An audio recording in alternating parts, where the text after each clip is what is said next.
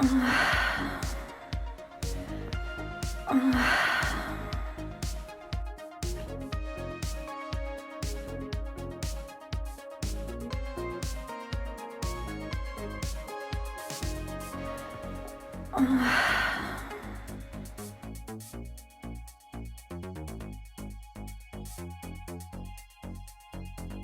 gonna cool.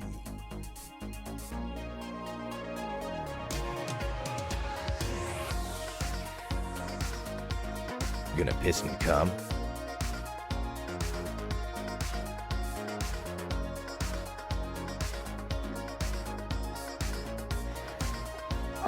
Yes.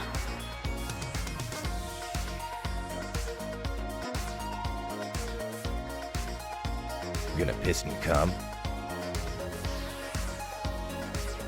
Come and mop up, boys.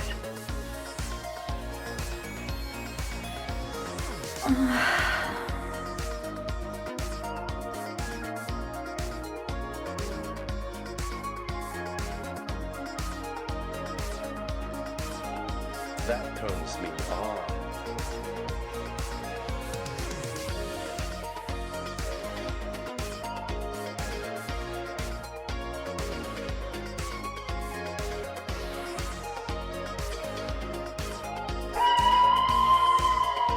Raccoon Beans just cheered 1,000 bits.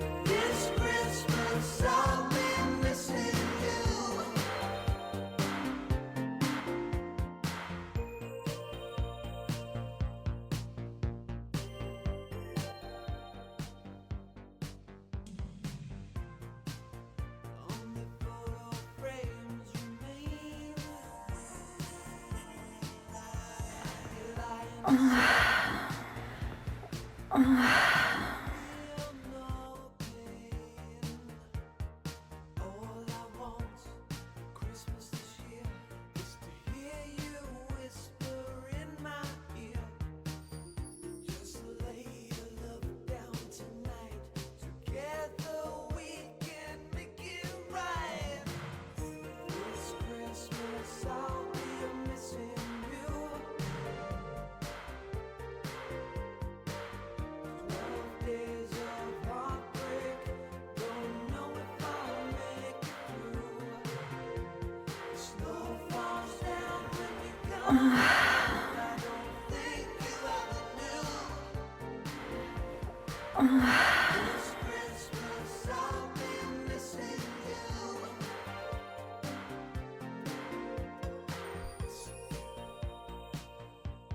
You gonna piss and come?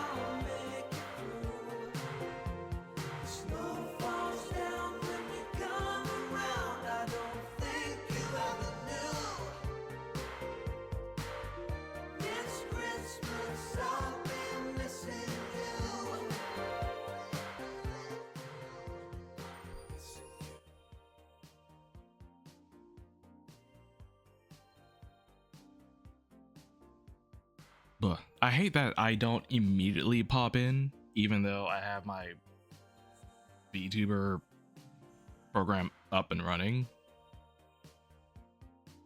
You guys are not supposed to see the bottom part of the tree that I horribly photoshopped.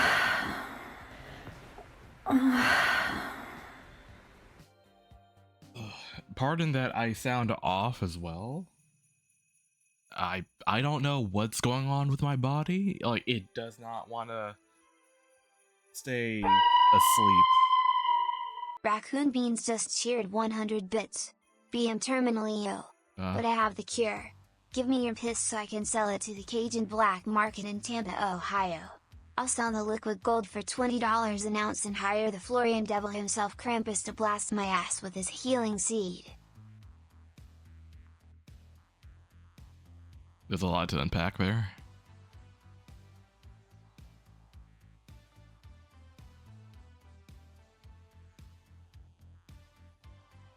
I assumed you, yeah, like hire the Floridian devil himself.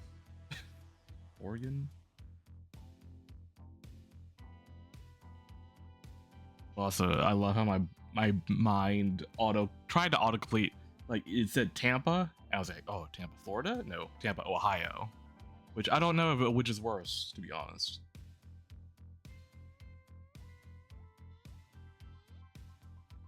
It seems our pussy is needy today.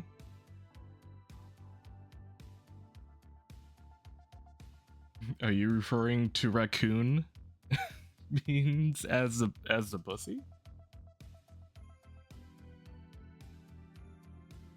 Dorsal? What? Dorsal didn't do anything, right? He didn't do anything yet. Keyword yet. He just did like a bunch of emotes.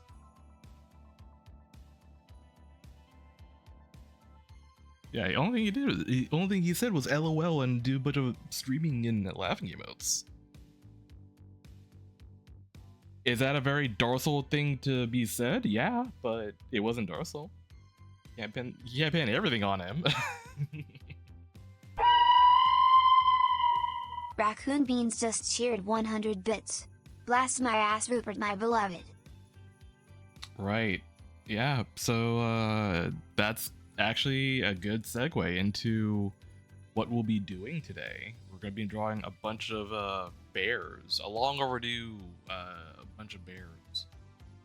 I know we like that was a thing though. Like, apparently people really liked, Little John.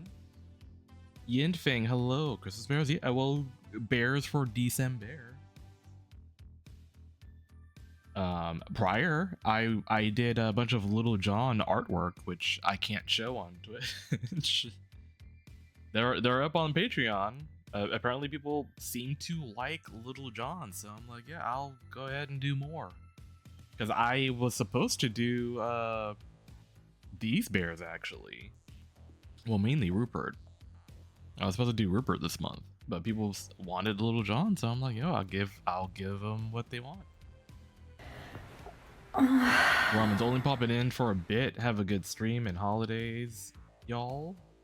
Yeah, I kind of figured. I figured the crowd would be a little minimal, considering it's like, you know, the day before Christmas Eve, which I'm sure a bunch of people are gonna be flying out and doing family, you know, does.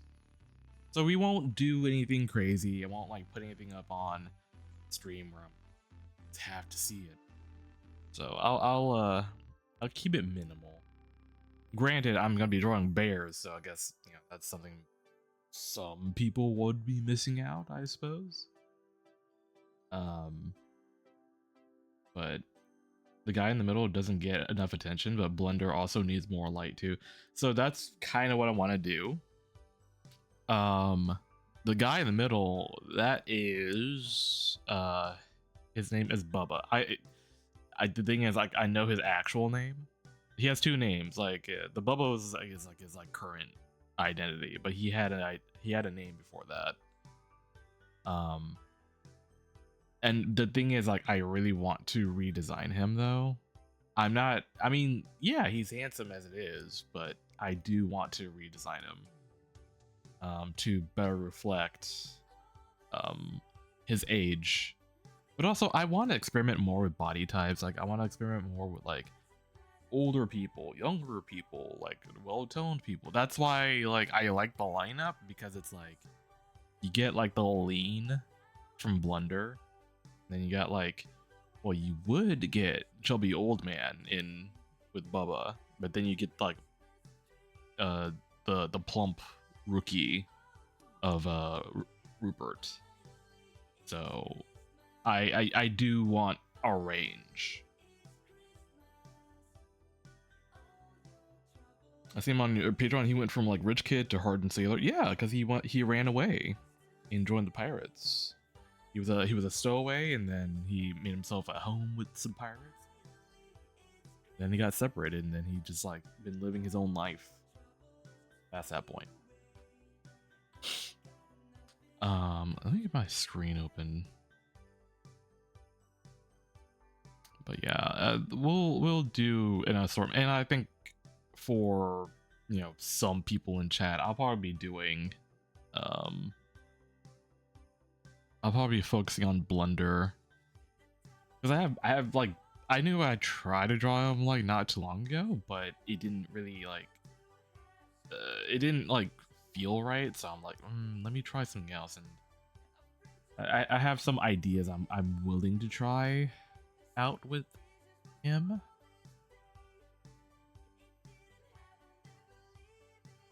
Old man Yowie, let's go. I mean,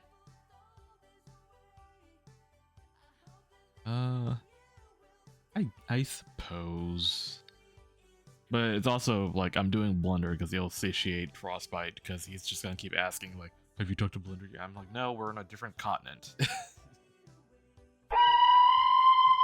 Absolutely destroy me. Shared 100 bits. And my other husband, Rupert. Yeah, again, we're on a different continent.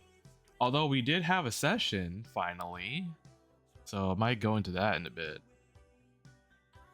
It's a shame because Ramen said he'll pop in for a bit, and I'm like, ooh, like how long is a bit? Because we need you here now.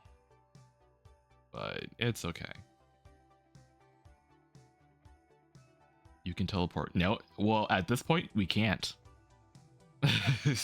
in the recent session we can't teleport. But I'll go into that in a bit.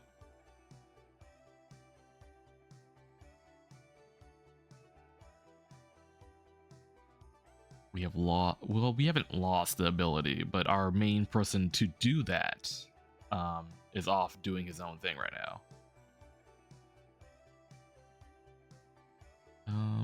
Oh yeah, okay, I need the bear folder to be opened up.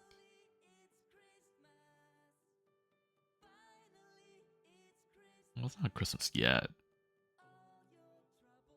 It's getting there though.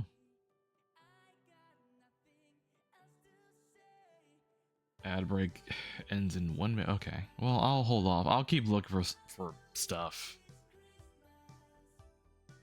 while the ads are going.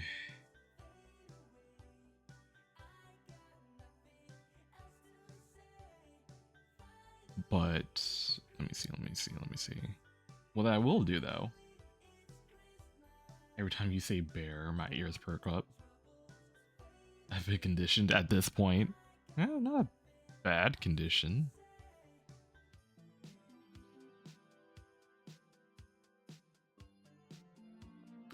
But yeah, let's go ahead and make a new document.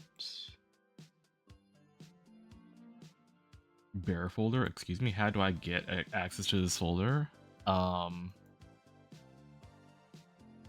You can't because it's it's strictly my, like, I don't know, bunch of like reference material.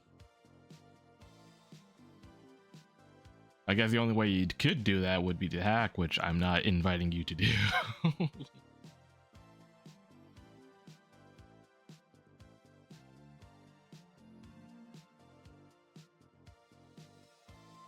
I'm so sad I missed the last stream.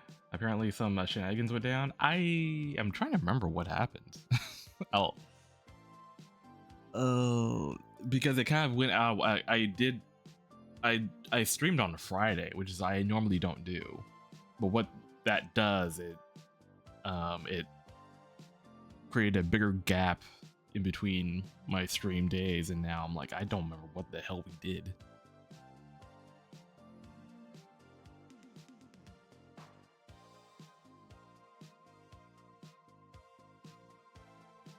Some say it was worse than Christmas in America. I think. Oh, that's right. It was it was Santa Claus and the ice cream bunny. That's right. There was like a really cursed movie we watched. Some like home movie type shit where Santa Claus got like stranded in Florida, and he pulled the weapons and tried to summon all these kids to help him get out of Florida, but they couldn't do it, so they had to resort to, well, one, he had to tell a long ass story about Thumbelina for whatever reason, not even like Christmas related. He could have told like Rudolph or whatever, but apparently Thumbelina was something that theme park which was apparently a big huge like marketing tool for, they were like, yeah, well, let's insert this movie into this movie. And then and majority of the movie was Santa Claus telling the story about Thumbelina, and then after that the savior of that event was a big horrifying depiction of a rabbit fursuit that I have ever seen. The quote unquote ice cream bunny. You feel things so hard. Riding in on a fire engine truck. Sirens blaring, which sounded horrifying.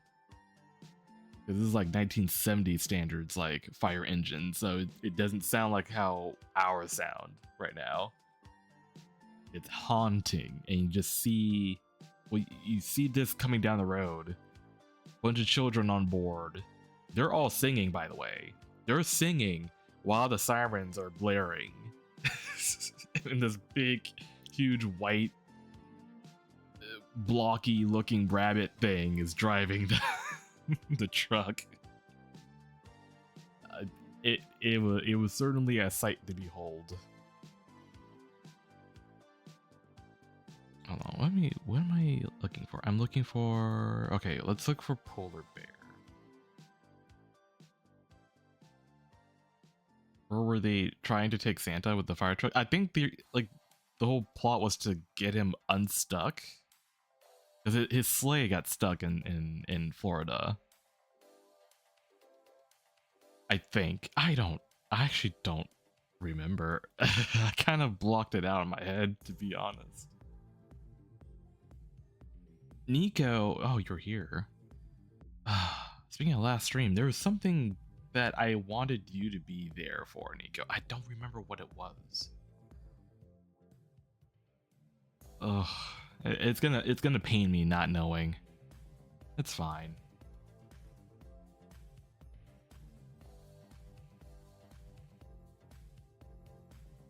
But I think another thing too was that was the first stream that I changed it up. Usually I'll give people a choice between like, what year do you want to watch this next video or whatever.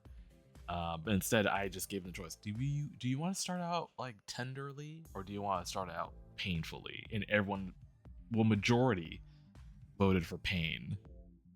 So I'm like, all right, let's go. And then people who came in late was like, wait, what is this? And it's like, y'all asked for it. And they're like, I didn't vote for this. Well, too bad. Rough or gentle? Tough question. I just got done with D&D. My boys got a rest in the Feywild from Tasha before getting to their final dungeon. Oh, cool. Nico missed my Home Alone 2 joke last night. What was your Home Alone 2 joke? Fill me in. No, poor choice of words. Let me in on the joke.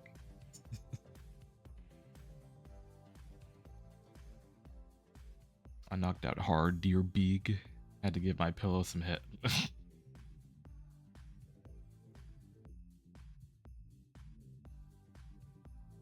You gonna any of that head left?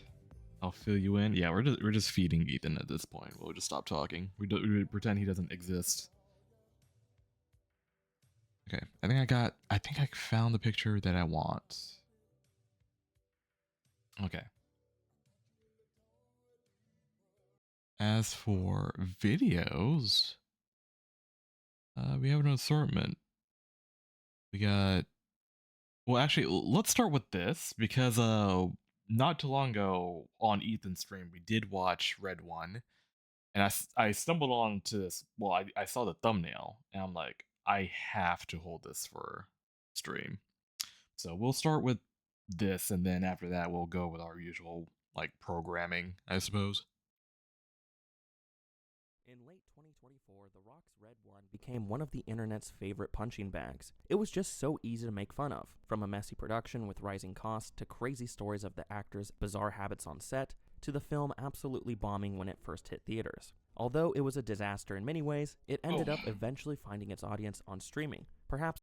Oh wait, hold on. When the pigeon lady showed up with all the pigeons on her, and Kevin screamed and runs away, I was like, when you see a druid. Okay.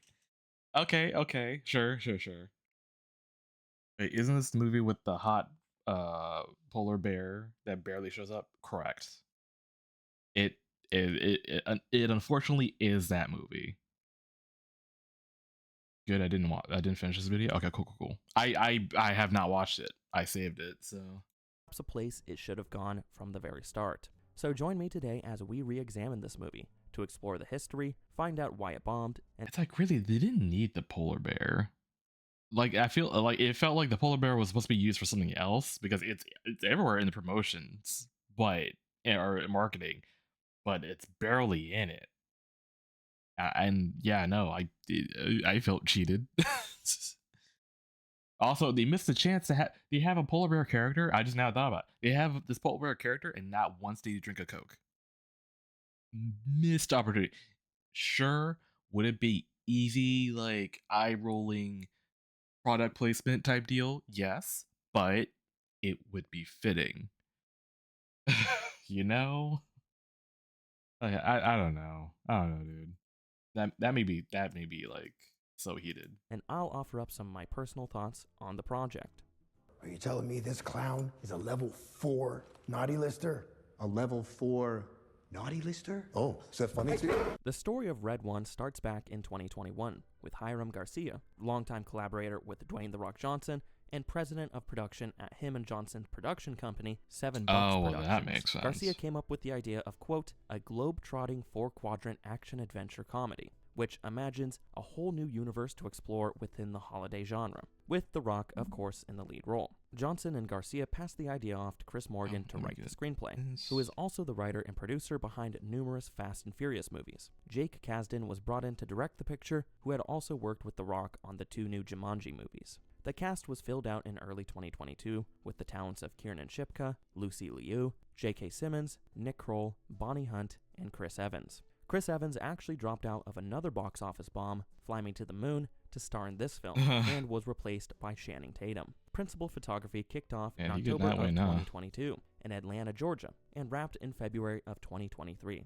By the end of production, the budget was estimated to be somewhere between $200 to $250 million, depending on which source you want to believe. And this isn't even factoring in advertising, distribution, or the theater's cuts. You're gonna so piss how did and the come? budget get so out of hand? Well, look no further than The Rock himself. Dwayne Johnson was paid a ridiculous $50 million to star in this movie, which ranks as one of the highest paid performances for an actor in a single film. This is because the movie was initially envisioned as an Amazon Prime premiere. And with these straight-to-streaming movies, actors usually get paid more upfront since their contracts wouldn't include back-end deals. That actually makes sense. And just as a quick explanation, a back-end Amazon deal movie is an agreement where the talent gets a share of the profits after all upfront production costs and expenses have been paid. So Dwayne Johnson got paid more upfront than usual for this film since it was supposed to go straight to Amazon Prime. But Amazon MGM Studios made the decision to send it to theaters after it got positive responses during test screenings. Not only was the budget huge for The Rock's salary, but also due to his on-set behavior. Allegedly, Johnson had a habit of showing up late, sometimes even by 8 hours, which resulted in the crew shooting around him. There were also days where he just wouldn't show up at all. Reportedly, The Rock's chronic tardiness caused the budget to balloon from $200 million to $250 million. However, Johnson and Garcia would deny these claims. A spokesperson at Amazon MGM Studios would say this: "Our testing has been very strong. The reaction from CinemaCon speaks for itself, and we couldn't have made it without Dwayne's constant work and support. Any reporting that implies that we got to this point with him showing up 7-8 hours late to set is both ridiculous and false." And other reports say that the budget was greenlit at $250 million anyways, so who knows. Either way, that's just too much money. We can all agree on that. Yeah. Additionally, some sources claim that while filming, he would pee in water bottles to save time. Here's a quote from an article by The Wrap. On set, away from his trailer... Dorsal? Oh wait, well, Jet's popping off. Hold on. What's going on? Piss. Dude, the last Airbender animated movie is apparently not gonna be in streaming anymore. Or wait, no, not gonna be in theaters anymore, and will be on streaming. I want to say like I actually I did remember hearing about that. I don't know when it was supposed to happen, but I would assume that they did that because something maybe around that slot might be like competing with it. So that's the only thing I can think of. I don't know. Wait, I already answered this last night. Not his. Oh shit! You have standards apparently. You have standards. Wow.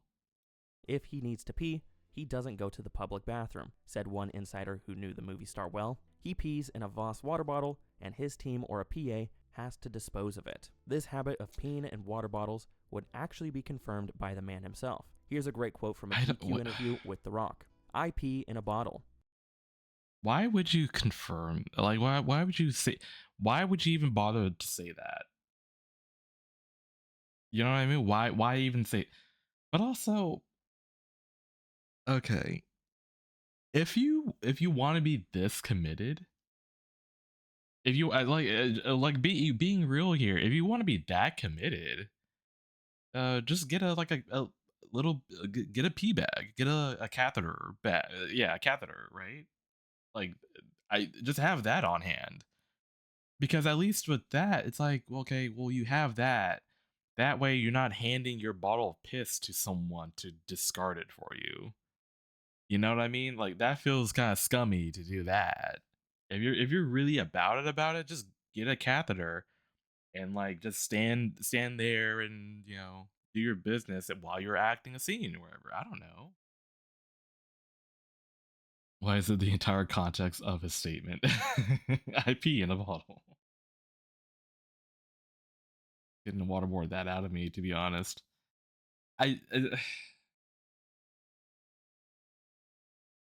Yeah, no, I don't know. I it's like he probably could afford a catheter. It's like, why has to be about? If he said if he like full chested said like, yeah, no, I use a catheter when I'm locked into a scene. I'm not gonna leave the set or anything. I'm locked in. I'm like, yeah, insane dedication, but it's like at least you're not degrading someone in the process. Like that's what I mean. Like handing your pee bottle to someone to get rid of. I don't like that. I'll pee in bottles if you pay me 50. No. Jeff Bezos collects them. Oh wait, maybe this is the Amazon thing. Isn't that like an Amazon thing? Like if you're if you drive an Amazon truck, you can't use the bathroom. They had to use bottles. Maybe maybe that's what The Rock. Maybe that's what The Rock did before they shifted it to being in theaters. Like if it was supposed to be an Amazon movie. Yeah, that happens. Standard Amazon imagine protocol. Being the poor PA that has to dispose of The Rock's piss bottles. That's what I'm That's saying. Hollywood, baby. In this same interview, he would also confirm that he does occasionally show up late, but that the 7 and 8 hour allegations were completely false and over-exaggerated. It is worth mentioning that there were reports of him showing up late on the set of Red Notice as well, and this allegedly led to a fight between him and Ryan Reynolds. But they seem to patch their relationship up, and Red Notice 2 and 3 are in development, so look forward to those cinematic masterpieces. As mentioned before, Red 1 was originally slated to come out on Amazon Prime during the Christmas season of 2023, but that was changed. It was then switched to a theatrical release of November 15th of 2024 due to both the positive test screenings and the SAG-AFTRA strikes. Dwayne Johnson pushed for Red 1 to have an IMAX release after seeing Oppenheimer in the format. Here's a funny quote by The Rock from Deadline. "I watched Oppenheimer. It was amazing. But I was thinking, holy shit, Red 1 on this screen with this technology could be game over. I remember texting director Jake Kasdan a picture of my bare chest and a picture of the screen, and we realized how cool." Wait. Why slip that in? I remember texting director a picture of my bare chest and a picture of the screen.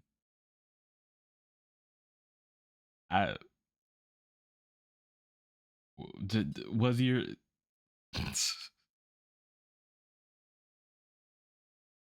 that's almost like nearly to the point of like sending a dick pic, but it's like you're sending a dick pic, but you're taking a picture like a side profile of your dick, but in the background is like something on TV, and like the TV might be like girlfriend's like favorite movie and being like thinking of you. That's what it feels like almost.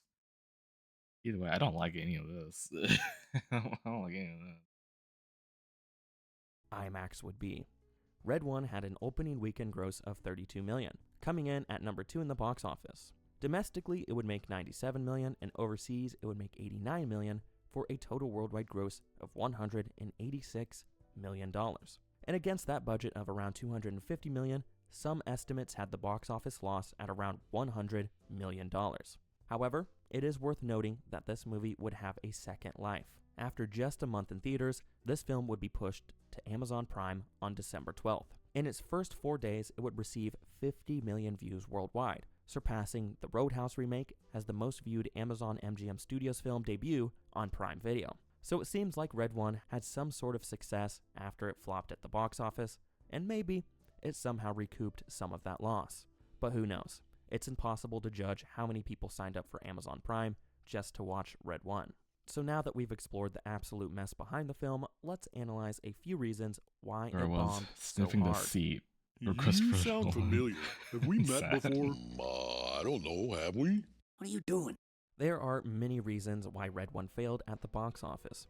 And the first one is that insane budget. I mean, what the hell were Amazon thinking with greenlighting that? $250 million is a crazy budget just by itself. But $250 million for something that isn't a superhero or Star Wars or already established IP in the big year of 2024 is even crazier. It was just an impossible feat to overcome.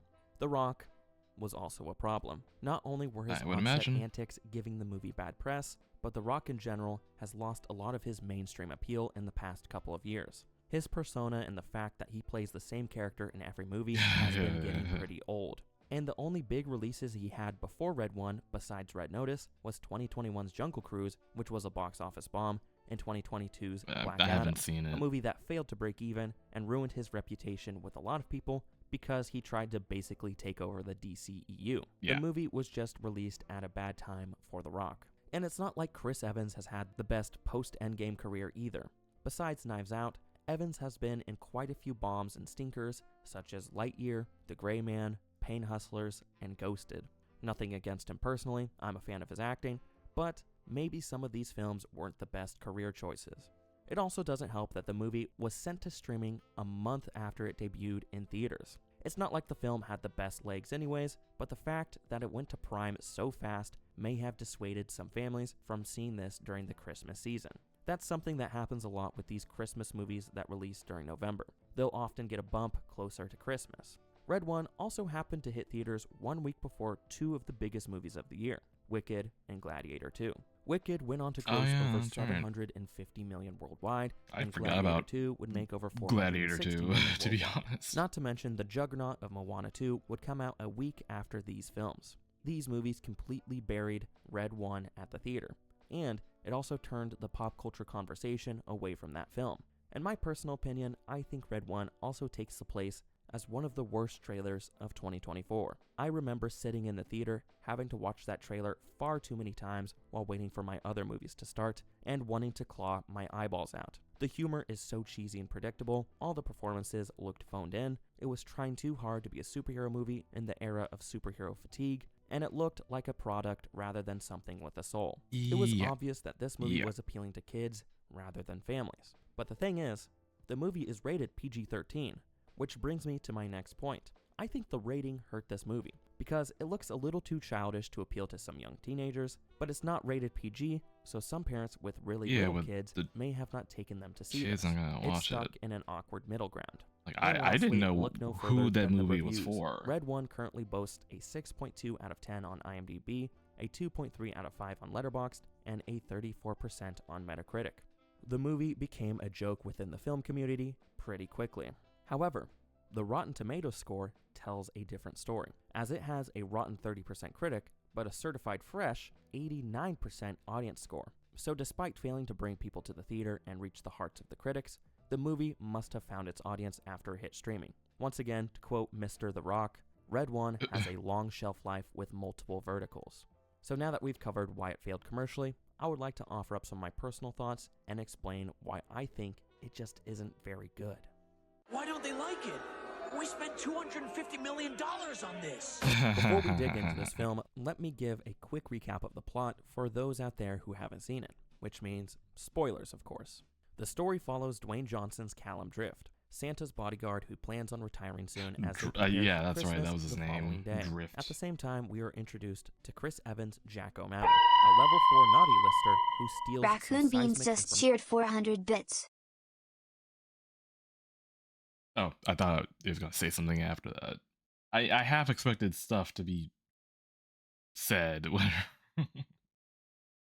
Information and sells it on the dark web. Little does he know, this information is the exact whereabouts of Santa's workshop in the North Pole.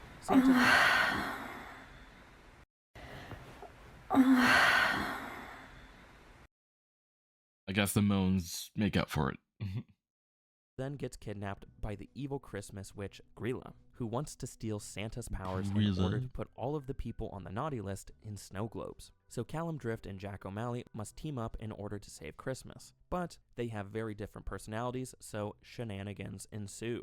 Part of their journey takes them to Krampus's castle, who is actually Santa Claus's brother. They get imprisoned there but manage to escape, and Callum reminds Krampus that he and Santa are still a family and he still cares about him.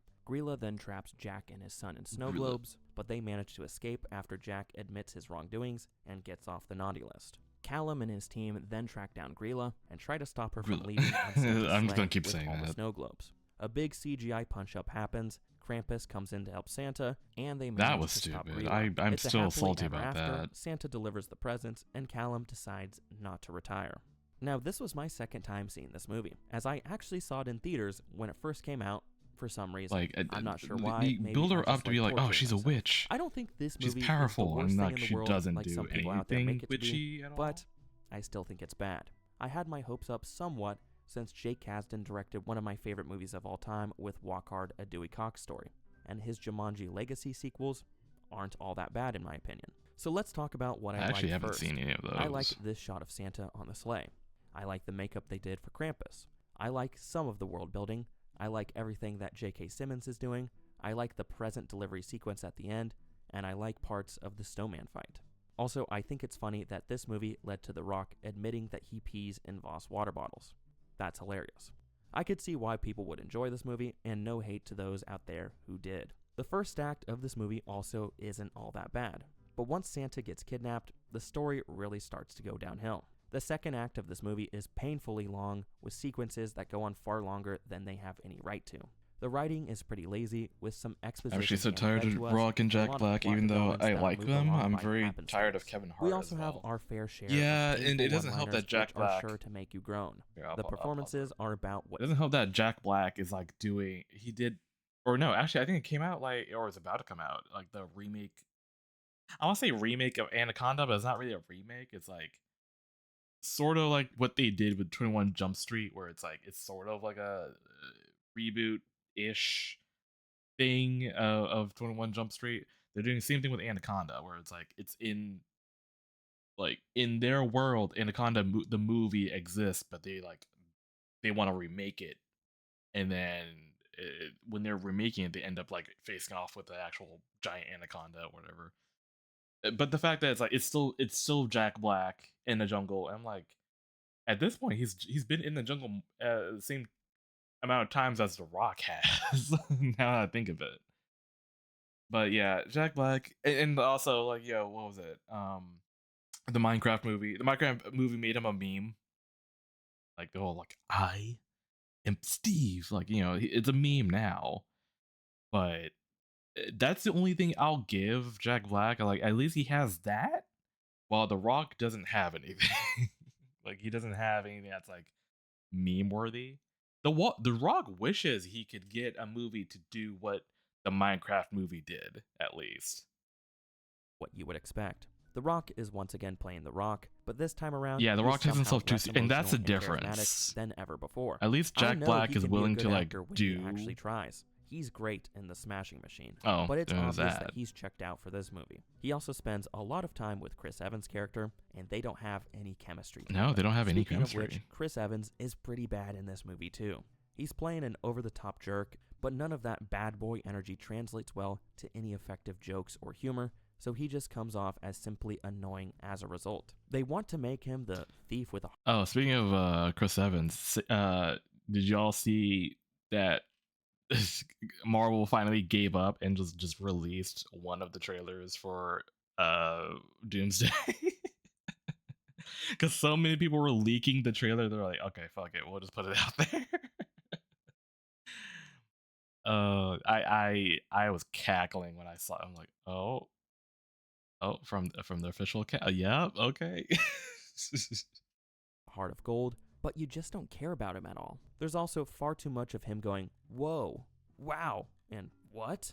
I imagine they're releasing it happens, Monday or anyway. Callum That's uses a new fair. gadget. What the hell just happened? I just like to think like because some people leaked it, they're As like, for Lucy Liu, Nick Kroll, and the rest of the cast, they are pretty much just phoning it in, trying to get their paychecks. I wish I could say I don't blame them, but you can be good in a bad movie. I mean, just look at Sam Rockwell. He's in tons of bad movies, but he's never bad in them. He shows up and does his job no matter the quality. It's amazing that they spent yeah, he over understood $200 the million assignment on this, but so much of it looks pretty terrible. From miniature rocks swinging bodies around to shots. Charlie's Angels is fun though. Charlie is like battle at the end. like so much early of it just 2000s looks fun. bad. I still can't get over this beach scene. Let's run that back.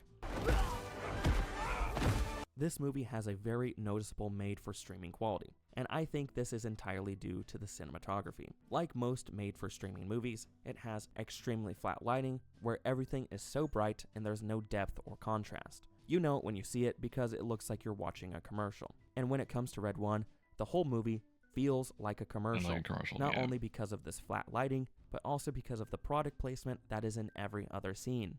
At its core, that's what I think is wrong with this movie. It feels like a product that was just made to feed the content machine, rather than a movie that has something interesting to say or its own unique voice. I wouldn't go as far to say that this movie is soulless, as I think there's some human aspects somewhere deep in this movie, as some people worked hard on it. But the soul that this movie has is made of plastic and batteries aren't included. And speaking of soulless, I want to talk to you about today's sponsor, Palantir. For legal reasons, I don't know what that one is. Never seen before on the market in a training shoe, and I just realized you just saw my big bottle of pee. Usually, I'm not the one to cheer for original. Never seen before on the market. I refuse. That's a bit. That's probably a bit. I would like to think that's a bit. I want to believe it's a bit. I don't believe like he would have I don't think he has that sense of humor to be like, hey, I heard a rumor that people saying that I drink piss, and he like takes a chug. Now that would be funny, but I don't think this is it. Market in a training shoe, and I just realized you just saw my big bottle of pee. Usually, I'm not the one to cheer for original movies to bomb at the box office, but when it comes to Red 1, I think it was deserved. From a bland script to phoned-in performances to an insane budget, it's not a big surprise this film failed to find its audience at the theater. It's a prime example of content for the sake of content. So that's the jolly failure behind 2024's Red 1. But what are your thoughts on the film? Have you seen it? What's your favorite Christmas movie?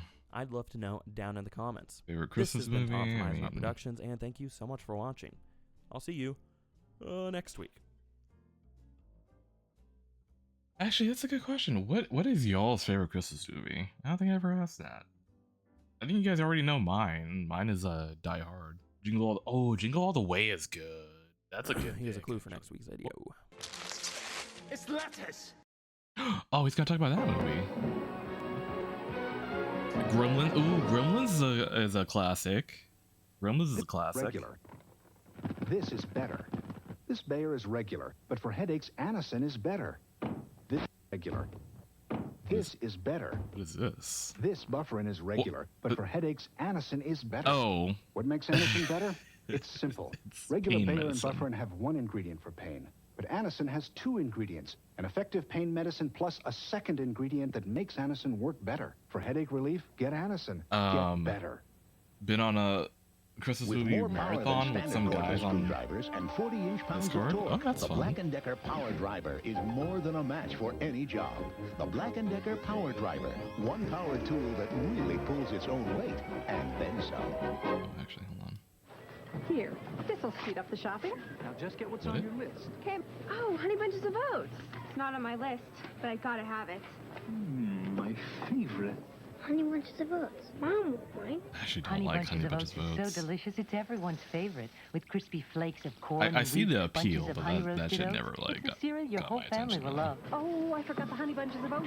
Home Alone. Home Alone is actually yeah, no, that's a classic. Honey Bunches of Oats. Santa Claus. One cereal your whole family will love. You can count on Sears for great Christmas values.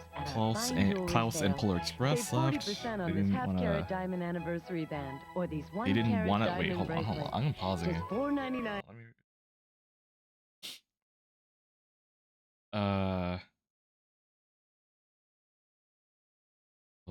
We got Klaus and Polar Express left. They didn't want to see Die Hard. What the fuck?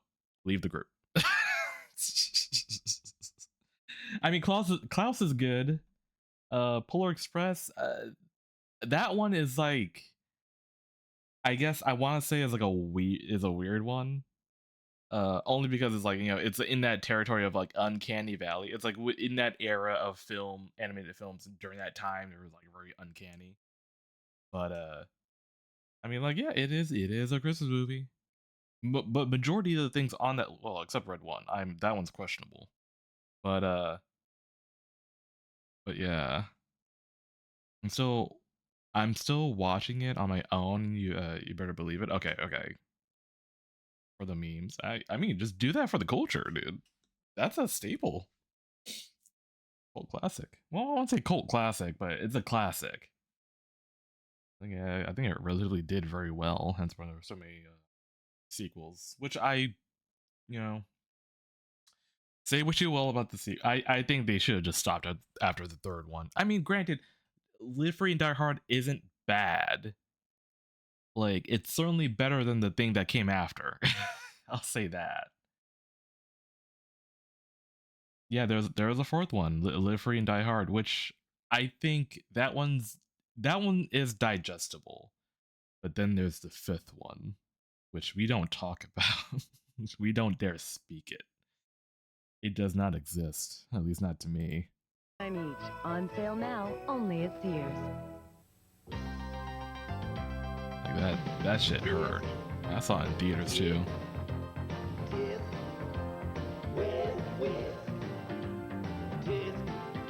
Is this in tits? Advanced action dissolves adhesive bonds that block dirt and stains on your clothes to clean a whole washload of discs. I love the Jeremy Irons. That's the third one. Top money winners tee off in their season's $1 million. Why are we vomiting? Who was this bear? Okay. Okay. Give me a second. I'll have to pull out. Yeah, I might as well pull out the lineup because like it has at least 2 of the bears that I'm gonna be drawing tonight anyway. So I'll just have that on it. Oh, here, I'll plop this out as well. And then I'll get the other ones. If I can find them.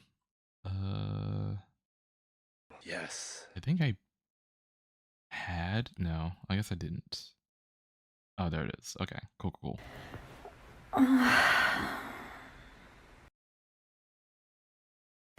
Okay.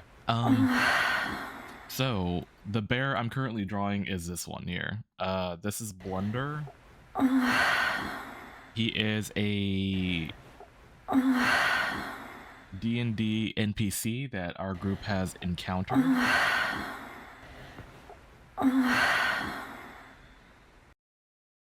And you feel things so hard. I feel something right now. But he has had a rough road, and at the moment my character Bo, he gave up a chance. Hey, you can join this army that are currently helping us, and they can train you. It'll give you like a place to, because like he has no one, like he got casted out of his crew because of Bo. So Bo does feel responsible. So Bo is like, I'll offer you a chance to be like, hey, there's a place for you if you choose, but obviously you can go off and do your own thing, but there's a place for you that would benefit everyone, and you can also get a little bit of like payback, because the whole reason why his like crew got involved was because of the evil dragons that are plotting to do this like hostile takeover. So he is currently in the same occupation as Rupert, which is this bear right here, which everyone in chat fawns over. So I'm trying to figure out what I can do to like make him fit. Well, not this outfit. He currently has like a different outfit now, but what I'm doing is doing like a more updated version of Blunder. I can fix him since you won't. I haven't had the chance, Frost. See, you see this, Ethan? Absolutely destroy me. It won't end until we get to that point. That's what I'm doing. Oh, it's Jack. Y'all know what to do. Chat, you know what to do.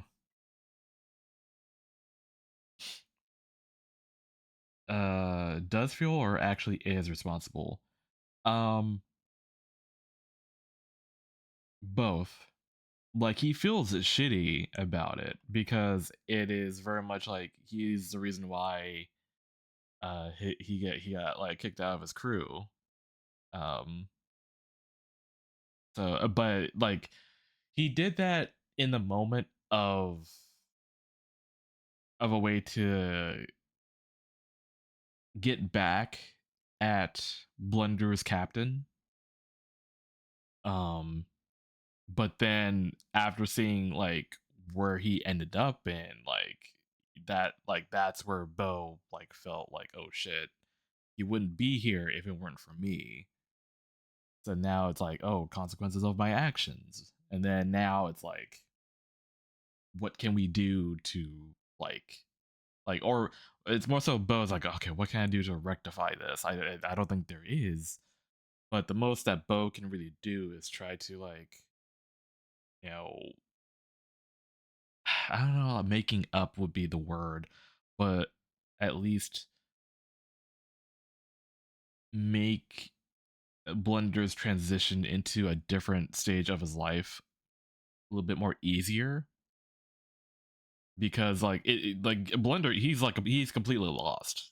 Like he did not know like where to go. He doesn't know like who he is anymore. All that got stripped away when he got kicked out of his crew. So seeing the gravity of that, it's like, well, there has to be something here for him where he can find some meaning, some guidance, something, rather than just like let him wander out and possibly spiral.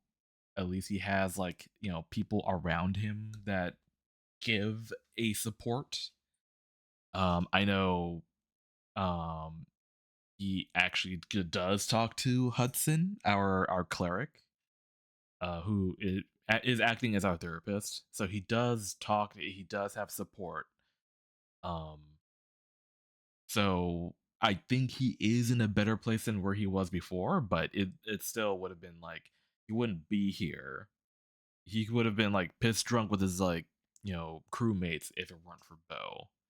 So it's like I don't think there's anything that Bo can do to make up for that Bo has robbed him of.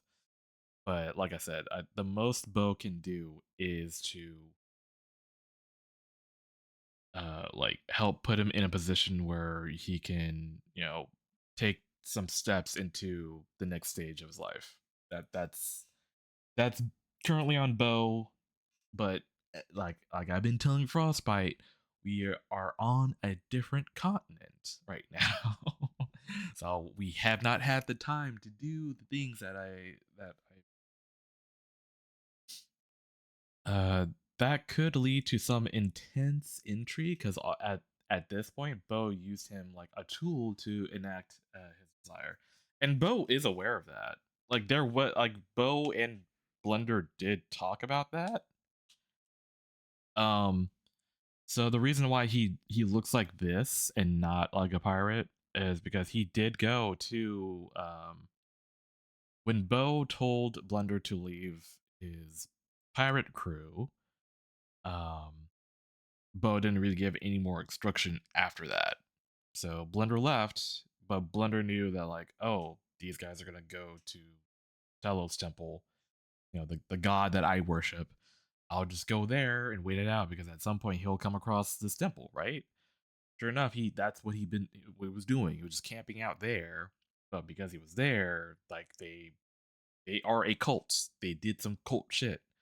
So they have this like they give him this like, you know, this outfit where it's like, you know, embedded. He has like bolts, like he has a collar bolted to his neck type deal.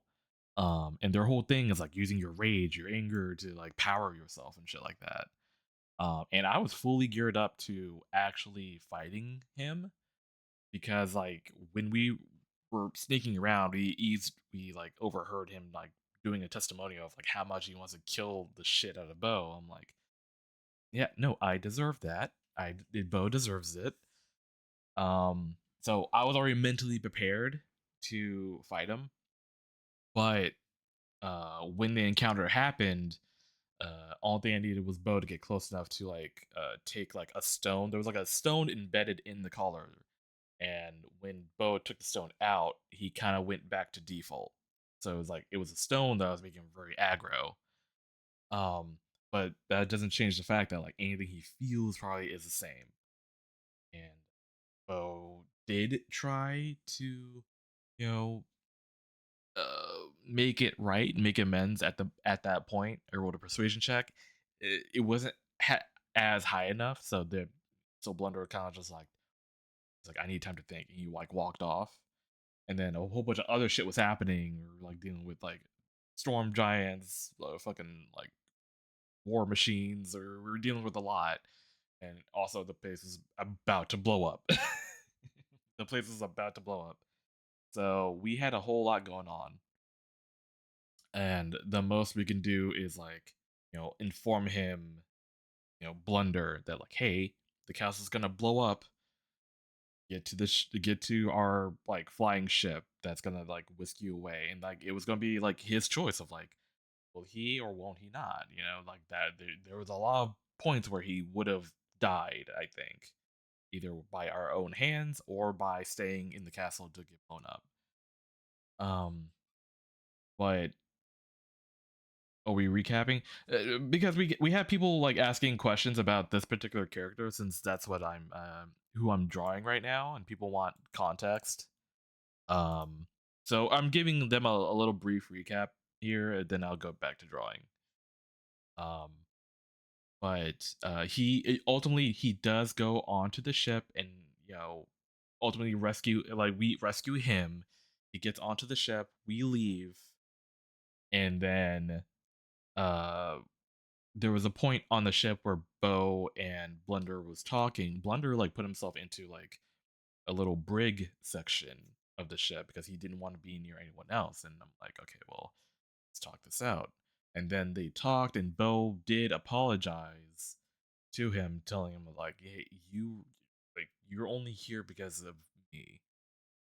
And that's when I proposed like, there's stuff at Frostguard that you can do to help, you know, at least steer yourself into a direction rather than wander through life aimlessly. But it's like you also have that option as well if you do want to wander. Like at that point it's like you can do whatever. But ultimately he picked, you know, going back with us to Frostguard. And that's when I told him like, hey, okay, so these are the people who you could talk to, and maybe we'll see what we can do. And then that's when I introduced him to Tiri, which I do have. It's part of Rupert's sheet, I believe. I have to find the one that does not have the dick in it. Okay, I found it. Okay. This, yeah. This is Tiri. So like, someone who we know who's like a hard ass, like, you know, someone like with a very intimidating presence. I'm like, okay, this would be someone who he could easily, you know, adjust to. He just came back from like a pirate crew, now from a cult, and now it's like this hard ass military-esque, you know, military princess technically, and also polar bear. So I'm like, I think she is probably the best candidate for helping Blunder, like, you know, transition into this new walk of life, I suppose. But yeah, and he chose that, and I'm like, okay, that's the thing I'm doing to try to make things right, because I think a lot of bad happens when Bo makes the choice for other people. So he's like, I'll have you make the choice. And that's all he's been doing. He is one of these guards now, and working under her. However, the thing I do want to get back to is for Bo to actually like do a checkup on him, because he last time we interacted with him, Vidar beat the crap out of him. So that was a thing that happened. And obviously Bo didn't agree with that. In fact, the next day, Bo went to therapy and said like it should have been his blood being spilled. It should have been him being beaten up instead of Blunder. So obviously Bo still feels like terrible, and it's like now, and he's like second guessing of like if this was even like the right choice to like have him be here now. So it's like he didn't know what to really do. So when we get back to the continent of where all this is like taking place, like Bo doesn't want to check up on Blunder. It's like, where are you at in your head right now? Like being here, like, and like he's not gonna do it in a sense of it's like, hey, you should do this, you should do that. It's more so of like he just wants to know, but also letting him know like he still has choices he can make. Maybe there are things that he can do outside of guard duty or something like that. There's a lot that could be said, but it all depends on like what the response would be for Blunder. Like if Bo does ask him, where are you at in your head when it comes to staying here? Do you feel like you made the right choice? Do you feel like you would fit somewhere else? That kind of thing, and it all depend on like what the answer he'll give. But I think when that happens, Bo will try his best to completely remove himself from like Blunder, because it's like the more Bo feels like he's intervening, the more damage he's doing. So it's like this might be the last time, but he does need to know that Bo can direct him to be like, these are people you could talk to, or you can just walk away. Like again, just giving him more options and like being like, you can do whatever you want. I think I'm gonna step away, and that's something that I'm holding that until we get to that point. It won't be for a couple sessions where that even happens. But we'll see what I don't know. We'll see what happens.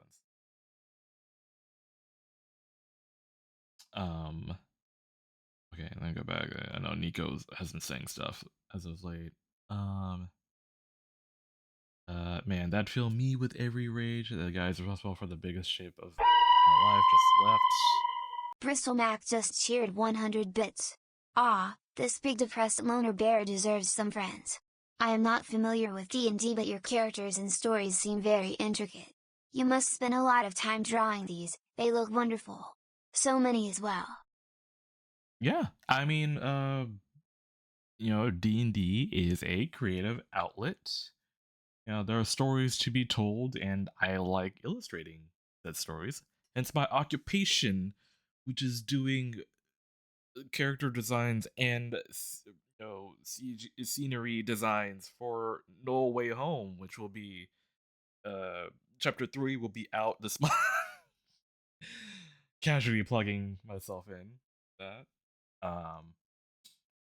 But yeah, no, they are intricate. They are very intricate. I mean, that's the thing with D&D. Like, everything is connected. Well, not everything, but most things are connected in some way. Blah, blah, blah, blah. At this point, it sounds like it. Life after what's worth living for is taken away. Sounds yikes.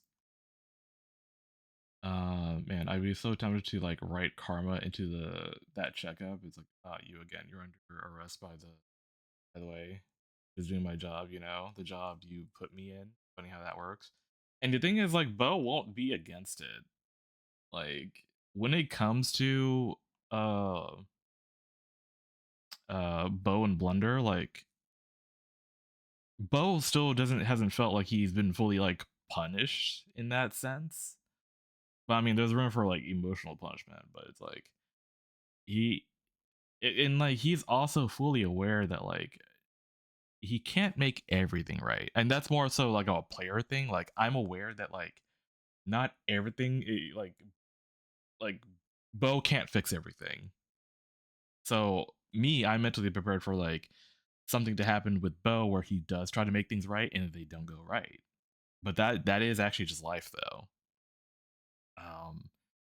But that is a struggle with Bo where he does find himself, he does do a lot wrong, and like the wrongs do catch up to him, so he's like I want to make things right.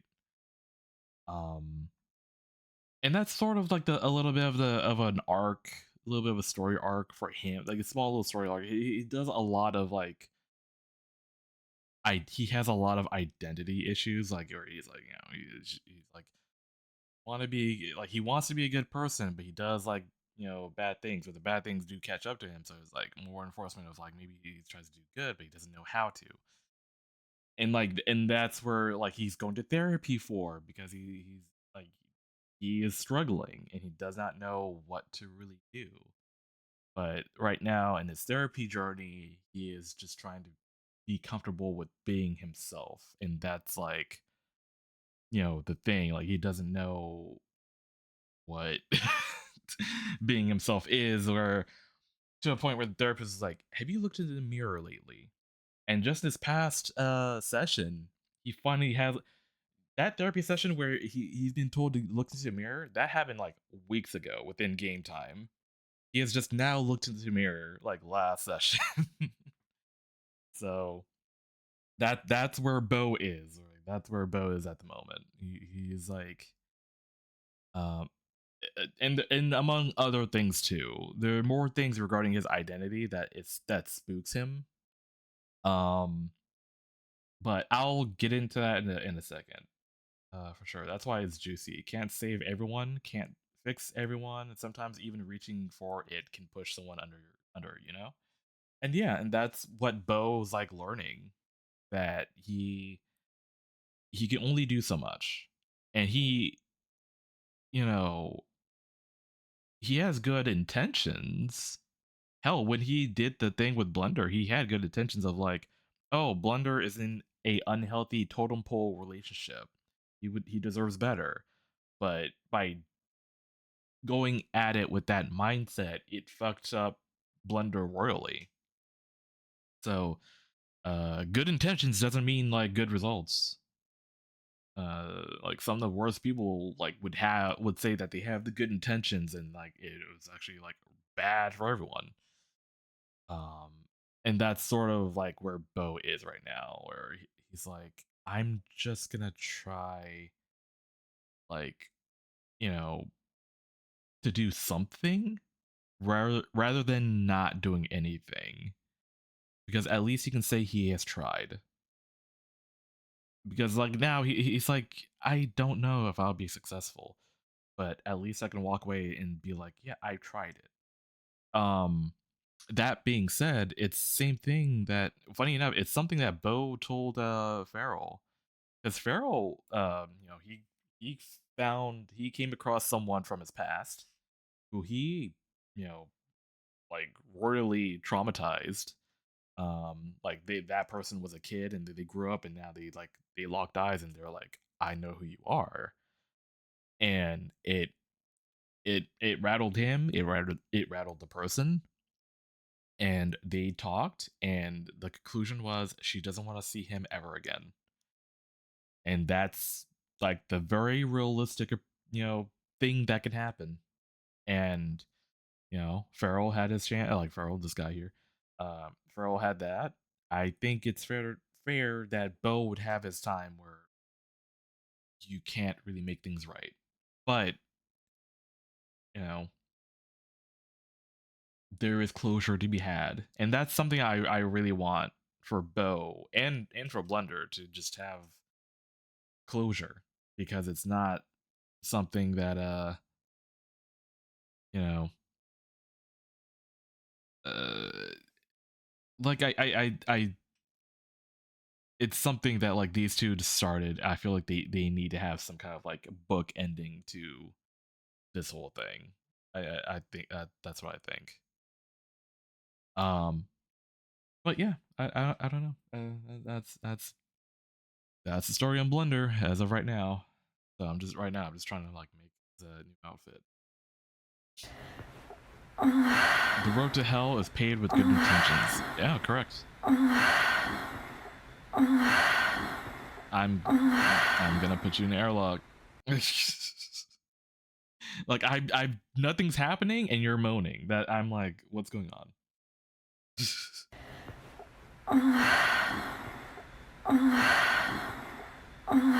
He's really tempting fate.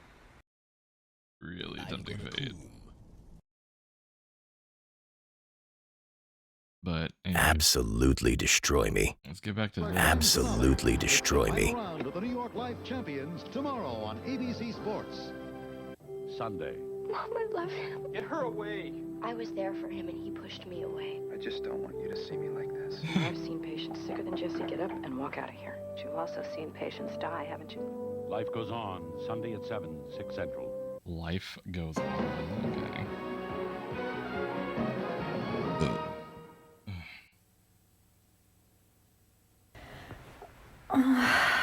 Layoffs, recession, pollution.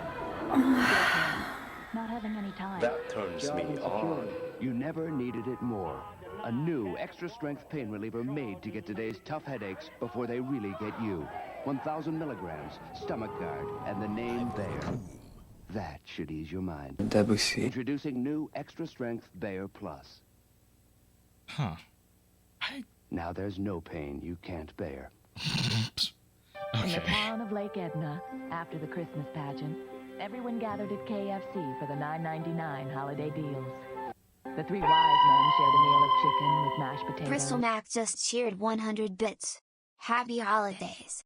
Yeah, well, happy holidays. Merry Chrysler. Gravy, biscuits, and coleslaw. The cows and the sheep grazed on 3 kinds of chicken in a variety. I can't be the only one that likes KFC. No, I like KFC. Raccoon Beans just cheered 800 bits. KFC holiday deals, just $9.99. I think in Lake Edna, or your next deal. Train started. Do your holiday shopping. Like and you'll not only give, you'll receive. Like I occasionally go after KFC when I get tired of Popeyes. To discover. I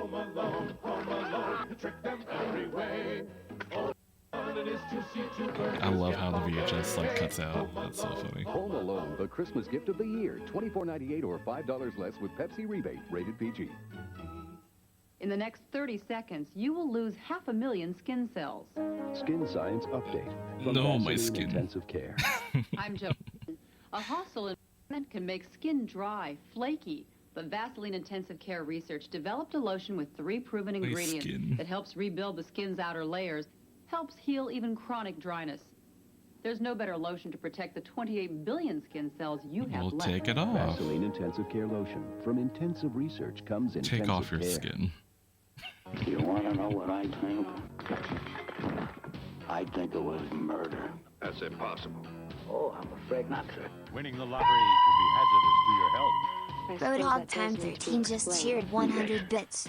For Christmas, I asked Santa for my very own DeadStrayBear. Why? Raccoon Beans just cheered 100 bits. B, you need it for your ashy skin. It's not ashy. The girls joined DJ on a date. it's not ashy. Until the movie's over. Pete. Full house. DJ, what's up? Then Tim motorizes the tree. Are you sure you connected the spur gear to the final drive? You know who you're talking to? Yes, I do, Tim. Home Improvement Tuesday, all starting at 8, 7 Central. Raccoon Beans just cheered 100 bits. Ashy as hell. Good evening. Secretary of State Baker is on his way to Moscow tonight for talks with Soviet President Gorbachev and Russian President Boris Yeltsin. Before departing from Andrews Air Force Base, The Baker Goon Corner. gives 6 million medical supplies he's taking with him to be distributed to children's hospitals. In Moscow, Gorbachev said he plans to stay on the did we job, reach the goal? and he scolded Baker for prematurely Oh, shit, we pronouncing did. the Soviet Union dead. I guess we. And in Yeah. New York tonight, college Hold on. football's most prestigious award, the Heisman Trophy.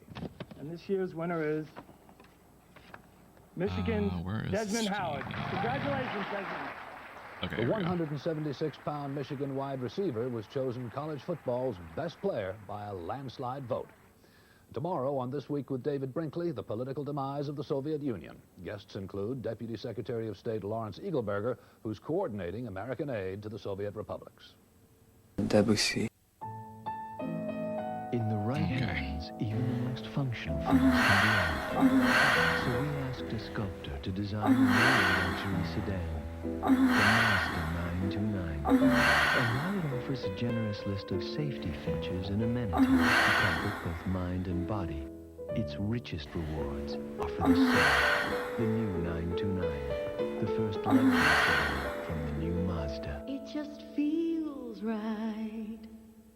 Okay. No matter where you live in the metropolitan area, it all unfolds in the new Metro section of the New York Times. Keep up with the Times.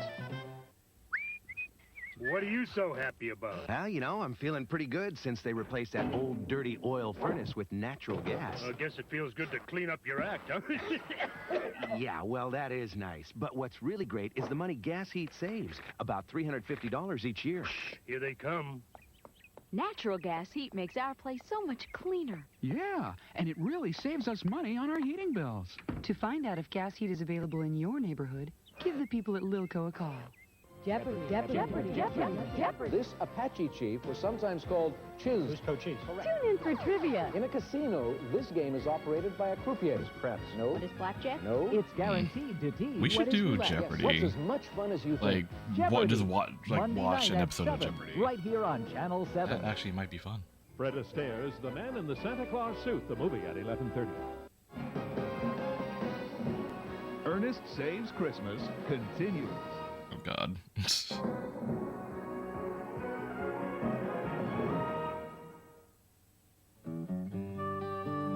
At Fisher-Price, we have a simple philosophy. Toys are meant to be played with. Few game shows. And the best toys Yeah, are the I feel like ones that I get haven't really played with dived the into most. like old That's why game our shows. medical kit picks stuff. up real heartbeats. Why so many love letters come I've been doing through like a our lot post of office, old and why the TV, line on our telephone is always busy. but I feel like So old if game shows. Fisher-Price toys seem to get played with a bit more, it's probably because there's more toy to play with. Olympic. Oh, just to watch. Oh, what? You wanted to play? And heart. Now you can add I mean, maybe that could be arranged. I know we did. We did do a Jeopardy thing for someone. It's for someone's birthday. I don't remember. So pull for the team and pull out your Visa card because at the Olympics I they don't don't take remember. excuses and they don't Was it take for Ray's American birthday that we Express. did the Jeopardy thing? Visa, it's everywhere. Or you was it want to just? I want to say Norelco Ray. It says feels like a don't shave Ray your legs, thing. Baby them with Norelco's It was Ray. incredibly Okay, that's what I close, thought. comfortable Okay. shave that leaves you baby smooth, 'Cause, like, baby soft.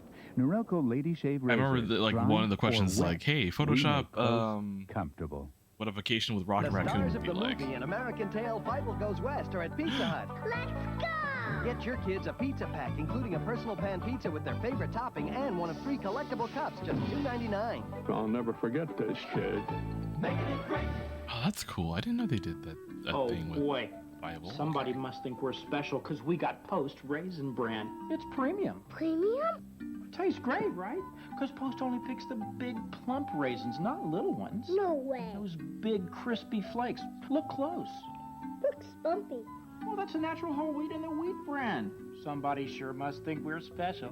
It's our mommy. Post Raisin Bran. It's premium, and that makes everybody feel like somebody. I want to hear like Raisin Bran. Crystal Math just cheered 100 bits. Oh chicka wow wow. Look who just took their turkey out the oven. You are looking very fat and well fed for hibernation. B? Must be having a very warm winter with all that steam and sweat though.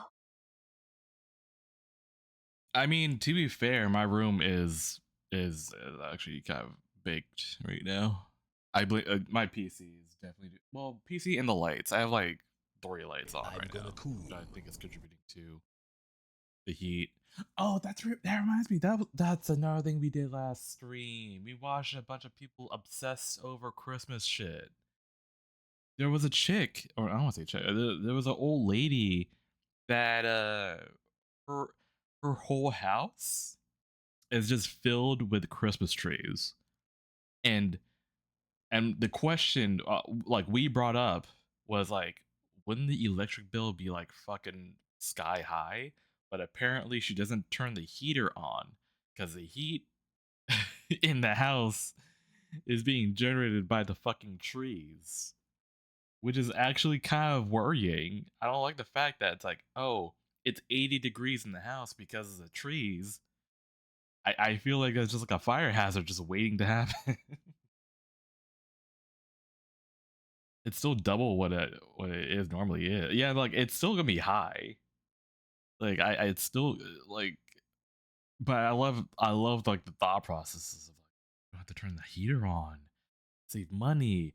Meanwhile, she keeps buying more fucking Christmas trees to add to her collection. Oh God, I cannot imagine that. Teaching workers not just how to run machines, but how to run a company. It's easy to sit over here and complain about the people in the office until you actually know the job. In a factory where the finished products are Me and my 75-degree room because incense smoke traps in heat. Oh, it does? Bring it all together. I didn't know that. Signed up for one of the programs. In fact, it was the mini MBA class, and it was probably one of the best things I've ever done. It is fascinating to see people gather together and make the decisions that we used to make and always make them right. I mean, what I've got here, I can go anywhere with now. I think in education, we're going at it #1. Learning how to think, not just push buttons, has advanced everyone at Wilbert. It's giving people a chance to grow. It just makes your job mean so much more if you thoroughly understand. Call this number to find out about workplace literacy or to start a program where you work.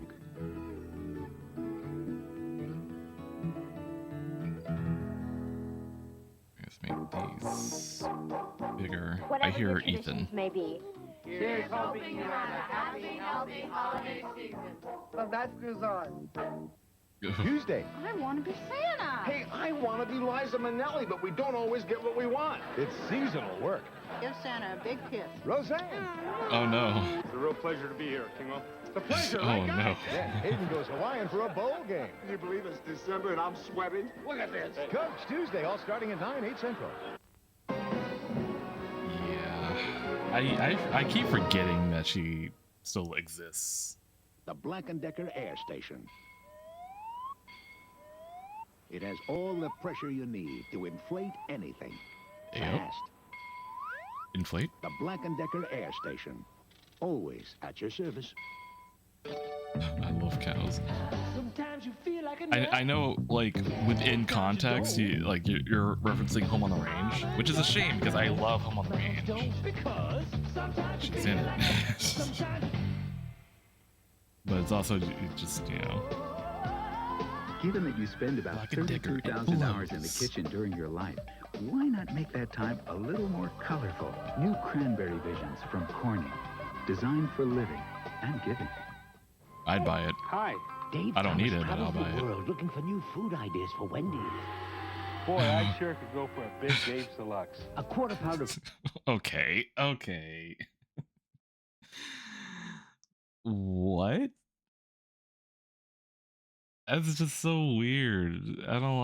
It's so weird. It's like, yeah, you give the founder of Wendy's like sushi. He's gonna like, yeah, I want a burger. It's like, yeah, no shit. Okay. That being said, though, that I'll use this weirdly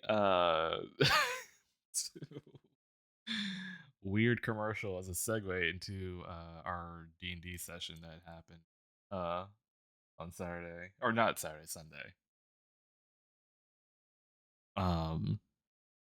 So and it'll be kind of brief because like a lot happened, but I think it's safe to say it can be summed up pretty fast.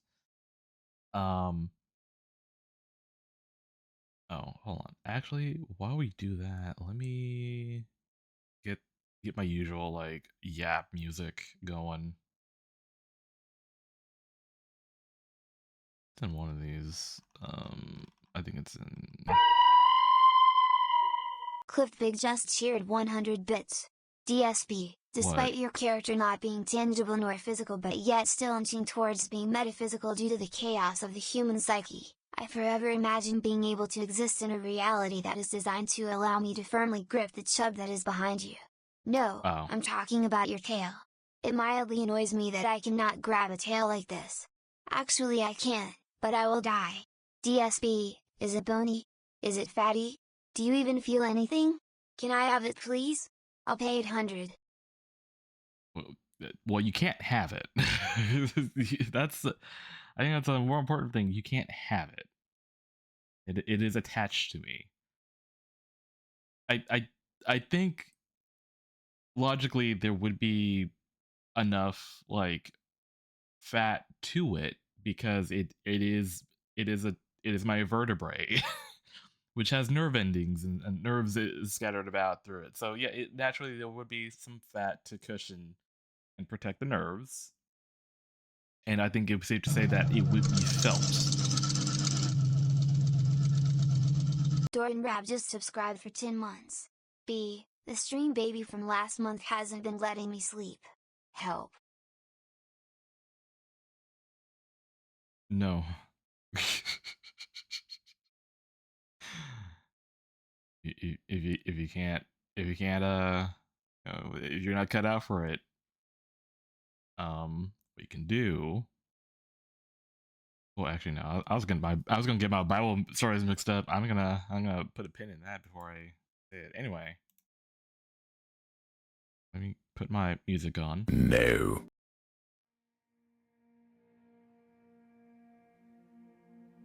Can we swap nubs? Is that possible? I mean, I don't think it'd be any different. Nico.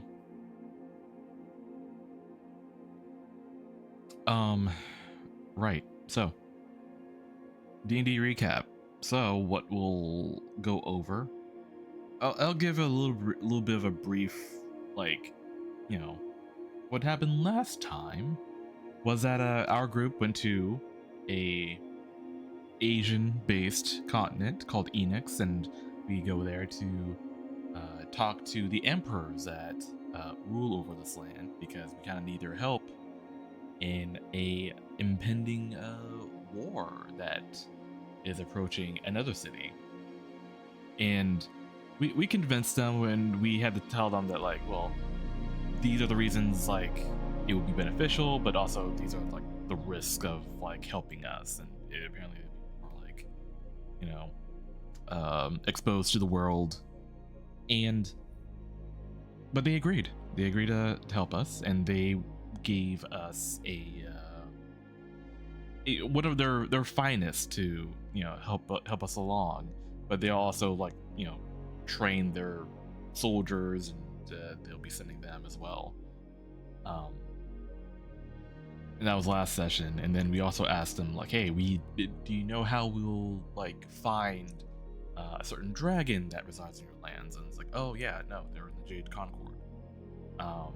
And they give us material for what we can do to like use to travel to the Jade Concord, and that'll be the first thing we'll do the next day. So following up for last session, did you join them in the hot springs? No, we did not. We went to our hotels, respectfully, our hotels. Anyway, next day we wake up, we you know, we go to a vendor outside of the hotel. We get some grub, and we were like, how much? And she's like, oh, it's covered, hun. And then she points down the road where a cart and warriors and horses are rolling up in front of the hotel, and it's the emperors. And it is you know, they give us that one soldier, Hua Young, which is this character. I had to back out a little bit. Which is Hua Young. She will be accompanying us to the Jade Concord. She has been there once, and she'll be our guide, and to ensure that we make it out in one piece. That is her assignment. Then we are met with the the procedures on going into the Concord, and apparently it is best if you go in there with a small group. Mind you, there are 8 people with us, but all of them had their reasons as to like why they would stay behind, whether it be just, you know, talking with the emperors, being an ambassador, things like that, or doing their own spiritual healing. And apparently this place is like good for that as well. And the main person of, you know, that would teleport us around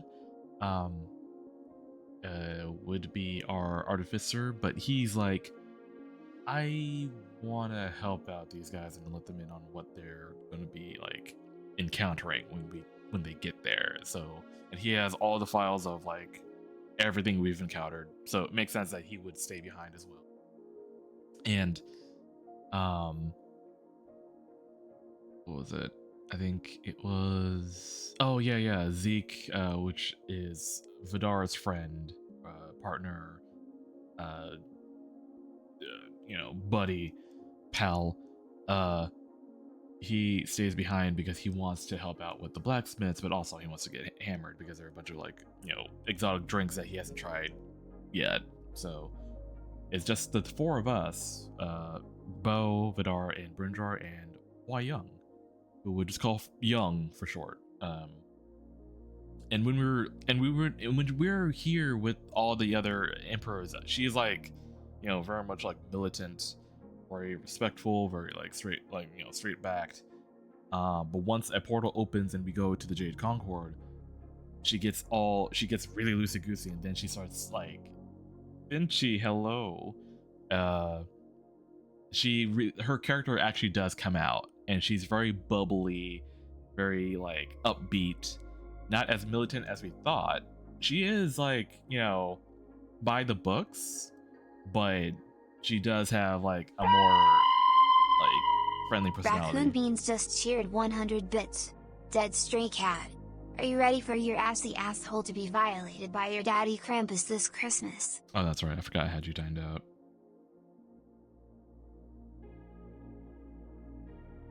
The Goon Corner. No. As your question. To answer your question.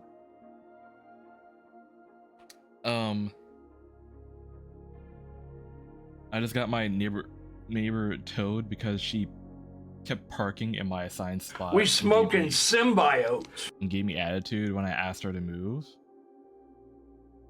You did the right thing. No. I mean, like, hey, you told her, she made the choice not to, therefore consequences. So I think that you did. I think that's you know, you get a +2 for that. Ponyo, hello. Is Steve around? Is he streaming right now? I didn't get a notification if he did.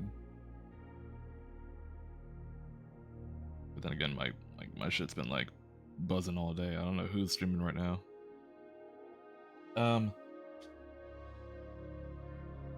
That's a wonderful Christmas present. Nah, not today. He's doing things. Okay, got it. Okay. You know, bubbly personalities. But yeah, I'm just yapping about D&D. We had a session, so I'm catching chat up to speed. We now have this character, this NPC character tagging along with our adventure party, or our adventuring party. She is pretty dope. I mean, I love her already. She's a really good support character, but also her personality is like actually like refreshing, considering a lot of us are very doom and gloom. so it is really refreshing. Wait, that's a Dami Mommy? I don't know about Dami Mommy. I mean, she could probably like crack a head like a watermelon for sure. But she's really adorable. And you know, her job is to make sure that we don't get killed. That's essentially her duty.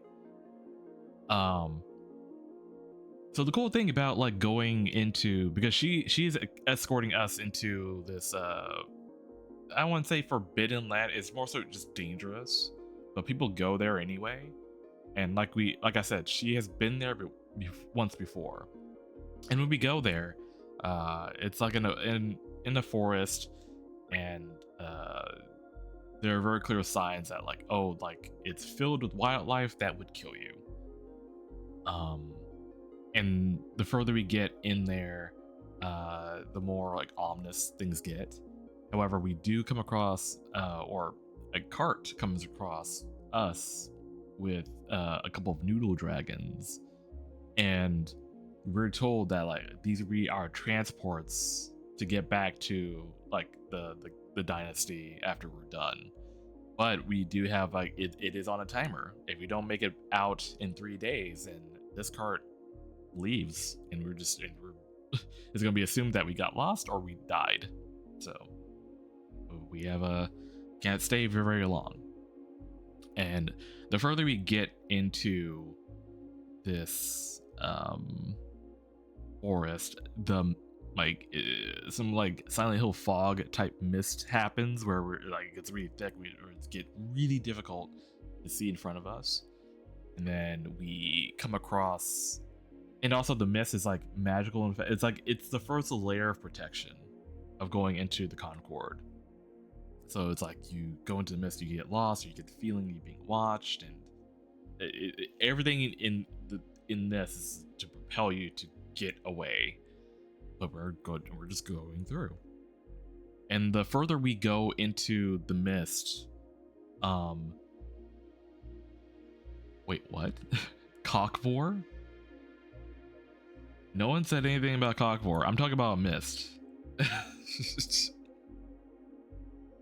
I don't know what you heard.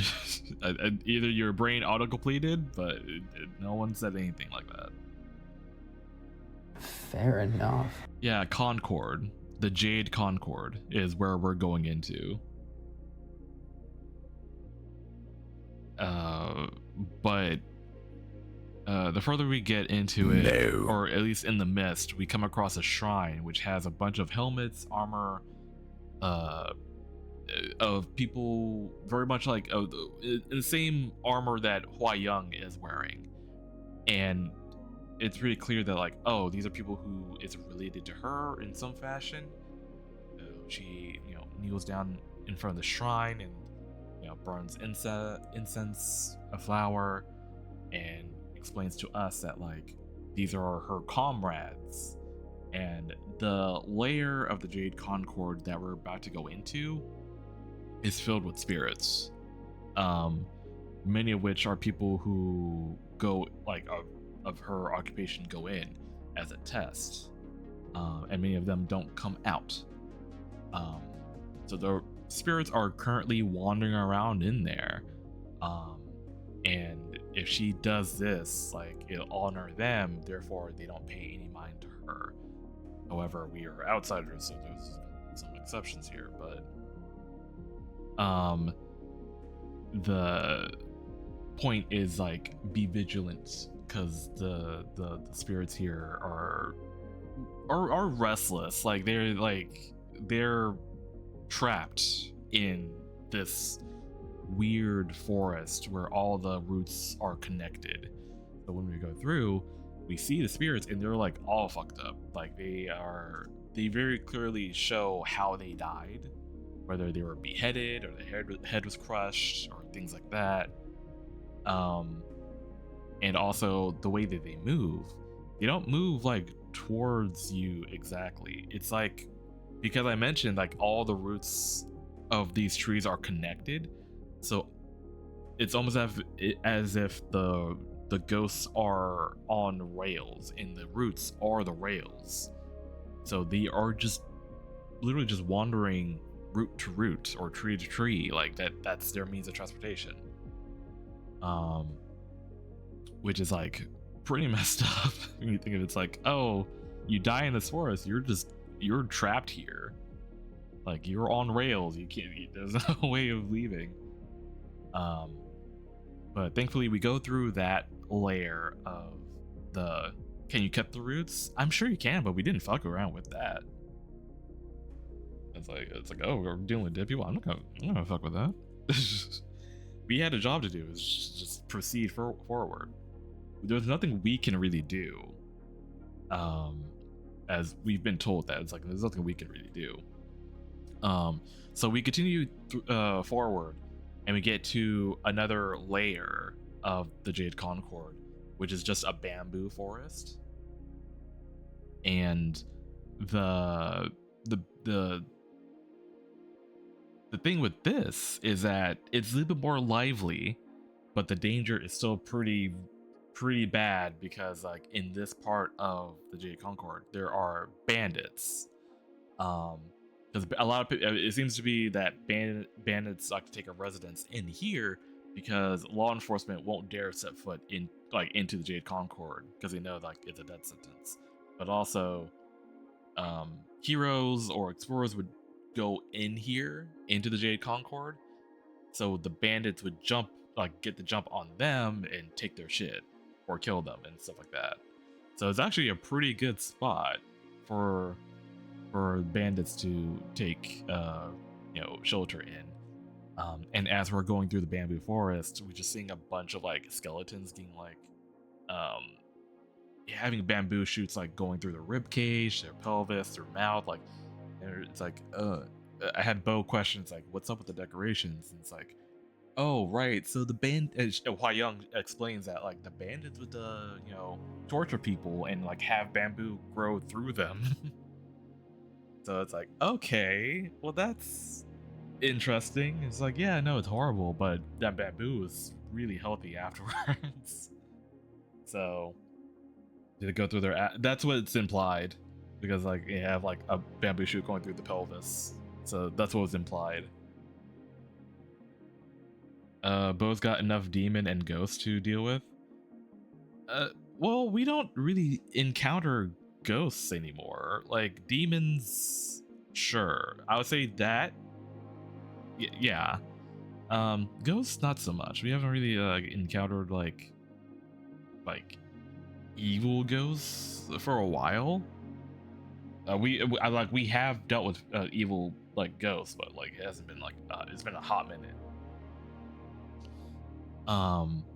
But as we're going through the bamboo forest, there was a point where we had to do like investigation check and then do a dexterity save, and it's like, oh shit. And then if sure enough, we roll. Brinjor and Vidar didn't roll high enough on their dexterity. Bo did, so Brinjor and Vidar go like strung feet first up into the air as traps are sprung, and then it's just Bo and Hua Young. And then we get approached by a bunch of bandits, one of which being a Rakshasa, which is demonic. So there's that Brimscorch. Like that, this would be our latest encounter dealing with demon shit. And he's not alone. I think there's like 1, 2, 3 others with the Rakshasa. One little gremlin looking dude. I don't know, I forgot what they're called. Raccoon Beans just cheered 100 bits. Damn ho. Why you naked ho? Damn ho. Why yo ass assy ho? Why you blowing ass out of yo ass ho? Big booty tie bear ho. First of all, I'm still wearing underwear, so I'm not naked. But also I'm moist, so I'm the opposite of ashy. Are the bandits native to that area? I would imagine so. Because Rakshasas are like tiger people, but their hands are backwards. Look, I got what's the description. Right. This is something you probably would know because oh, okay, Ethan got it. I was gonna describe it, but yeah, a boggle or yeah, that little guy. So the thing with the boggle is like, apparently they can open up a little portal and they can like shove their hand in it, and then they can that hand can like appear. So because Bo didn't get caught up in the trap, but the fucking boggle like opened up a portal and like had his hand yoink Bo's pendant You know, the very pendant that keeps him normal, the very pendant that keeps his vampirism at bay, the very portal, the very pendant that, like, you know, ensures the safety of his friends. That gets yoinked, and the Boggle's like, "Hey, boss, look what this guy had on him," and it's like, "Oh shit!" And then things happen. Rakshasa is from the Hells, and the Boggle is from the Feywild. That's right. Right, because the Rakshasa is demonic. But I mean, like, I also like to think, like, with the Rakshasas, because, like, tiger, like, we're in the, like, an Asian-based land, and Asia does have tigers, so that's why my brain's like, you know, it didn't seem out of the ordinary. So you could have fingered your taint too? I suppose so, Frost.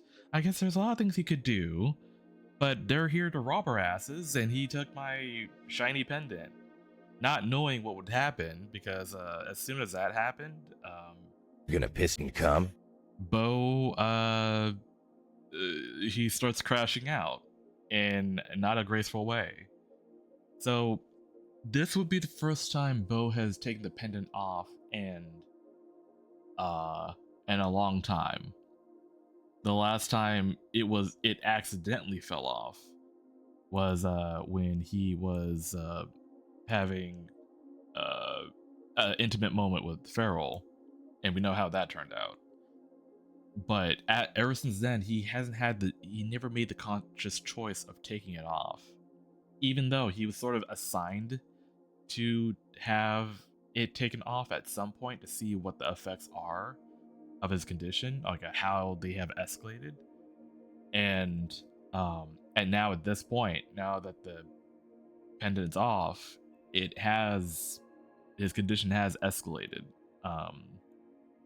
So it's now at this point where his fur is desaturated, and this is like something that happened in game. His fur desaturated. Absolutely destroy me. Eyes do darken, and the steam comes rolls off of him because internal body temperature is like dropping like rapidly. Absolutely destroy this me. is something that we had planned for a while. I only drew this because Ethan told me, he was like, "Hey, do you have like a picture of like Vampire Bow?" I'm like, "I do, but it's like really not good." So I took the time to like polish it up and make it more up to date as well. Like, this is stuff like from like forever ago. And yeah, so the veins on the scarf are a thing, and I totally forgot to like even mention it. Because these would turn into wings. They're supposed to turn into wings. But instead, it's like they almost like get like weirdly attached. Like they become part of his body. So at some point he would have flown. Also, blood within, I think, a 30-foot or is a 20-foot radius, like blood around him would float upward as well, as a weird like unexplained effect, which I don't know, maybe that'll be explained later. But it's something that would definitely set him apart from other vampires that we have encountered. Also the eyes, the white of his eyes would turn dark, his pupils would dilate, and the iris will start to illuminate. And what it'll like when up close, like, you know, from a distance they're like, "Oh, he just has red eyes," but up close, like, it's a eclipse. It's like a solar eclipse in his eyes. So and again, I was like, there's like a lot of details that I forgot to even mention during this, but at some point I'll probably post it publicly of like everything that happens here. And not everything is like even shown too, because mind you, a fight was happening at the same time where our other players are dealing with the bandits, Bo's morbing out. So there are a lot of things like I didn't think about of saying. And a lot of them are like really small details too. Right, the alien is on board the cadaver. Oh, that's actually very fitting, but hello, welcome on board. Think of it like he's constantly progressing, but the pendant is just like suppressing that the side effects. Yeah, like the disease is getting worse. He's just not feeling like the cough or the sore throat. Like that's essentially what's happening when he wears the pendant. So he's still, you know, very heavily diseased. This is just what happens when he takes it off. And it's like advancing more and more. But yeah, like his biology is like changing. Like he has like a bat-like tongue, which apparently vampire bats actually lick blood, so they have really long tongues. I didn't know that. So doing research. And he has the iconic fangs, and within the session, it was said that they retract. But I don't think I had Bo like make knowledge of that or take knowledge of that. So that's gonna be a thing. So it's like this is like the farthest it has gotten, but it's also scary to think like how far does this go. So I think after this point he'll maintain having the pendant on, because like this is scary, and the things he can do is scary too. I did not play as myself. When this encounter happened, Ethan gave me the choice to either I could play as, you know, Vampire Bo, or I could play as Hua Young. You give me the option to play as a buff hot chick. I'm gonna be the buff hot chick, but I did that like, well, one is very much me, but also I like to be surprised, because then I could see Ethan will pull out shit that I'm like, what the fuck is that?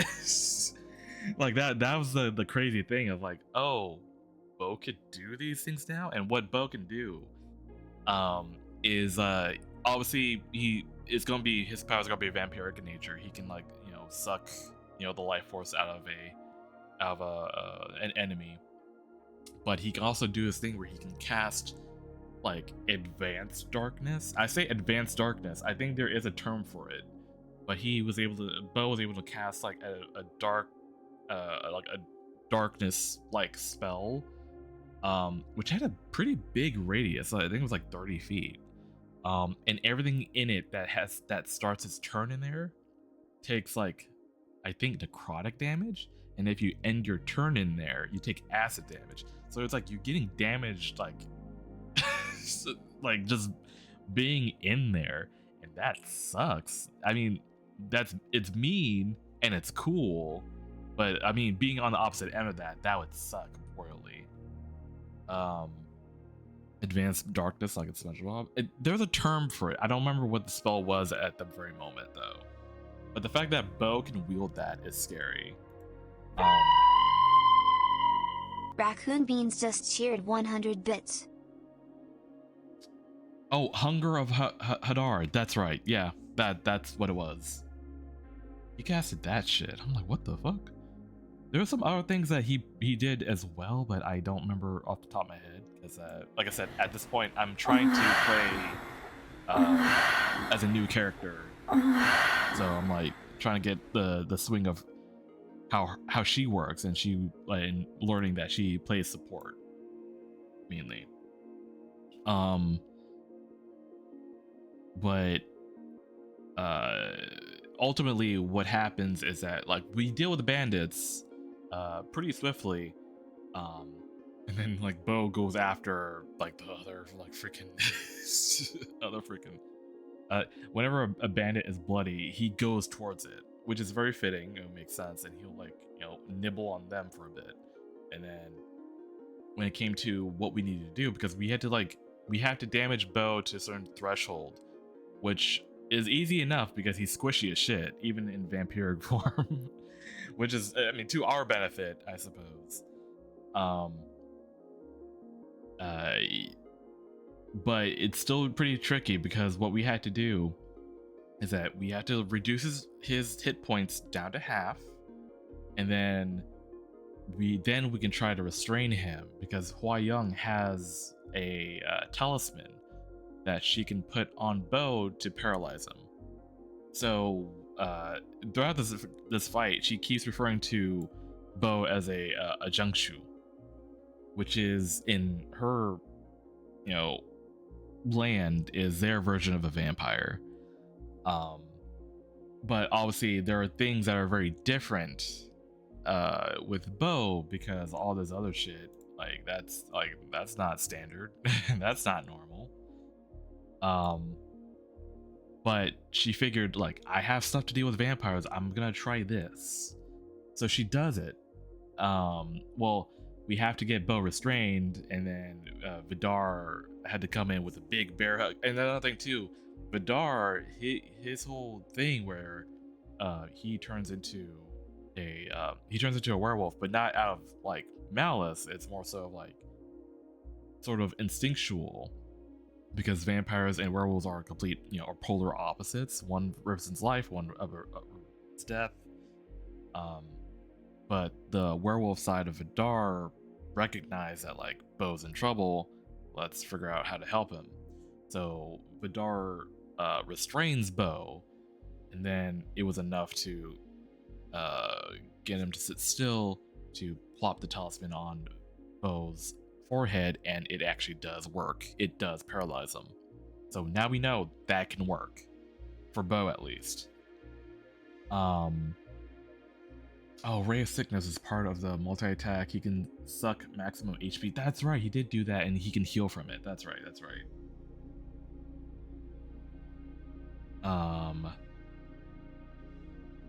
And then after that, so the funniest part was poor Brendrar.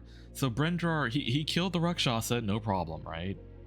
In fact, Brendrar, he's a paladin. He is built to deal with fiends and undead. So he dealt with this Rakshasa, no problem. However, the Boggle, the guy that has the pendant, for somehow, I don't know, I think he doesn't have maxed out stats, I don't think. But for some reason, when Brendrar, because this guy, he has not contributed to the fight. He's just making oil puddles all over the place to ensure that we slip if we try to approach him, which we don't. So ultimately he's sort of harmless. He's a little shit, but he's harmless. But whenever Brendrar tried to roll to snatch the pendant, the Boggle somehow does a contested roll that's really extremely higher than Brendrar. And it kept doing it, and it was oh my god, he's able to kill a demonic creature, but he can't out snatch a Boggle. And it was no, this hurts, this hurts the ego, this hurts so much, and I felt bad. But ultimately he did get the pendant back, and he puts the pendant back on Bo, and then the realization, the horror on Bo's oh god, it happened again, didn't it? Did I hurt anyone? Did I kill it? And then once it was revealed that he hasn't really attacked any of his party, but he did bite two of the two bandits. So we end up burning the bodies, and then once we get to a certain point, we have Bo just...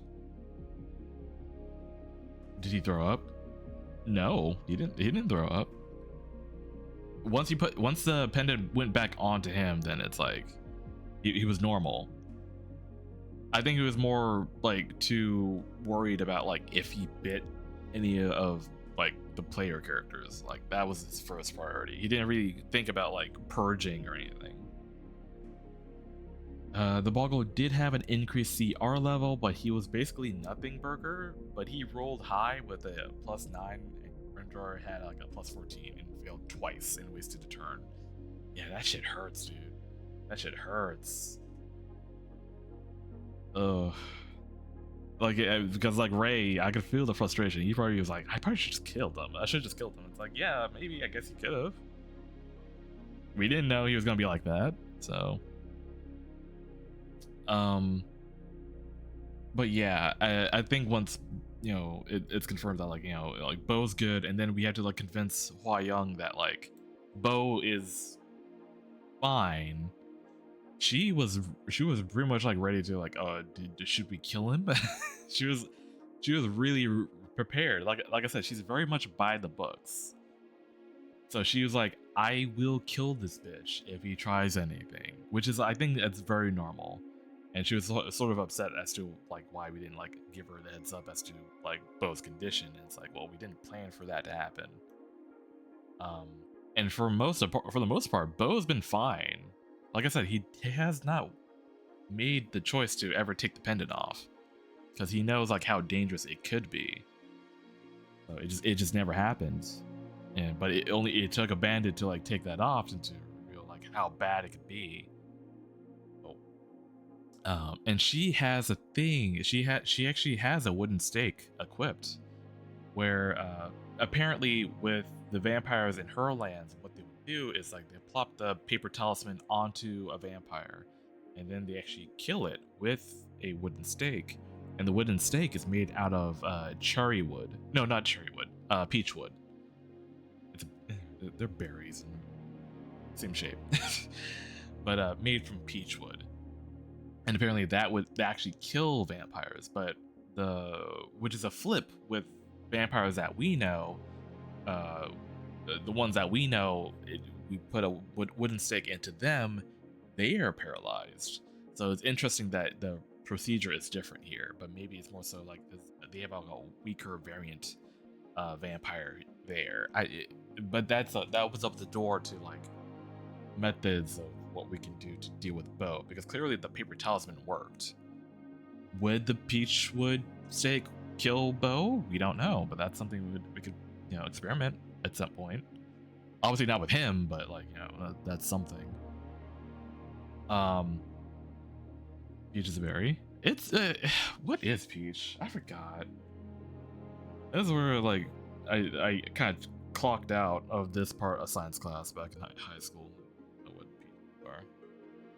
Peach family fruit. Like what are they? Oh, they're part of the rose family. Oh wait. But cherries are part of it though. Cherries are part of that family. So I was right.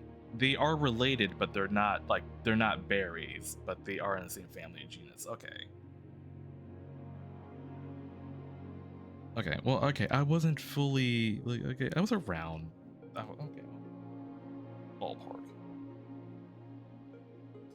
Yeah, let's have him and see. So that's the funny thing. Like, as we're like, having our hike through the Jade Concord. She like would ask Bo questions of like, it's like, hey, what do? Do you drink blood on the regular? Do you fly? She's comparing and contrasting, and then she asks like what weaknesses like Bo has, and it's like, I don't really know. Like I know the ones that from where I'm from, they can't cross running water, they can't endure sunlight, they can't enter a place without permission, that kind of deal. She's like making mental notes about that, and she's fair enough. And she's smiling every time she she's like smiling and nodding. And then she, as we're journeying through the Jade Concord, every time we go through, like we pass like a bridge of running water, she looks at Bo and I'm fine. We go up to like a stairway, and then where sunlight is beaming through. She looks at Bo and it's like, I'm not sizzling. I'm good. Okay. So she's making note of like, and it's like keeping an eye on Bo. And I'm trying to think. Oh, so the further we get into the interior of the Jade Concord, we're finding like big statues made out of jade, and it's like, okay, I mean, it's called Jade Concord for a reason, right? So that makes sense. But it's like there are like huge statues, and like we haven't like really seen like, you know, people like any like normal people outside of bandits out here. But that must mean we're getting close to seeing this dragon that Brindrar wants to see. So I'll go into detail here, and I'll try to make it concise. The thing with Brindrar, our paladin, he's a Warforge. So Warforge is basically a D&D robot.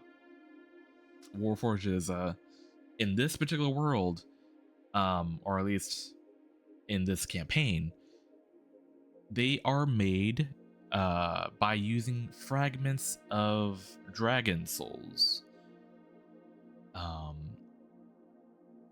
So, and I'll get more detail here.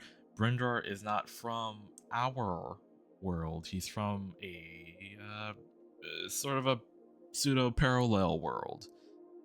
So, you know, and it brings up the question of like, oh, is there another bow out there in that world that we don't know of? Or is there, because we've come across other people who are from that world that resemble people from this current world, but are dead, but in this other world they are alive, vice versa. But when that world went to shit, it started crashing through other planes of existence. Fragments shipped off, and that's where we had Brindrar. And once Brindrar took more interest in like his own self, his own identity, his own like you know, he's slowly becoming more and more, he wants to be more, he wants to be organic.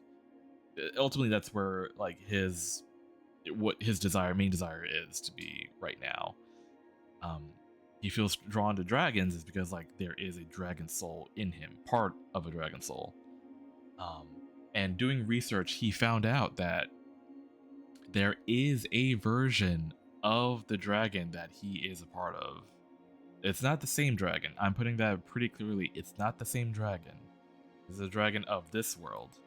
The one from his world is pretty dead. Like they had to kill dragons to take their souls and like chop them up and put them into robots. But the fact that there is another, it is equivalent of, you know, finding out you're adopted and your bio parent is still walking around out there.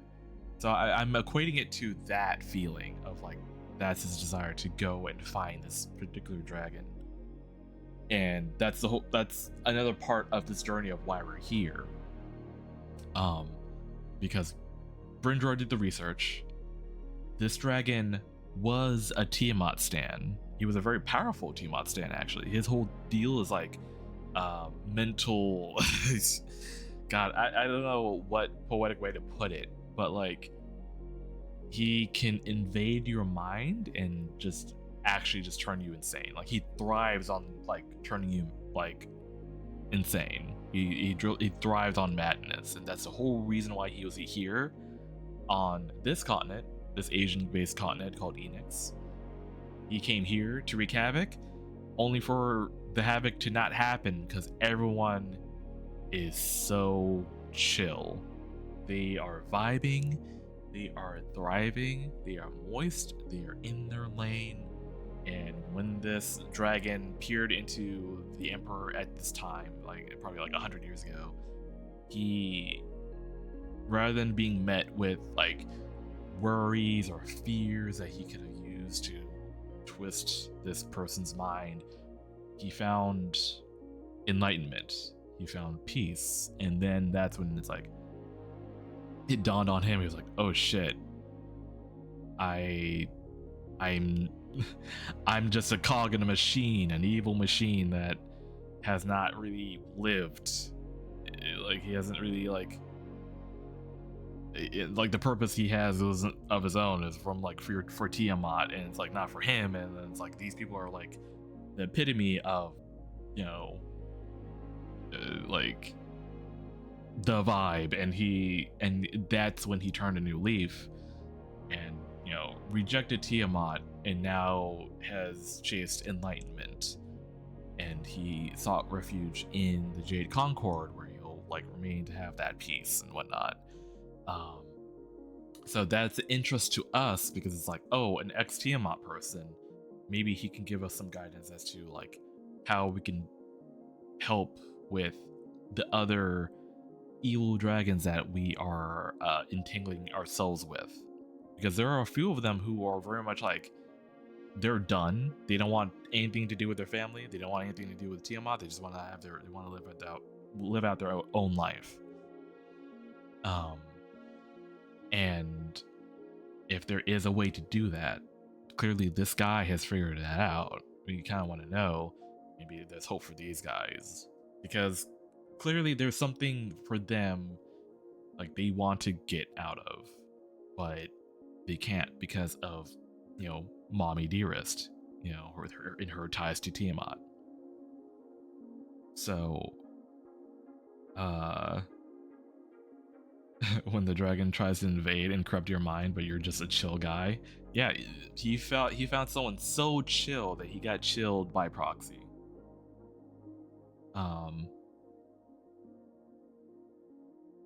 So there was a lot like hinging on like this meetup, especially for like a lot of factors. When we get to the top of a stairway, there's a palace up there, and when we go into it, well, first Hua Young looks at Bo, is like, oh, can you enter? And it's like, yeah, watch this, I can enter. And then he goes in, and he does like a whole, like, he plays up a little display of like, oh, I'm melting. I'm just kidding. But no one heard any of that. Even Bo didn't hear any of that. Like the moment we step foot into the palace, like it's just silence. It's like the silence spell, but like expanded. Like it's this entire place. And like, you know, we could assume it's safe, but we're like, okay, let's just try to keep it between like, you know, mental stuff here, or like we could telepathically talk to each other technically. And then as we proceed further into the palace, it's filled to the brim with jade sculptures of all sizes. Some of them are gargantuan, some of them are like, you know, jade sculptures of fruit, even like all shapes and sizes. Some of them are people who we recognize, like we see one of the emperors, and but like so far like no sign of the dragon who we're looking for until we look up, and we see this huge serpentine creature that's like wrapping itself around the pillars up on the ceiling. Like we had to look up, and like it's just like wrapping around, like weaving itself between the pillars. It asks us like, who are you? And it's like, well, I think you, because this guy, again, like this is like a mental dragon, so it's like, you know who we are, or why we're here. And it clocked, and obviously we let Brenda say that, because then it's like the dragon's like, oh, so it was you that I felt, since like giving the indication that like even though it's not him, but he knows like there's part of a soul that's familiar to him, so there's already like something tethering these two, so like instantly. And then he apparently this guy can turn into mist, and he kind of like just shrinks down into his dragonborn form, which is this here. Oh, hold on, I gotta zoom out a little bit more. So it's not a noodle dragon. Apparently emerald dragons are very different, but they're still very serpentine in nature. They're very like noodly. and he like apparently towers over Brinjar, and he has these scars across his face, which I forgot to bring up. But next session I'll probably ask about it. Yeah, it's an emerald dragon, which is interesting because he's you know, apparently he's done a bunch of jade sculptures. So jade and emerald, I guess they're sort of close together, but it's a green mineral, so it's like, I guess there's a relation there. But yeah, he turns into this form, and he's very much like, I don't know what to do for hospital. I think I'm supposed to say like make yourself at home, but that doesn't make sense. But here, follow me, be comfortable. There's rooms you can take. However, I do want to talk to you, but that will be after dinner, which I guess I'll have to make food for you guys. Dumplings, I'll give you dumplings. Like, it's very much like a guy who doesn't really know how to be like I don't imagine he has a lot of visitors, so he doesn't know like what to do, what not to do. And also, like, he was a guy who was evil for majority of his life until like relatively 100 years ago. Now is reformed. Ex super evil dragon, yeah, and he's like trying to figure out like what do normal good people do? All right, make yourself at home, be comfortable. Make sure you take your shoes off. And, okay. and he like clocks Bo. It's like, hey, make sure you wash up, because Bo's like covered in like, you know, dry crusted blood, and like points to Vidar as like, wash your paws. And because, you know, Vidar doesn't wear shoes. Bo's the only one who actually does wear shoes, so it's like, he tells him, hey, wash your paws. And now what to do with my life? Well, apparently he's been doing a lot. He does a lot of, like, again, he spends a lot of his time doing the jade sculptures, and apparently what it looks like is that he can change his size, and he'll do the gargantuan sculptures, but like if he needs to do something small, he'll like reduce the size down, and it's like, okay, that's cool. There was one sculpture that you know, is pointed out to Bo and Brinjar, or looked familiar to Bo and Brinjar, where it's like a big, like just a rack of like a mushroom jade sculptures, and there's one that does feel reminiscent of Rupert, and this dragon's like, what? It's a penbun mushroom. You know, he looks at Bo and is like, get your mind out of the gutter. And it's like, oh, that's okay, I'm sorry. And another funny thing, like I said, we can communicate via telepathy. It's limited. We only have 5 charges of it, so we can't do it all day. But it's like whenever we're far apart, or like we were sneaking around trying to remain quiet, we use it. There was a point where Vidar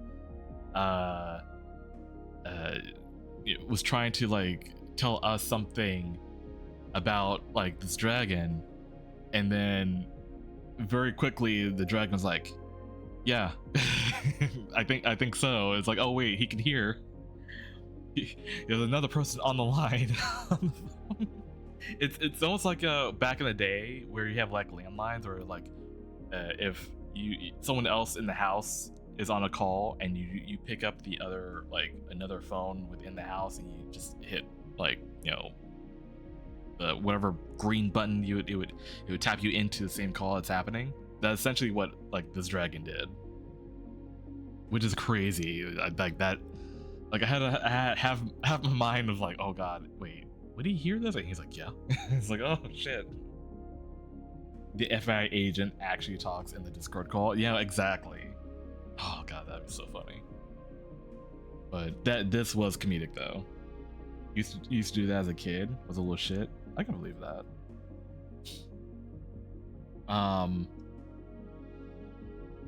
But yeah, so there was a moment of just, you know, just trying to settle down. You're like, yeah, I had and wash up and be prepared for dinner.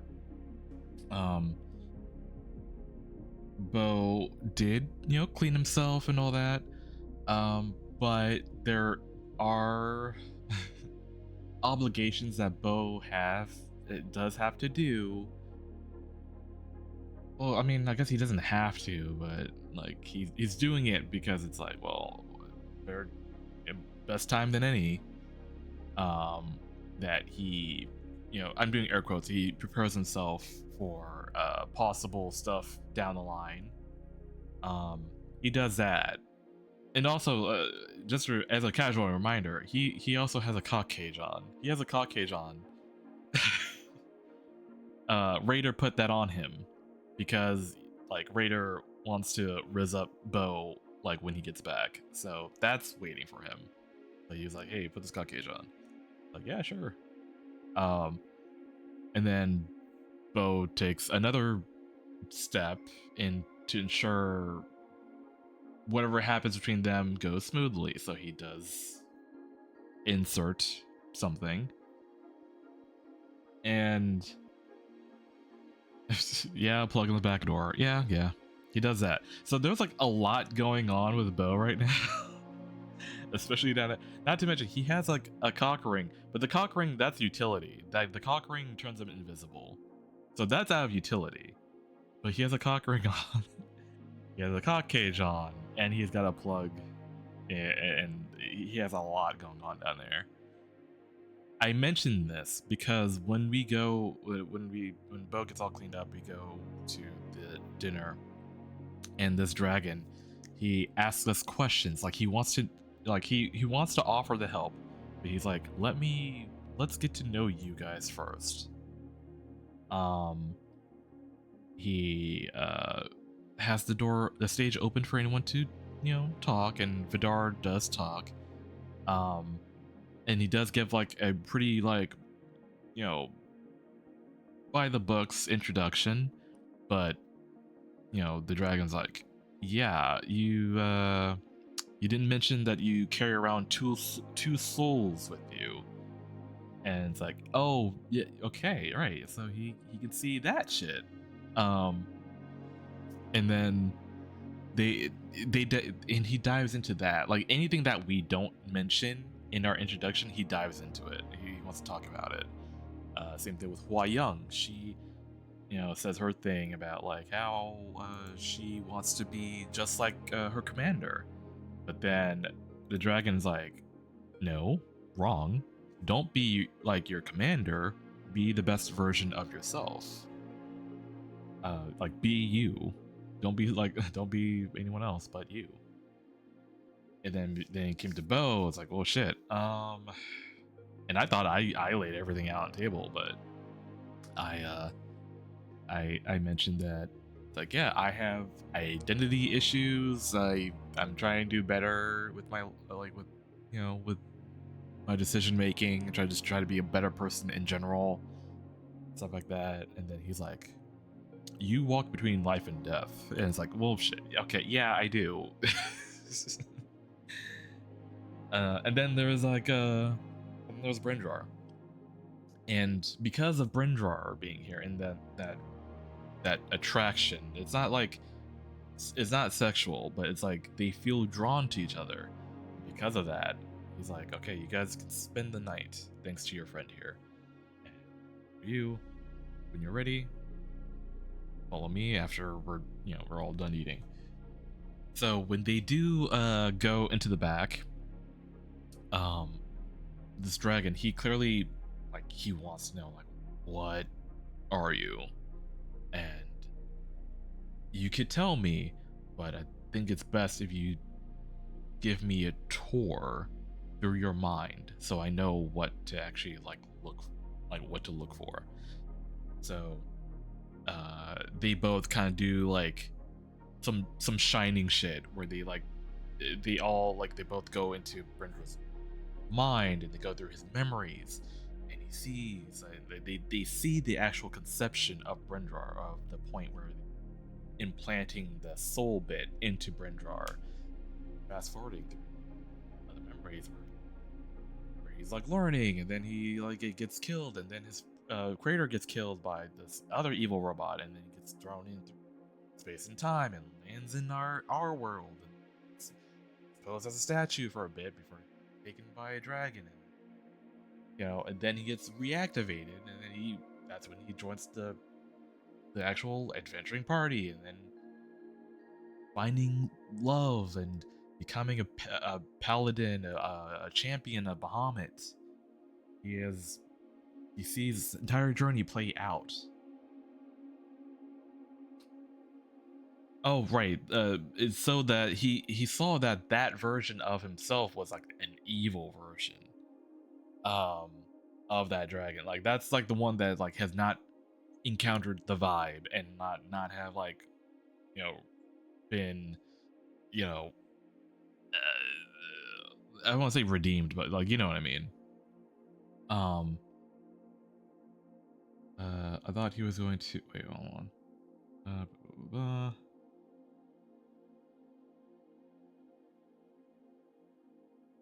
Do they get naked and touch each other? Actually, Brindor does get naked though.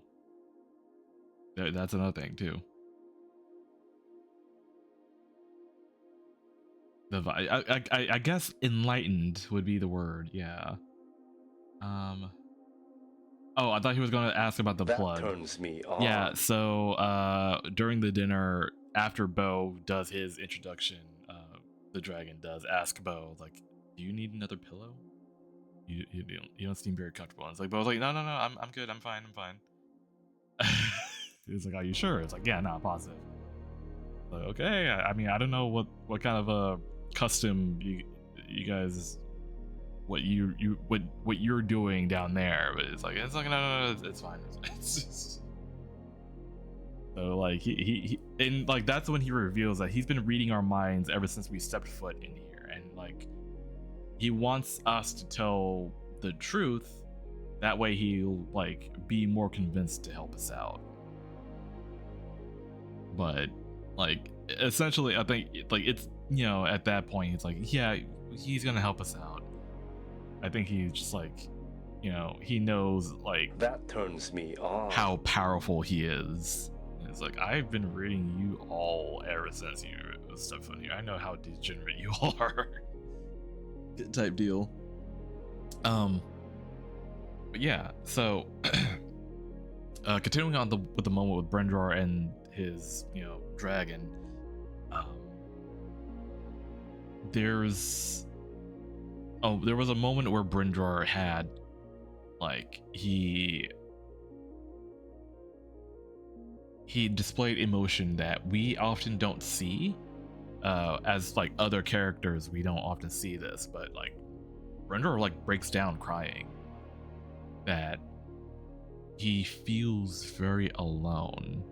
And I think the fact that he's like with this other dragon, like he feels like he can open up to this, because it's like, well, yeah, it's like I said, it is like very much like that reunion of like meeting your bio parent or you're adopted. It's like it's sort of like that, and like he, in a way, he is alone. Like we've met others of his kind, but there's nothing like him out there, and to the point where he doesn't feel like he is growing to the point where I feel like he's outgrowing this metal shell that is Warforged form. He does feel like he needs to be like something else. And that's when this dragon referred to him as a chrysalis. And in a way he is like, like he's still growing. And what happens is that there's a point where they almost like, we're gonna like retire for the night, but he's like, wait, Brindor, come, I want to make you something. And then he makes him a jade sculpture, which is crazy. I didn't think about like what he would do, like what does he do to like do this, but apparently like he can like he can 3D print shit with his mind. which is crazy to think of, like, oh yeah, this thing that could just do anything mentally, like yeah, he'll mentally just make a jade sculpture. But rather than a sculpture, he makes a necklace for Brindor that the necklace like is in the shape of a little butterfly chrysalis, and it gives that he gives that to Brindrar. And this Brindrar and this thing is a boon to Brindrar. No attunement required, but anything draconic, Brindrar has it down pat, because apparently what this does. Let me get the. Let me see. I'll have to go to D&D Beyond. Wait a second. It's taking forever. Oh god, it's literally taking forever. Okay.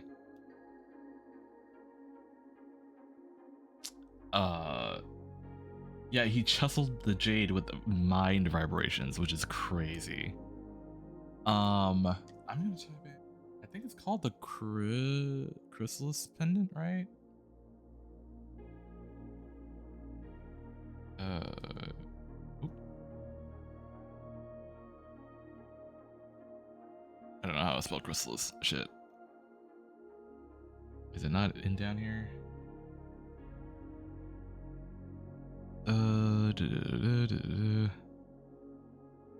Okay, if I type in pendant. Oh, jade. Okay, that's why it didn't come up. Do that. Another try. There you go. All right, let me read off what it can do. So look at Brindle sheet. I don't like looking at other people's sheets though. So what it does resonant voices. You have advantage on persuasion checks against against draconic creatures.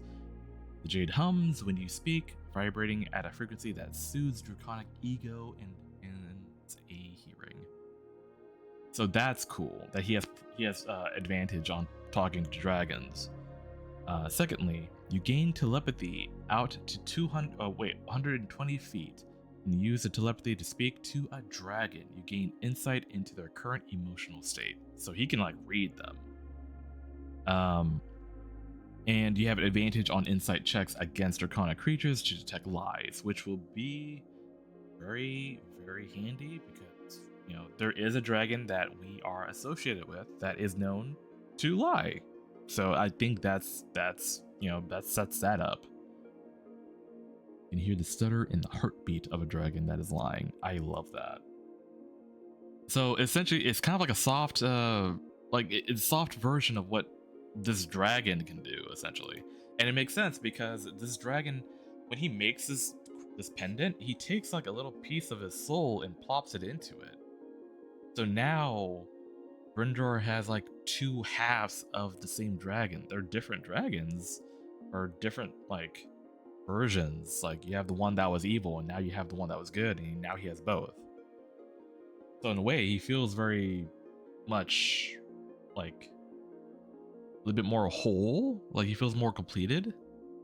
But obviously, there's still a lot more growing for Brindrar to do. Yin and Yang, which is very much the theme of us being here. Balance. So it's crazy to think this is what Brindrar ended up doing for him, because we already had that with Vidar when he tried to balance out the red moon and the white moon when he was in those moon pools with that one red Tanuki, that one red panda. So Vidar had his balance, and now Brindrar has his balance now. So that was pretty cool. After that, cut away to Vidar, who is getting settled for the night. He hears something outside, and he looks out the window, and he sees a fox with 3 tails. And he gets the feeling that he's when you look at a dog, and the dog is very much playful, he's hey, come play, He feels that kind of feel to this creature. So he goes outside and tries to follow this fox, but Wayung comes out, and she's what are you doing? And he's I'm gonna follow. I saw a fox, and I felt compelled to follow. And she's or actually, no, I think he said like, no, there's something he wanted to check out. And again, reminder, her job is to make sure that we don't die. So she might seem nosy, but it's like her job is literally to make sure that we're safe. So it's like, hey, she's asking questions like, hey, what did you see? Can you describe it to me? Like that way she'll know, because she has like a monster manual in her inventory, so she does know like what things are, and she just wants to know like what you're about to approach, if it's safe or not. When he describes it, it's like, oh, that's a 9-tailed fox, but it has 3 tails, so it's pretty young, but it could still be wise or mischievous. But that's we'll see. I'll come with you, and Vidar follows the fox, and Hua Young follows suit. And when they finally get to the fox, there's like a big bonfire that's happening, and then off to the side there is what appears to be a knoll, or I'm fingers, I don't know, but there's a knoll there that Vidar recognizes as his old mentor. The person that taught him how to do the ancestral guardian shit. He's there, and I'm in my head. I'm like, is he dead? Is this a ghost? Is he? Ryan Enard is on board the cadaver. Is he like a force ghost? Like is he pulling a Luke Skywalker and projecting himself somewhere? Because very clearly Vidar is like taking it back, and it's like, wait, why is this guy here?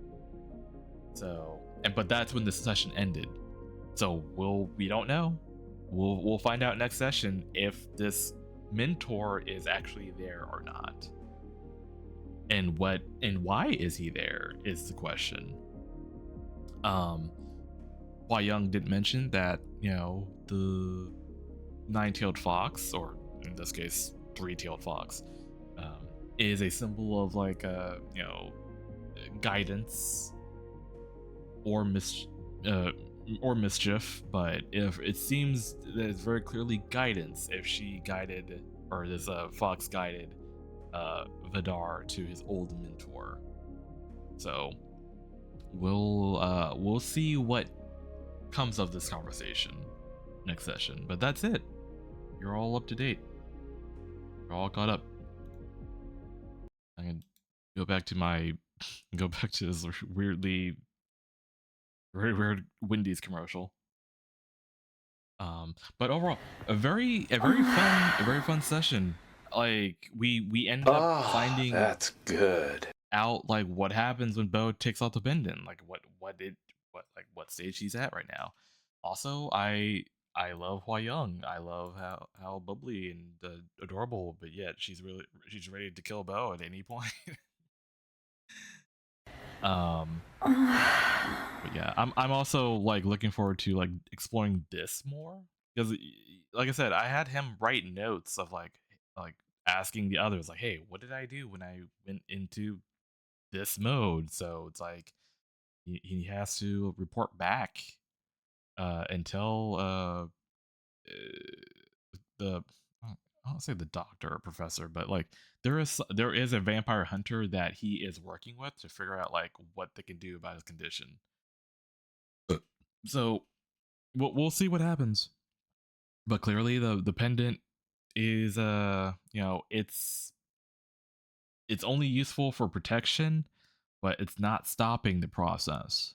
So we'll have to find out what we can do, or if the process can even be reversed. Because like I said, like his fangs retracted into his skull. Like I don't think that's normal. And also the blood floating thing, that's not normal. Is there any other vampires that do this? We don't know. It is for Wendy. Is it at least slowing down? No. So like that's what Ethan said. The pendant suppresses the symptoms, but the illness is still there. So the disease is still advancing. Only thing Bo is doing is like putting a bandage over like a festering wound. The wound is still there.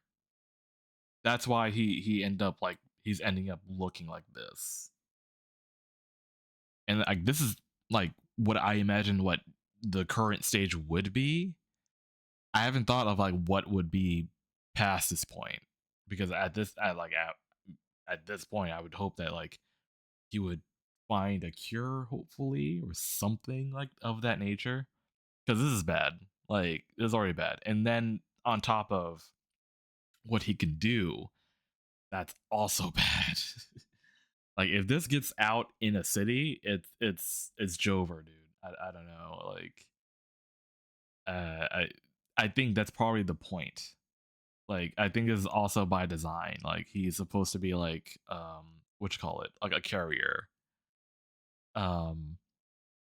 In my headcanon, I think that's what, but I don't think that was the intended purpose. I think it's just more so of like he was like wrong place, wrong time, got bit, and now this is like the purpose that he is served. He's meant to serve now. But Bo's obviously trying to resist it. He wrote it back completely. The only way to know about his current state is to take off the pendant, which is something that Bo does not want to do. Boy, I sure could go for a Big Dave Deluxe. A quarter pound of fresh beef cheese, 3 strips of bacon, sauteed onions, the works only at Wendy's. Got ketchup? Got ketchup. Do it, coward. So, I mean, I had ideas of how I would want Bo to do it.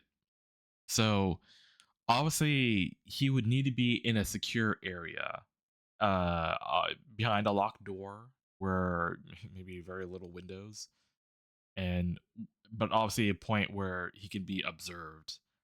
But obviously we haven't had a point where that kind of environment would be available, and neither was there ever a point where Bo like, you know, thought like, hey, this is like the opportunity to do that.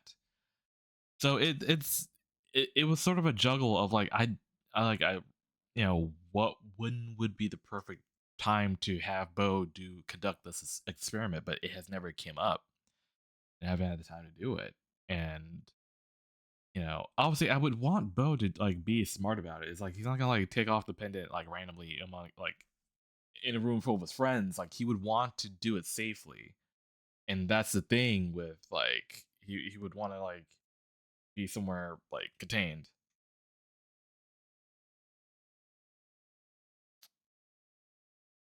The Boggle did it for him. I mean, yeah, clearly the Boggle did it for him, because Bo would never voluntarily take it off unless he was in a comfortable place to do it.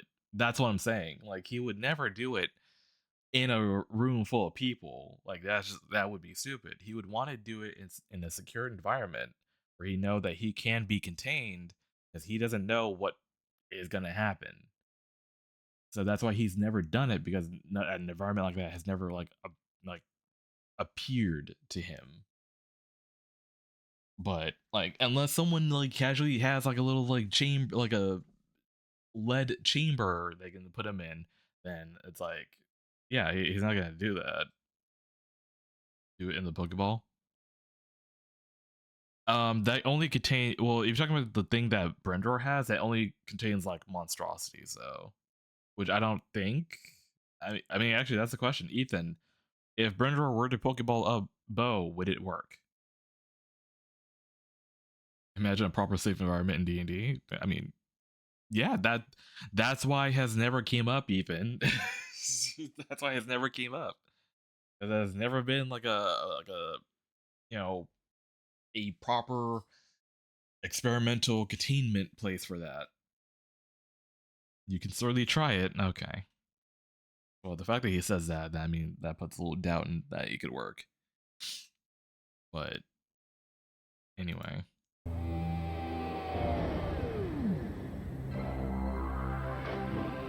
Hi, Boggy. What was I doing? I was doing... Acura would like to pose the following question. Wait, where's Could your the... heart benefit from the use of another Oh, there it is. 24 Okay, valves? found it. The Acura Legend Coupe. There's a new pet. Chia. Chia pet. Oh, shit. Well,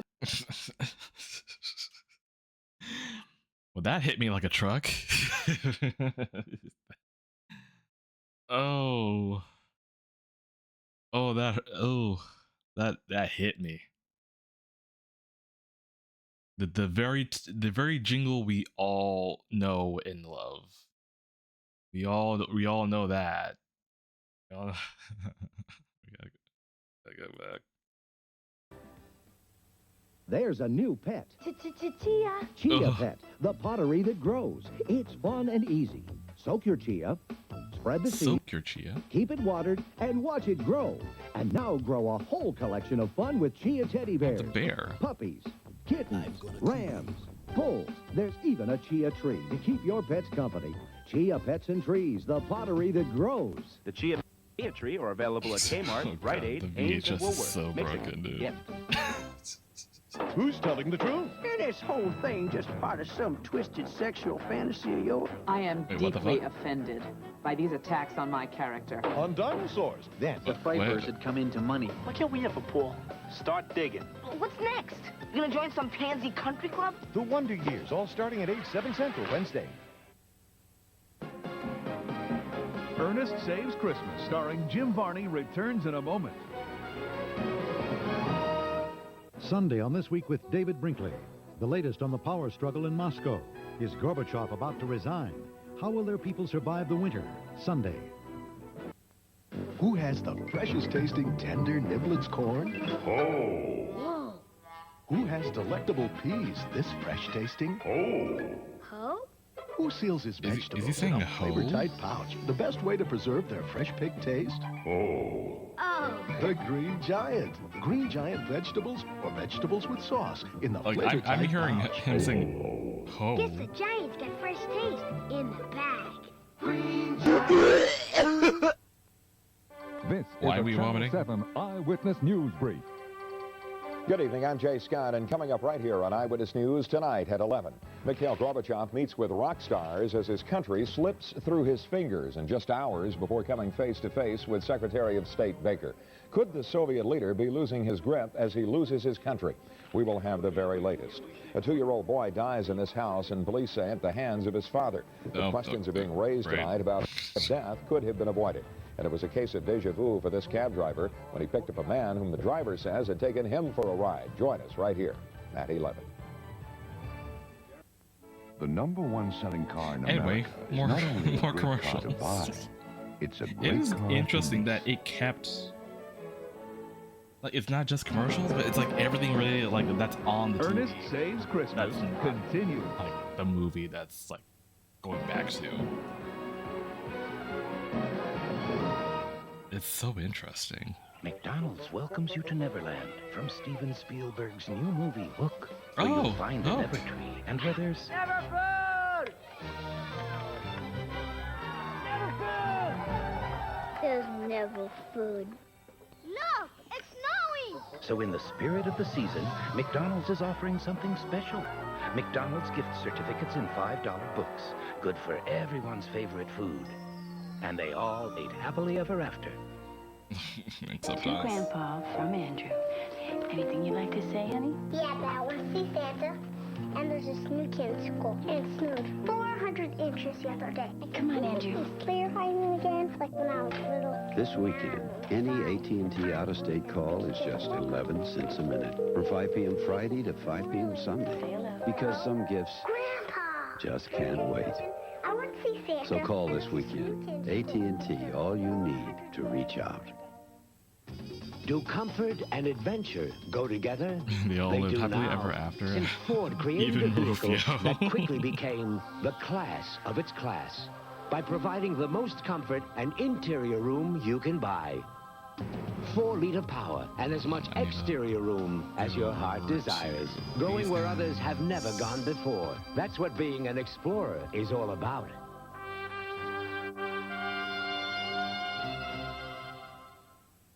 Through the years, The Mothers of America have had a kind of medical training. Next. They've learned from countless doctors and pharmacists that the way to take care of a cough is with Robitussin. And now at home, the Mothers of America are putting this advice to work. Next. Robitussin, recommended by Dr. Mom. Which Robitussin is right for you? Ask your doctor or pharmacist. And now there's Robitussin cough drops. Cough drops from the cough experts. I think what was it? I think Dynatap is the good one. I think Dynatap is the one that I could actually like take. Robitussin, I could not stomach it. I could not stomach that Robitussin that's why I was like gagging.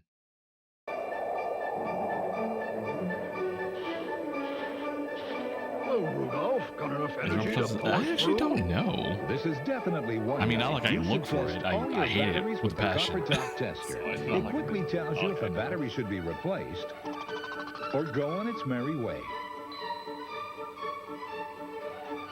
The Copper Top Tester. A little present.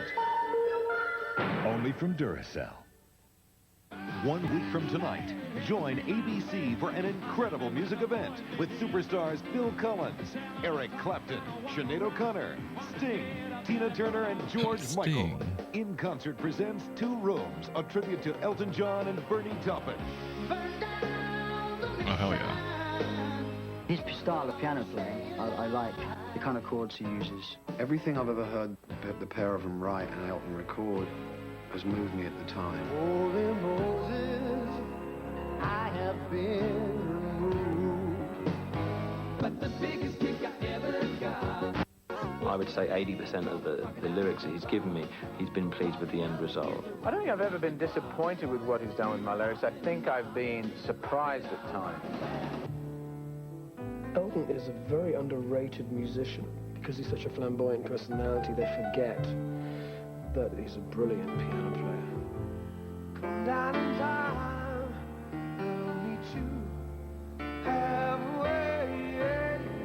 It's no sacrifice. It's a song that, as a singer, is very enjoyable to sing.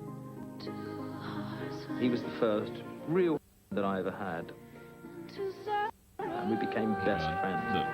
It's the VHS is really trying.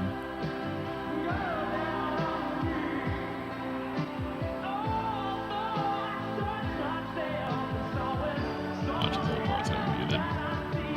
Most likely will be actually, but you know what? That's fine. The attitude of the song was right for me live. I mean, I thought it was a great stage entrance number. Who is the bitch? How wonderful life is, you're in the world. Talking about it makes me feel quite emotional because I don't often think about it. I take it for granted a lot. What we have is very special. If anything was destined, it was for him and to be together. How wonderful life is while you're out there. Join your host for the evening, Sylvester Stallone. In Concert presents Two Rooms, a tribute to Elton John and Bernie Taupin, 1 week from tonight.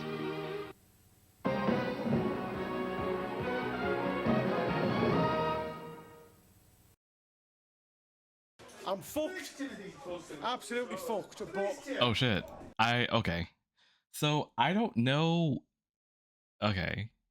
So I had this saved because I actually want to be a little gracious to you guys and not have give you content where you're like bawling your eyes out or not bawling, but clawing your eyes out, or when you go or whatever. I found something that I know some of you in chat, mainly Darcel, would probably like, but I don't know if I'll get banned for it. Like, okay. Obviously it says video contains graphic content. But it's nothing sexual. However, it is about deathmatch wrestling. Now, if you know anything about deathmatch wrestling, Florida? No. Even though that's a pretty good guess, to be fair. It's a pretty damn good guess. Like a bone injury? Well, I mean, that's the thing with deathmatch wrestling. Like, that's the kind of wrestling where like they, you know, smash like light bulbs on people and shit like that. Or what else? Like, you know, basically like throwing people through like furniture. Like, it's very like hardcore wrestling.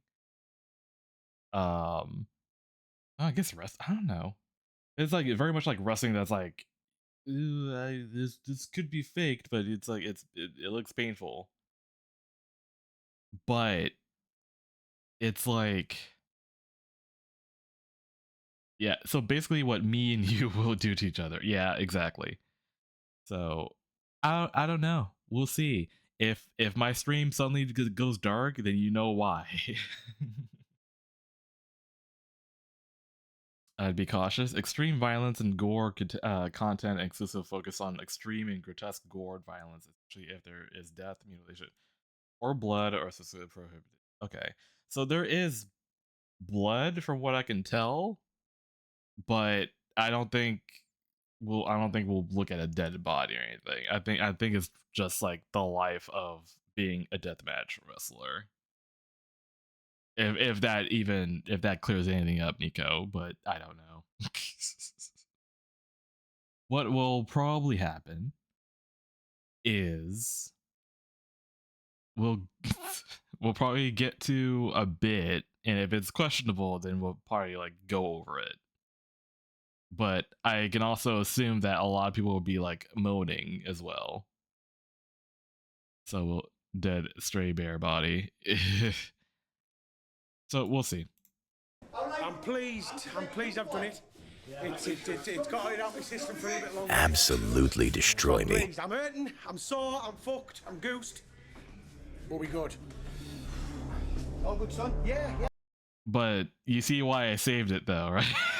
You see why I saved it though. Oh, I'm loving that you alright. Good, I'm all good. All good, baby.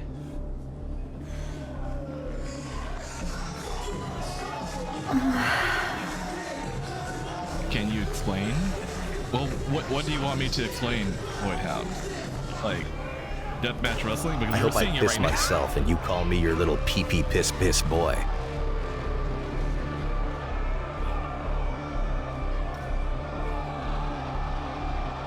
Like, it's basically just like wrestling cranked up to the max. Why did you save it? I couldn't imagine. Because it's big dudes. Because it's big dudes. It's very big dudes. Big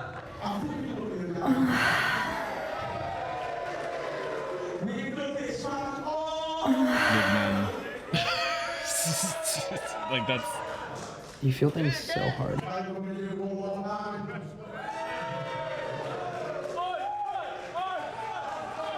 Like, I have not watched, like, it's like an hour, so I have not watched it in its entirety. I just know it's like, you got this, the looming here. This is like father and son, by the way. So it's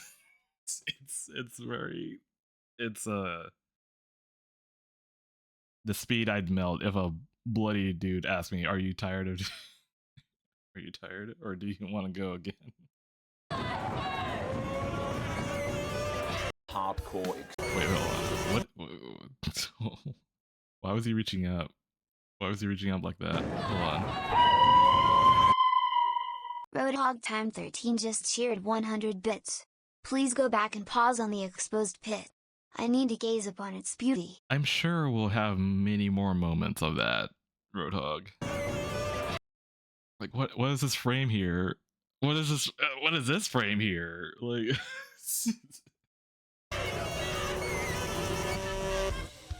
Deathmatch wrestling is a more hardcore, extreme version of professional wrestling. That so turns me glass, on. barbed wire, drawing pins, anything sharp that would probably make someone bleed.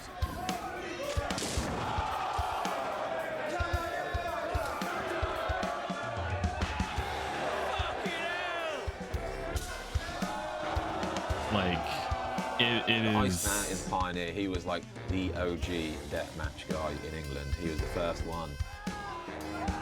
Like, it is pure, just pure British. Oh, there's your armpit there, Roadhog. It's just pure, like, British.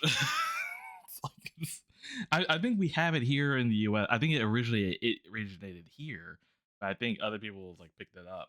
But like, man, it's crazy. I don't hear it more often though. Like, this shit's insane.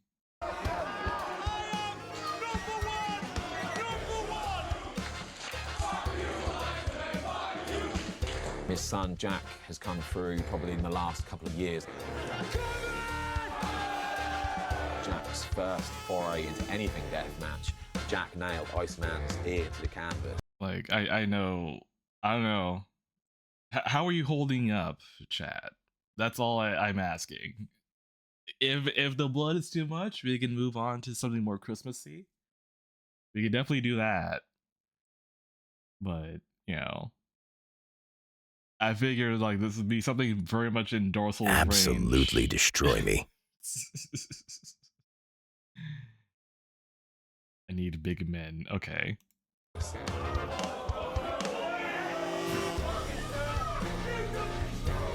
Absolutely destroy me.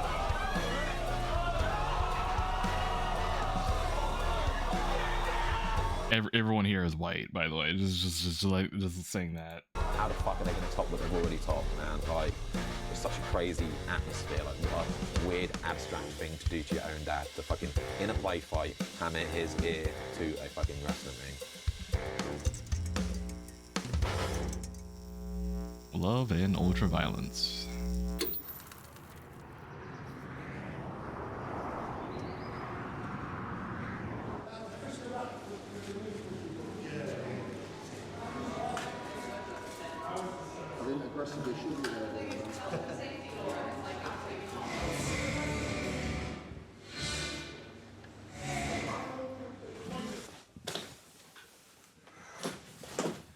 So tonight, we've got the Rise Rumble.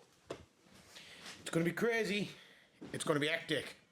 How many people are in this Rumble? We've got 30 people in it. 30 people in the Rise Rumble. I think someone here likes One bears. of my arch nemesises. A number of people, I would say.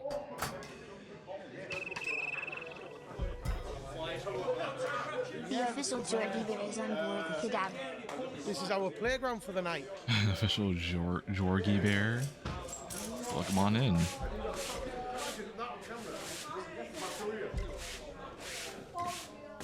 These are some proper Northerners. Oh, absolutely. The thing with bum taxis, it's a real good gimmick because it hurts, it's sharp, yeah, and it looks great.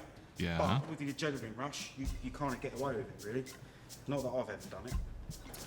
Disinfectant. Very important. Health and safety, all right? Health and safety.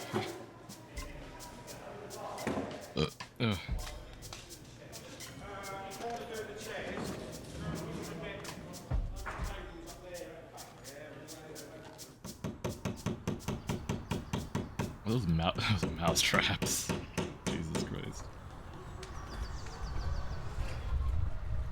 1, 2, I'll pay off the steam shop. I'll pick you up and twist the fade. You push me off. You slip here. I pick you right. No expense spared in Brit Rest, you know. We get a change in a cafe. You think they put on like free tea and coffee, but they haven't bothered. No.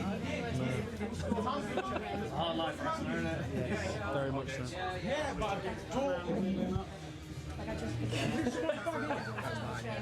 Get in the good stuff. Welcome to the Brudenell, and welcome to the first Rise show of 2025. It's the Rise Rumble! Our show will begin in about 20 minutes time. You've still got time to get yourself a drink at the bar. We are also doing again this year the Rumble Sweepstakes. You can get yourself a ticket for £2, or you can get 3 for a £5. If your drawn number wins What? Wait, I hear Flyleaf. You will get 2 free tickets to the next time we are I clocked it immediately. That's available via the QR code on the merchandise stall. £2 for a ticket. Bears? Or you can get There are bears free here? for a £5. Quite a few. Are you ready for the Rise Rumble? Doesn't sound like it. First show of the year. I want to hear you tonight. We'll be with you in about 20 minutes' time. Let's go, Derby! Let's go, Derby! Let's go, Derby! Derby's going to disappear.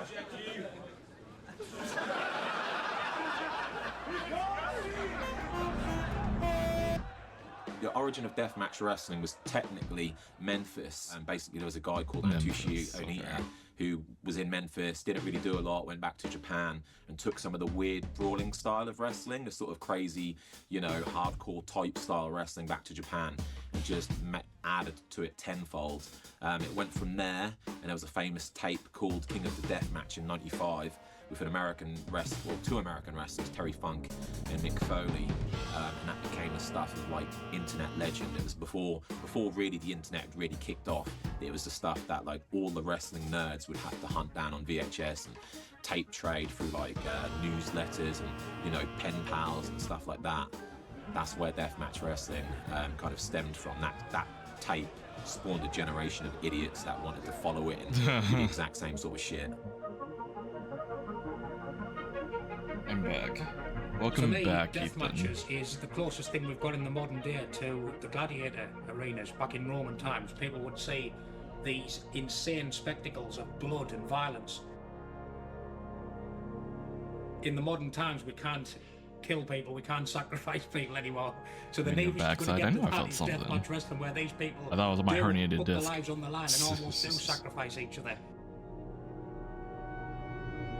Storytelling is fundamental to pro wrestling. As we are telling these stories, work elements of the hardcore matches into it. It connected so much when you combine a story and hardcore wrestling. And then we kept raising the bar until eventually it was a death match. And it just kept getting more violent, but they're not just happening for the sake of it. There's a story behind every match that takes place. And you've seen the father vs. son trilogy. That is one of the best You stories can't I think, tell like if, in independent wrestling. that That pop story is a goes knot back or in your spine. all of Jack's life, and it's being told in the ring.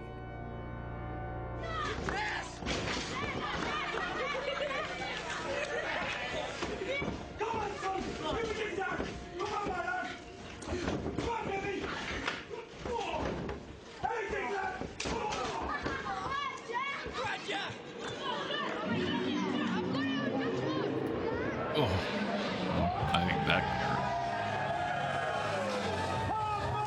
The dude singlet's destroying me. Oh, I missed it. I didn't see the singlet. Maybe we'll see it again though.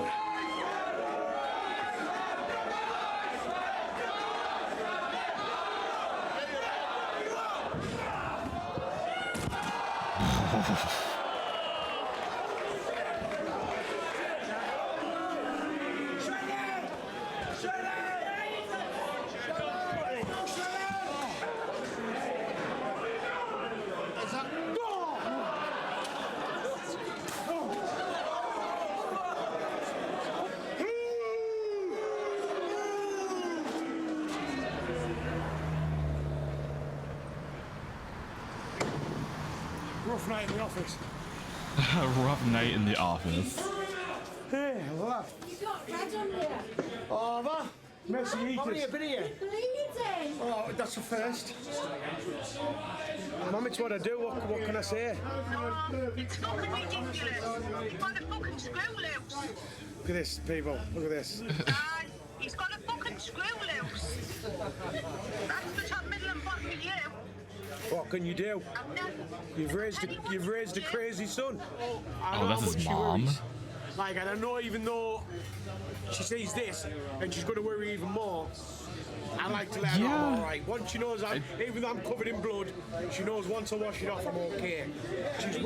She's worried all night. She wouldn't have went to sleep until I got the phone call, until I phoned her there. She wouldn't have went to sleep. At least you're not hiding anything from her. Like. No, she's used to it. She's been around it all her life near enough. So, but that's... Dude, okay. The more he talks, he kind of he has the same cadence as Kay. So I wonder if because we don't know where she's located. We know she's in the UK somewhere. Maybe they're in the same like region because they both have the same cadence. They both talk the same way, which is crazy to think. That's the reaction I get all the time. He gets it worse off everybody. I go home and he gets tortured because he got into it. From the spot in the chat. Nothing to do with me.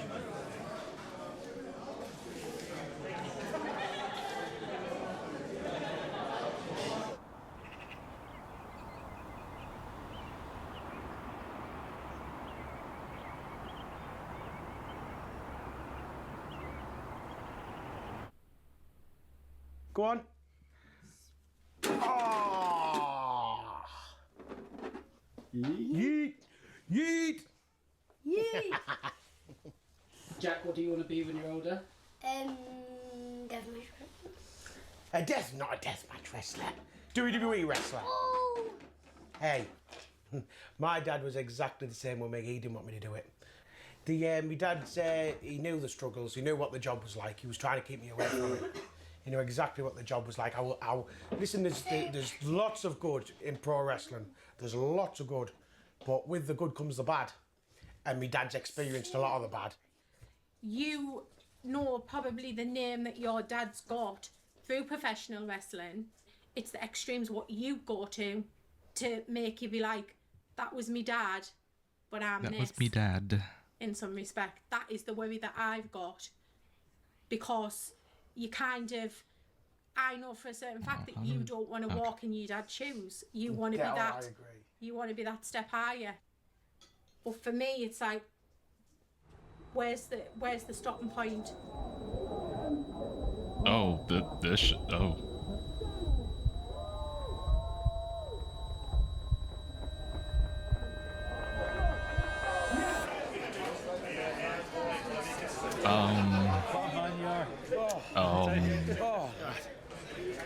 I've got one there, mate. Absolutely destroy me. Okay. Thank you. Can't see it. That big fucking slice in the middle. Did you do that? No, when I speed him through the pane of glass, it cut us. And then he's got I felt it. his neck. Show me your neck. His neck's alright. Neck's alright. No. But the middle will need just so it's not gonna. I'm not to marry, am I, sir? No, he's already married. Like,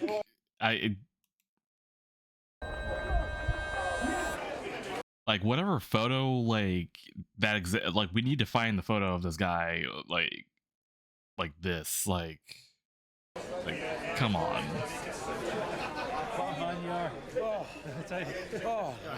Fucking slice in the middle. In the glass, it cut us. And then he's got I felt it. Just so it's not gonna. I'm not to marry, am I, sir? No, he's already married. Oh yeah, no, I've heard of Eddie Hall. Me, spot on. Just saw. I don't know where he gets it from. No idea, mate. Yes. He got brought up within the wrestling. Obviously, his dad done professional wrestling, so from the age of 3, he's kind of never knew anything other than to live that lifestyle. I think it's probably a mother's instinct, the first thing that you want to do, from probably the moment in time that your child's born till obviously you leave the earth, that you want to protect them as much as you possibly can and always keep them safe. So when let's just clarify, I am always safe. But yeah. I am always safe. To a degree, Jack, to a degree. I am always safe. Yeah. I am. No, you're not. But I am, though, I am. Well, I disagree with that then. Little, yeah, there might be little. I might have bits of cuts and things like that, but come on, I haven't been really hurt, have I? But that is the way that you feel about it. You saying that you've... I get that, I do get that. You saying like, I'm not hurt, I'm fine, I'm this, that and the other. But if I literally see a trickle of blood from your nose to me, that's my boy, and he's I get that, do you know I do what get I mean? that, yeah.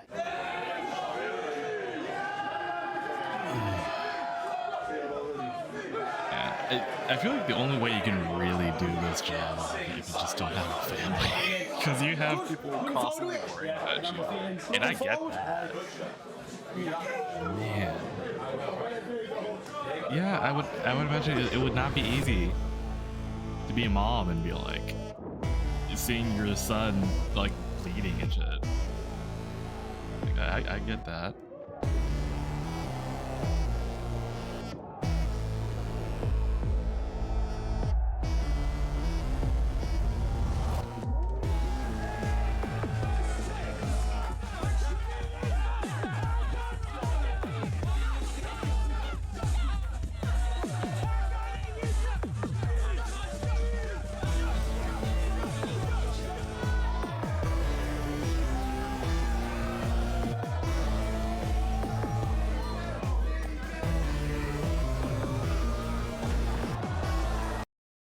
What Iggy Wolf Bear says reminds me of a guy who would get crucified.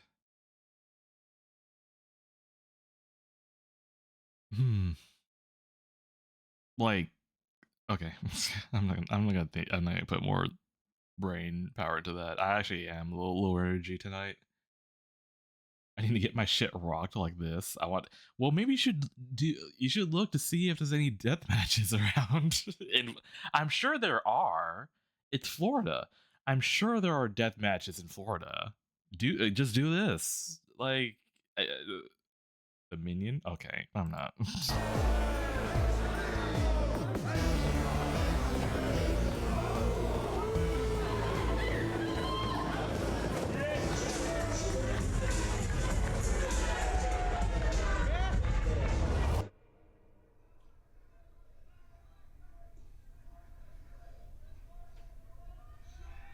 Can you remember this watching this back? I generally have no memories of like.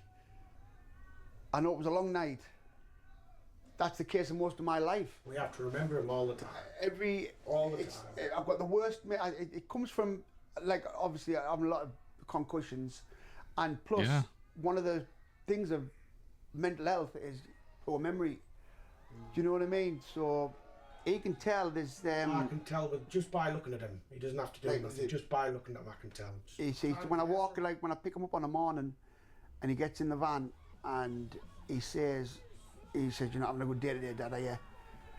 And you wait for it. Or you should put subtitles on. Because within seconds. His accent is like crazy, whereas like I can't follow what you're saying. maybe that'll help out a little bit. Yeah. And you wait for it. It's only a matter of, because within seconds, you could be sitting talking to you, and it just dips, and you're like fucking rock bottom. But thankfully, it's been all right. You know what I mean? It's been. Watch me say that'll be a fucking rock bottom tomorrow. I didn't start it. There was me and my brother who started it, and it was both me and him who started deathmatch wrestling in England, but he never gets the props. Do you know what I mean? But I don't talk about it because I get upset. Do you know what I mean? What happened? He was separated from his wife and stuff like this, and he was back home at my mum's. And one morning, at me mum's, my dad took a heart attack and died. And my brother was home. Like Johnny was home. He was the youngest of the family. He was home, and the shock of like finding my dad and being there sent him into a fit. It's called sudden epilepsy, and he died with the fit the same day as my dad. Do you know what I mean? And that was what started my spiral with the mental health. Do you know what I mean? And that was what kicked it off. But okay, the death match was my therapy. You know, you got that blood running down your face. You're struggling to breathe. And you're covered in blood, and you've got these people in the fucking eating out the palm of your hands. There's no better feeling. I could think of better therapy, but you know what? Whatever you do, dude, I guess.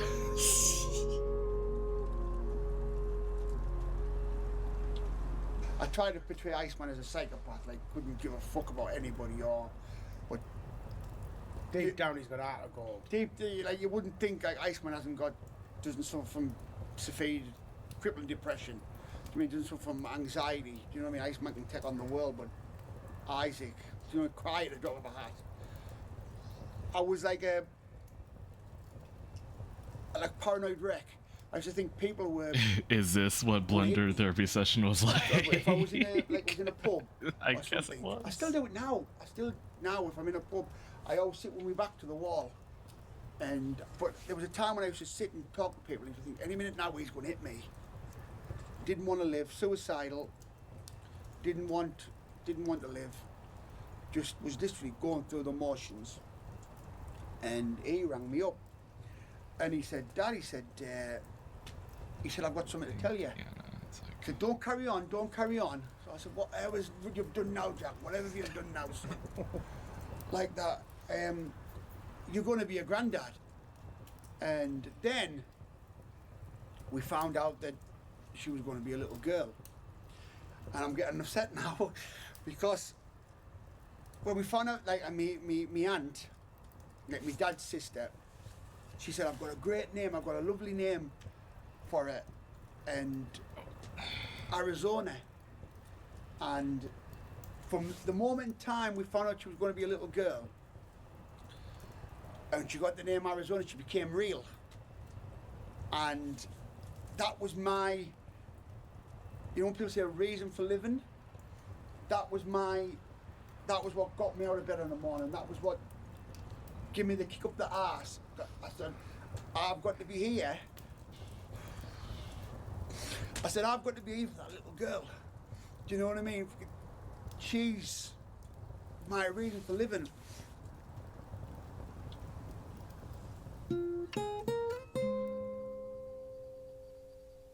Oh.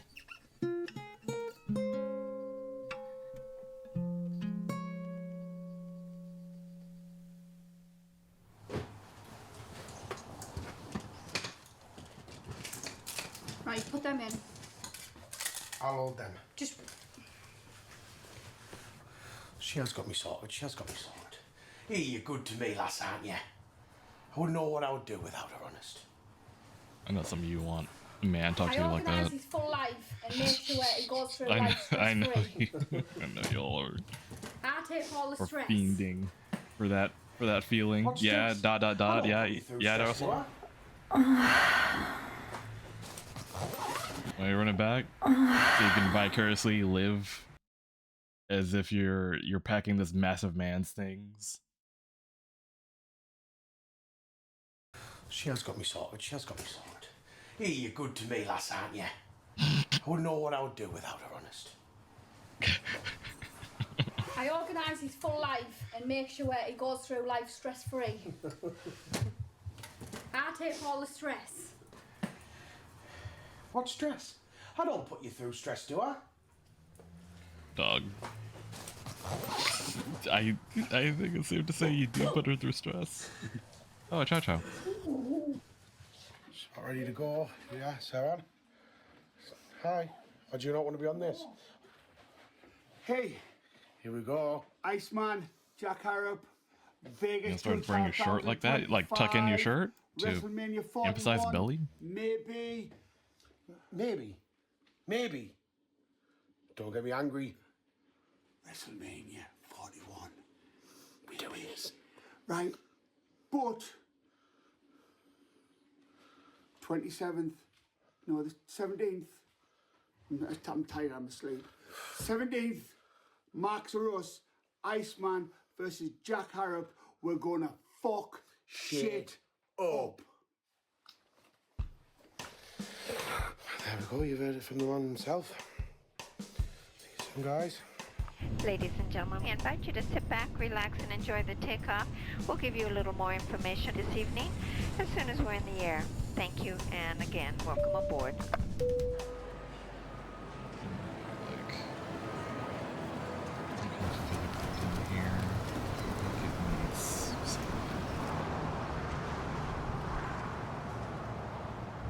Oh wait, I missed it. Where are we? We are Las Vegas. All right.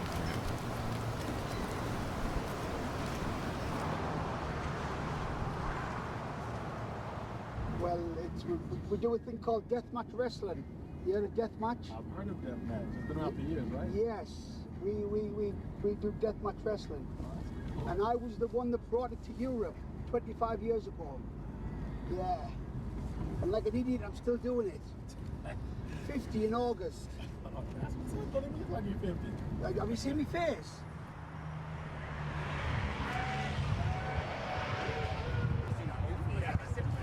Oh, that's a fit.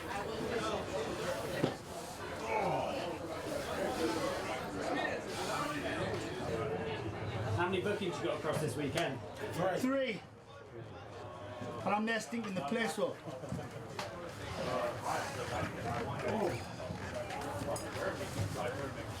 I don't think that's true.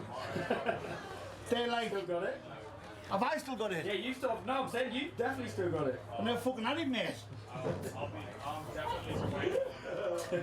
I never had it to lose.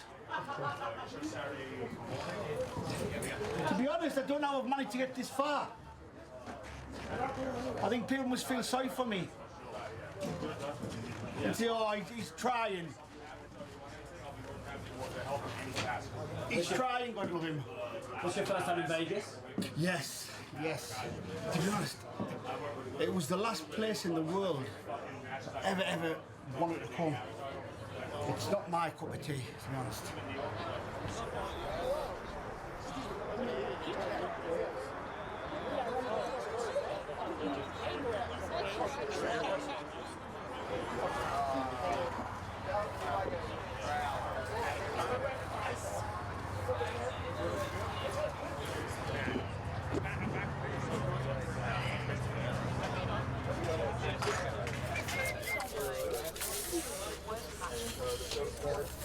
After that, we got bricks, boards, barbed wire, Iceman versus Jack. Yeah! Woo! You guys are coming out. Iceman out first. I have to make the chest bigger, which I don't. Shout out to the bricks coming tonight. Which I know you guys probably want, but Doing the job again. Yeah. Never gets old. No. Hey, but real quick, we've been doing Vegas Death for a long time now. It's been a couple years. So long Vegas wanted something like this. We built our blood, sweat, and tears into this. There's a reason you're here. You were just actual blood. Because we saw you had a fucking Probably. graphic. We wanted you here. There's a reason you're here. We promote real fucking deathmatch wrestling. Show them fucking deathmatch wrestling from the UK to the East Coast to the West Coast. Show them who the fuck we are. Because there's motherfuckers down the road that pretend to be deathmatch wrestlers, pretend to be fucking fighters. Show them that we're fighters. Yeah! We'll have a fucking good show and be safe.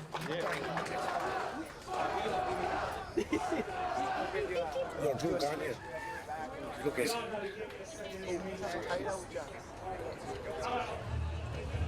I don't even know what's fucking written here.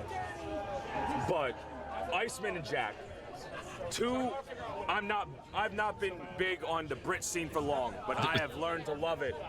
I had the privilege of watching Ice and Jack do their crazy shit inside of the H2O Wrestling Center in Williamstown, New Jersey, and I have not been the same since. I have watched every match these two fuckers have gone against each other, and every single time, look at this one, they somehow find a way to exceed the fucking psychotic sadism that they did before. Anything happens, communicate with me, I'll communicate to you, so make sure everything goes well. Let's fucking keep it safe. Let's keep it fucking fun. It's an absolute honor, man. Thank you. I'll be here with yourself. Thank you. Thank you. I don't do that very often. I don't do that on it. Nah. It's not me, Samir. It's not me, man. Fuck that. Fuck that. After I wanted to referee one of my matches. No. He's bought into the lies. What's the lie? That I'm good.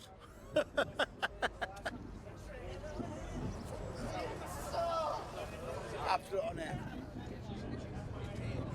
People must be easily pleased.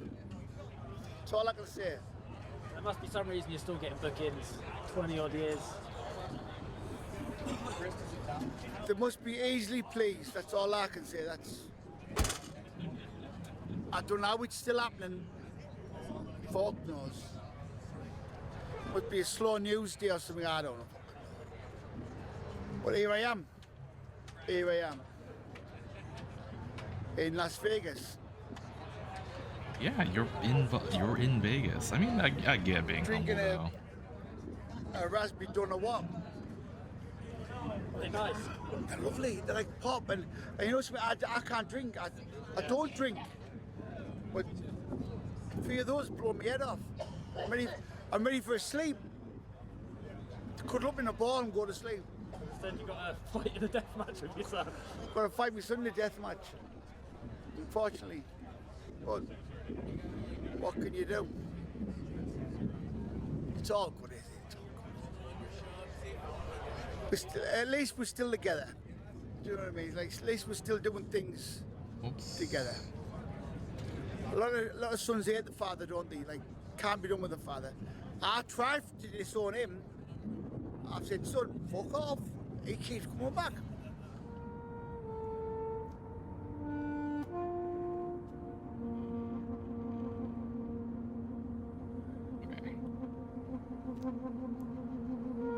Be just casually making Blunder's chest thicker. I feel, well, here's the thing, the leather strap like cradles his tits, and I'm like, oh, let's go. They don't really pop out a lot so hard if his tits are small.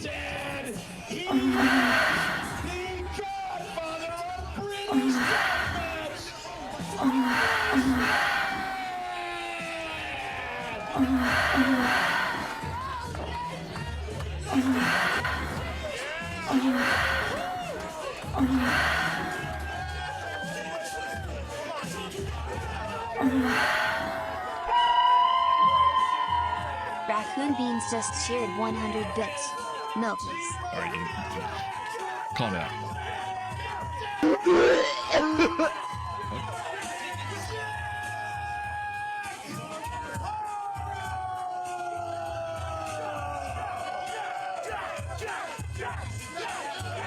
Jack.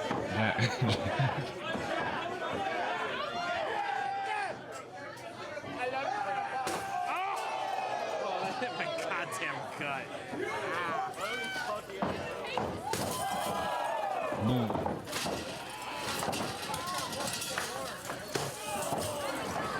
I love how like the emotes like help obscure the fighting that's happening. Oh, sorry.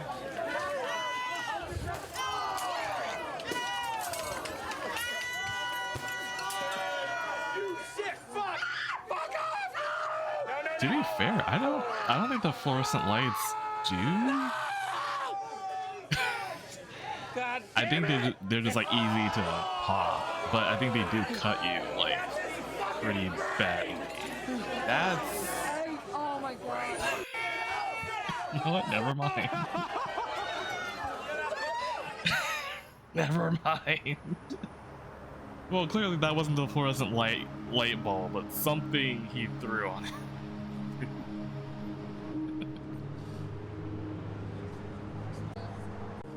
Holy shit.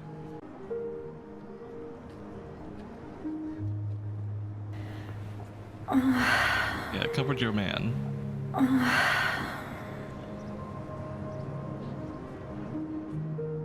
You're moaning. Man's in pain and you're moaning. Well, granted.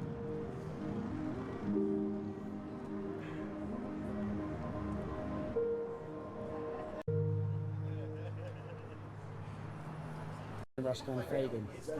Oh, okay. We're moving back to dialogue. He's only Roscoe and Fagan. Now it is. Now it is. Fucking so. It's one of them. I know we did a cracking job tonight. A cracking job. He's I won't tell no lies. Yeah, it has knocked him a little bit. He has got a little bit knocked. A little bit knocked? He had like a piece of shrapnel sticking out of his head, dude. It can happen. So, on to the next tomorrow. That's all you can say. On to the next.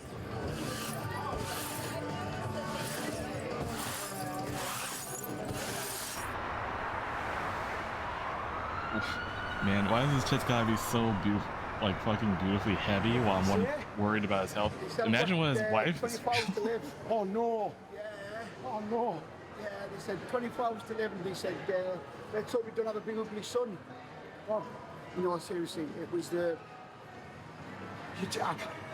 I look like... I look like Spike. Spike of Buffy the Vampire Slayer. You look like Spike of Buffy. Yeah. Can you... I know this.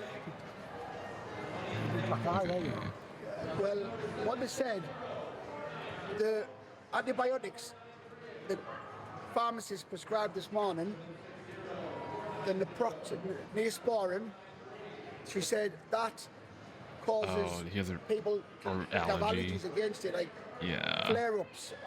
What's the word I'm looking for? Yeah, I know you mean. And that's what's happened. And this is why That's why I look like John Merrick, the Elephant Man. And that's why my hand's like that. Not good, is it?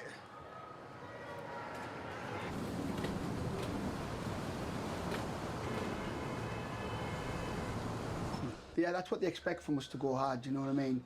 And yeah, they expect you to go hard. Got my bell rung a couple of times, and it was... But after matches, you like being alone, don't you? And it was what it was. Do you know what I mean? But it was good. It was good in my opinion. The fans enjoyed it. The promoters, well, I've been paid, so so it's good. So that's all right. And basically, I said we've got to take it home, right? That means in wrestling term, that means you got to go to the finish. So I said we've got to take it home, Jack. Why is he sitting in the bed like that? And he must have thought I said we've gone over. Getting that perfect V happening there. Time. I still stand by it. And what I heard. I don't know. I still stand by what I heard. Whether I did or not, I don't know. I heard we've gone too long, Jack. We're gonna have to take it home. And my reply was, we haven't, Dad. I want to keep going. I want to keep going. You can't use every weapon in every match. Do you understand it? Fucking leave it if your health's more important. No. But I do try my best when I wrestle. I give it all I can. Too much, I think, too much. Too much. I've got two, Dad. You haven't, Jack. Of course I've got two, Dad. Think you've got a wife there, and you've got them 5 babbies at home. Well, you've got 4 babbies at home. When you're in a big shadow. I think. Fuck you, you're a big shadow, you fucking idiot. No, I might sound stupid. Are you fat shaming me or something? It's just chaos. It's like that all the time. Wherever I'm starting leaking watching this. God damn. I always do. The match tonight. This is really getting y'all hot and bothered. I did not think it'll get to that point. It's worse here. Yeah, I think it's worse watching it. Yeah. Well, like seeing it happen. Yeah. Yeah. Because it's not like we can call out to you and just say, are you alright? Yeah. Do you know what I mean? Where if we're at home, yeah, obviously we know what's happening, but then you get the phone call, are we alright? And we haven't actually seen it. Well, we are alright. Yeah, but we don't know that, do we, when you're in the middle of wrestling?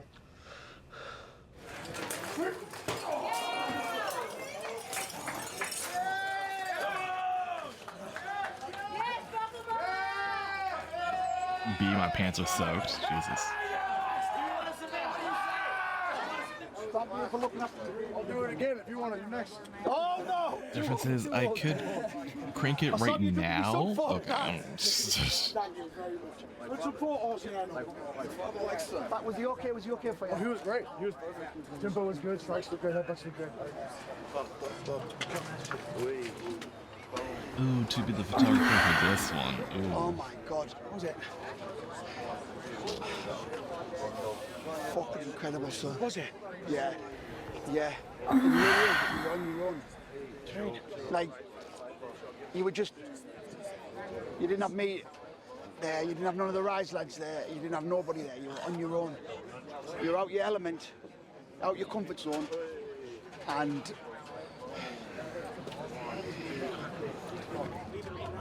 How are you? Oh, I'm dying, Sarah. You want to take a piss? Perfect, right? It's all good? Were you a little bit scared? Yes. Why? He's got work on Friday.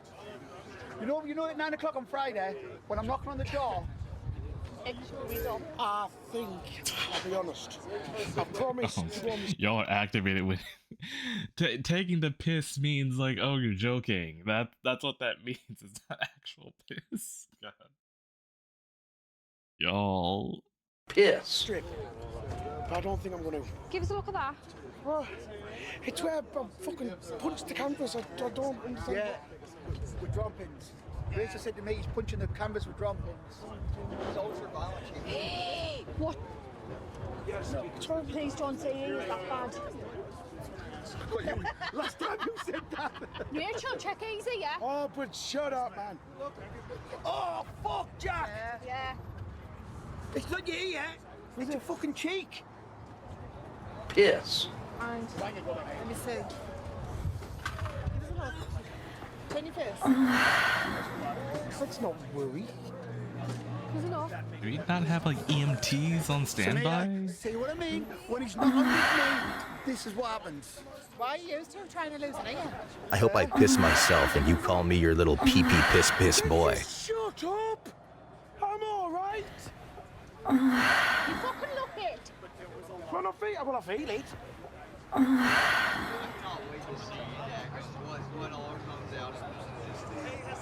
Like I would hope that washing up. I would hope that they have an EMT or something. Iceman, the fucking legend in America, OG of European Deathmatch. This guy's a trailblazer and a bad motherfucker, but one of the nicest individuals you'll ever meet Oh, yeah, in your life. I'll take that, I'll take that. Hey, I hope I come back. And we can go get some cheeky Nando's. Cheeky Nando's, yeah.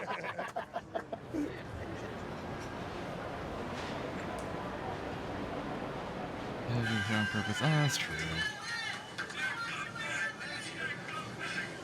Be the second person to announce myself in King of the Kill in August.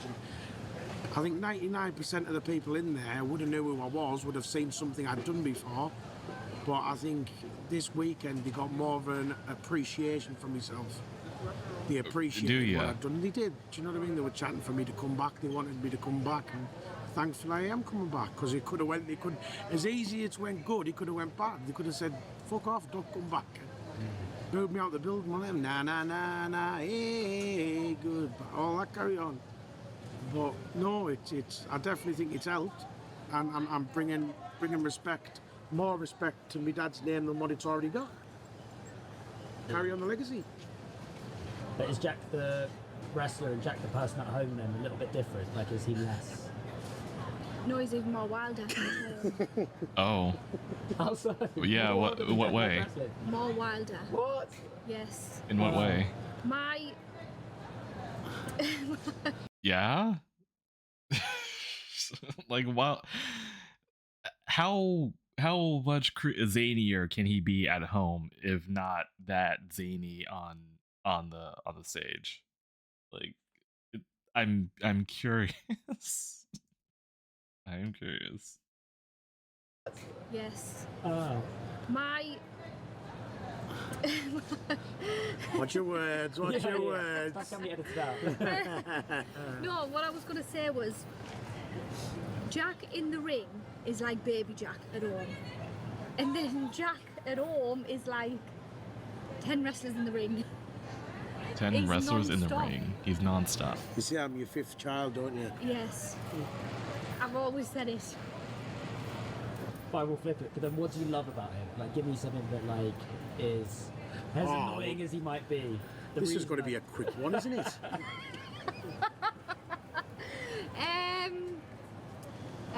I like You're singing.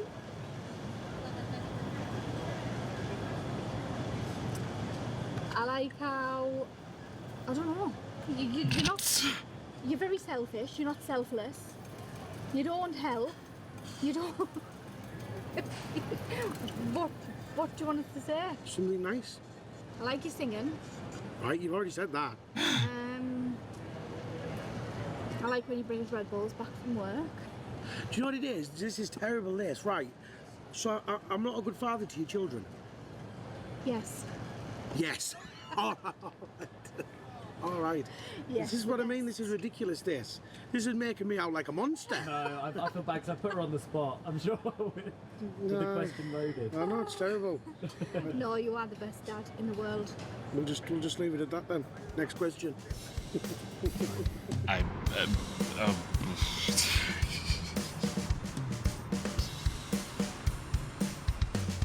it weren't for the great sex, the stress would have made me leave.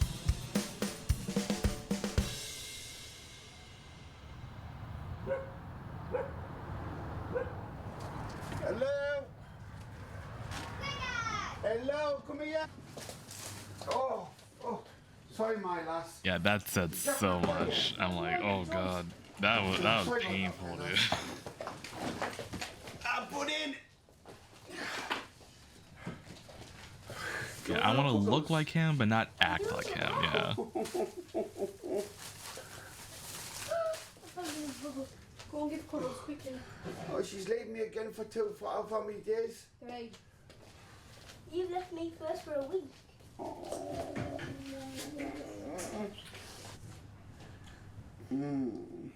Granddad's so tired, so sleepy. Why? Because there's a thing called jet lag. Right, let's see what we've got you there. Let's shrink that a little bit. Stitch. And Stitch. Is that cool? Yeah. I got your dad. Oh shit! Hold on. I just clocked the time. It is currently 12 a.m., meaning it is officially December 24th. You could wait until it's actually December 24th over on the West Coast, but yeah, like Roadhog said, it is the birthday for the cookie. So, if you want to go. You feel things so hard. Get him! Get him! Oh yeah, go ahead and blow up his phone. Go ahead and do that. If you're on the East Coast, I mean, you can use that as your excuse. But it would be officially his for his time zone. I think it'll be like what 3 o'clock my time. I think for it to finally get to that point. I think. But you know, there is that. So yeah, get him. It's like, and also it's like on the topic of men beating the shit out of each other. It's like, yeah, no, now I'm like, yeah, no, go wish him some happy birthday beatings. How about that? From big, huge, big titty men. Do that. Is that cool? Got your dad? Mom! Do you know what they are? Rachel got you them. Oh, me miss. I actually don't know if he has plans tomorrow. I don't know if he'll stream. So if he does stream, then like you prime opportunity to attack him. Do you know what that is, though?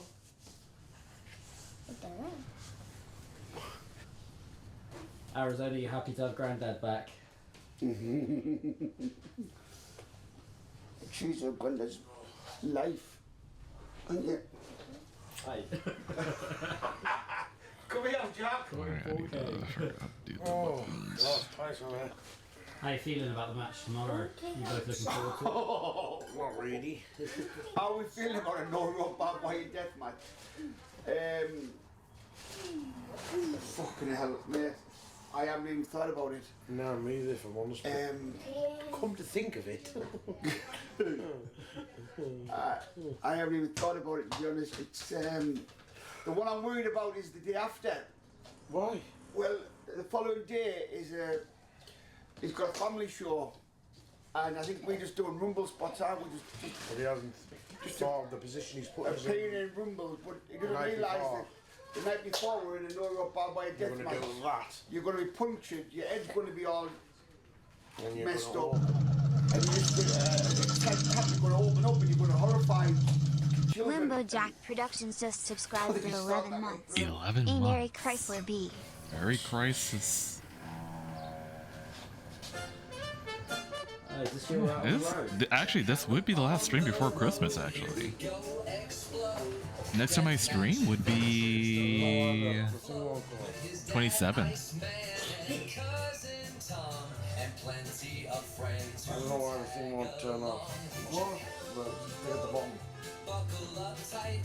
There's laughs, there's beers and brawls all night. Check out on the road. That's how it ends. Deathmatch adventures with all his friends. Oh, that's so fucking corny.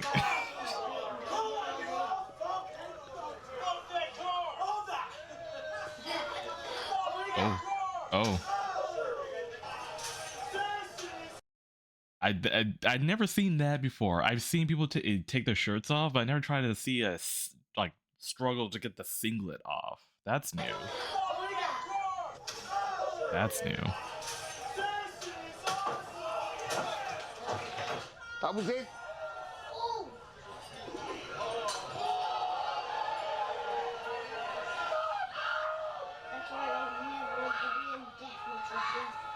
That's why I never want to be a deathmatch wrestler. User's brain has melted. All it takes is a singlet to be aggressively taken off. Huh? I think but that one there could have a bit of glass in. Could have a little bit of something. What even is this video be? Look after me, Deathmatch wrestling. Where really hurt me. We've clarified that it had nothing to do with me. It wasn't my fault.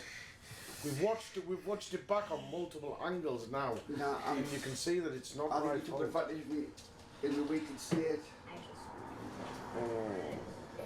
Took advantage of my weakened state. Oh.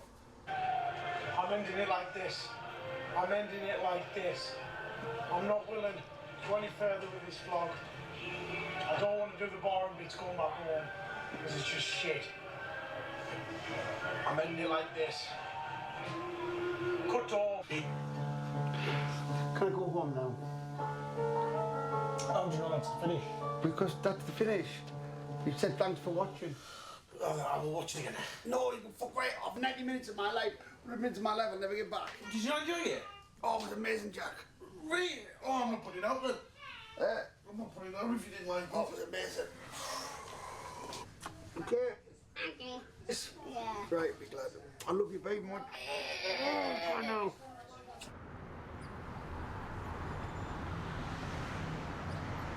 Okay, there you go. It needed to be bigger. I can hardly understand them. I have like some notion here and there. Do you think your dad will have slept well? No. No. I know he hasn't anyways, because I've been talking to him. I know he hasn't, so it is what it is, man. Make his tits bigger. They're already big enough. What are you talking about? Yes. Because it's like... Actually, this one titty does look a little off, though. We haven't got nothing planned at all, but we know what we're doing. We know what we've got to do, and it's like... Thank God.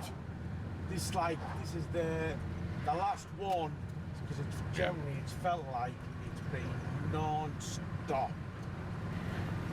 It really does feel like it's been non-stop. What can you do?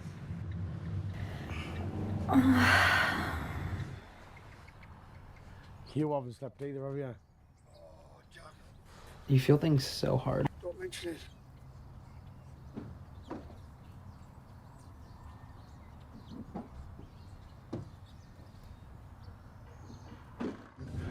I woke up, I'm 1:15. I've just been awake ever since. What do you normally do when you find that the moods are like kind of slipping? Yeah, I try and watch funny things on the telly, you know, to try and pick me the mood up and things like that. And that's what I've been doing. It's up to no good.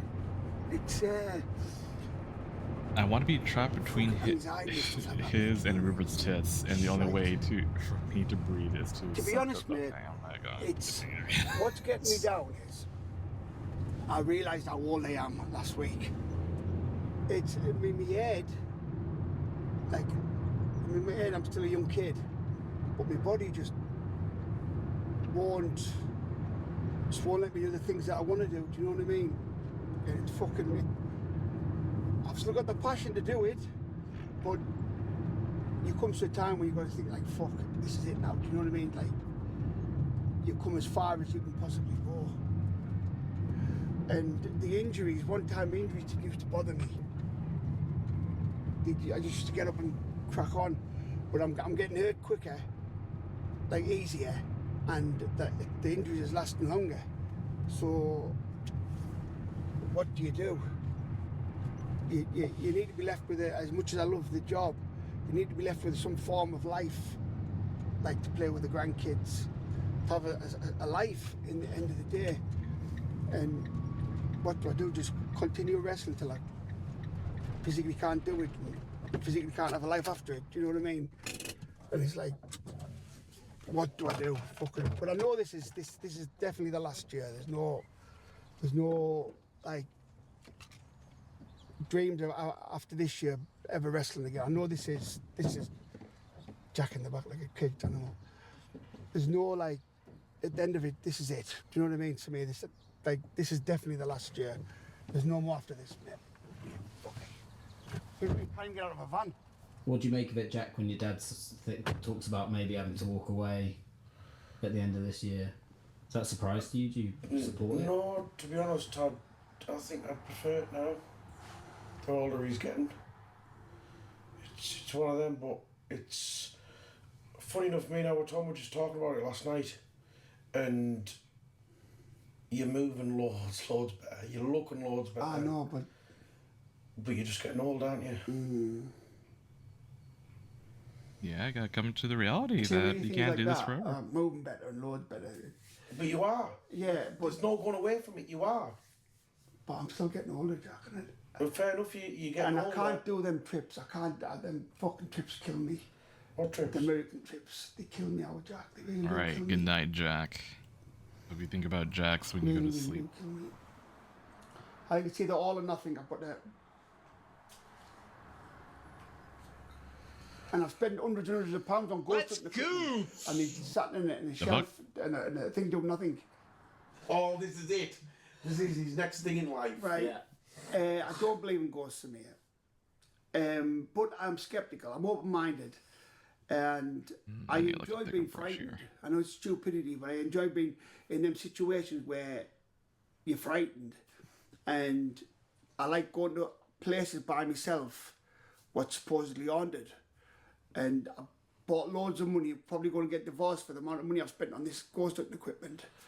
And it's literally in a box underneath where my iPad is, my desk is, and it's getting dusty.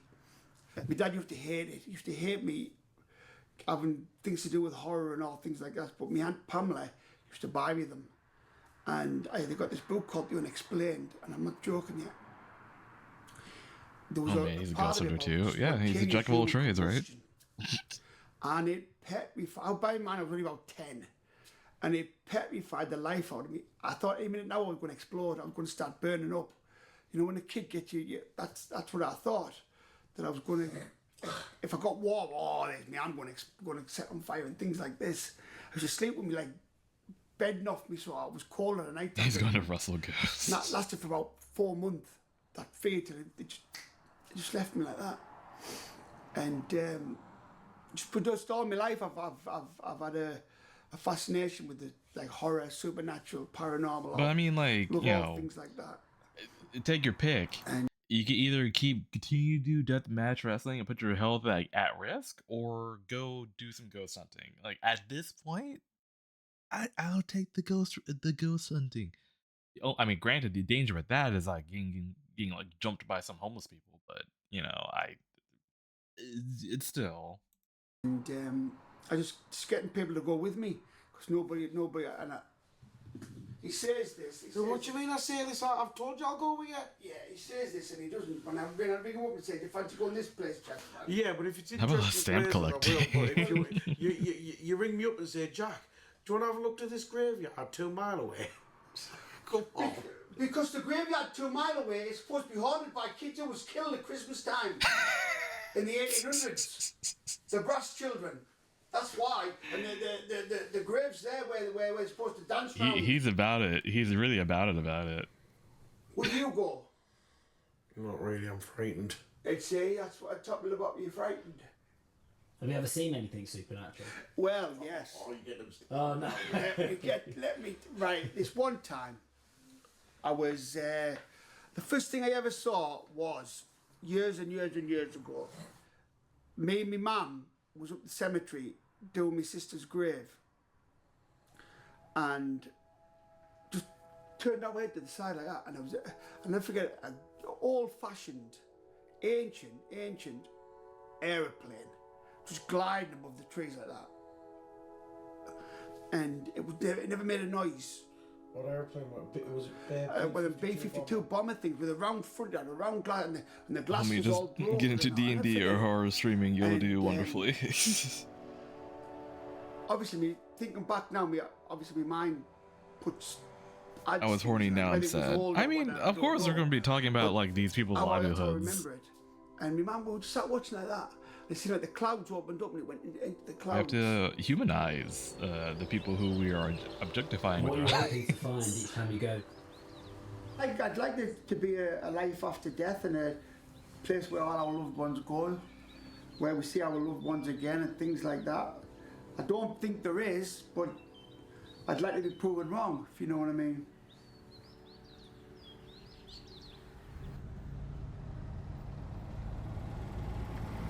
We're looking forward to the main event. We've got the Extreme Champ, the Iceman, versus his son, Jack Harrop. I'm so excited. These guys have travelled the world wrestling each other over the last few years. I cannot wait. I feel sorry for them though, because they've got jet lag, scars, broken, but they're still coming tonight and they're going to top it like they always do and send the fans home happy. Top it.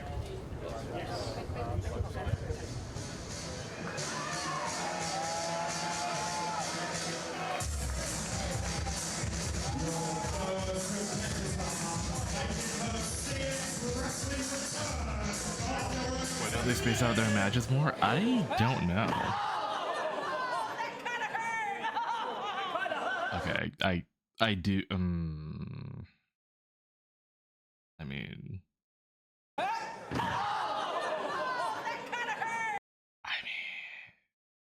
Okay, okay. It's been a minute. Like I've been pretty okay for most of the video.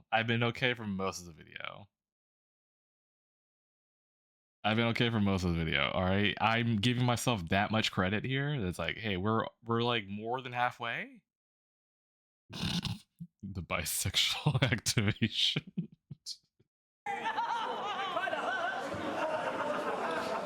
I'm amped, man. This is deathmatch father and son going at it for what, the 17th time? But it's special because it's the last time. I'm really looking forward to it. They always go fist for fist, blow for blow. They always smash it. And to be honest with you, they've really set the bar in deathmatch. They've done so much for all of us. Like, I mean, I know I'm not deathmatch, but I can get some blood, and I appreciate what they do because after every match, love the her canvas is vibe. swimming in blood. So I absolutely love her vibe. I love that. I love the energy. That's all. Excited, really excited.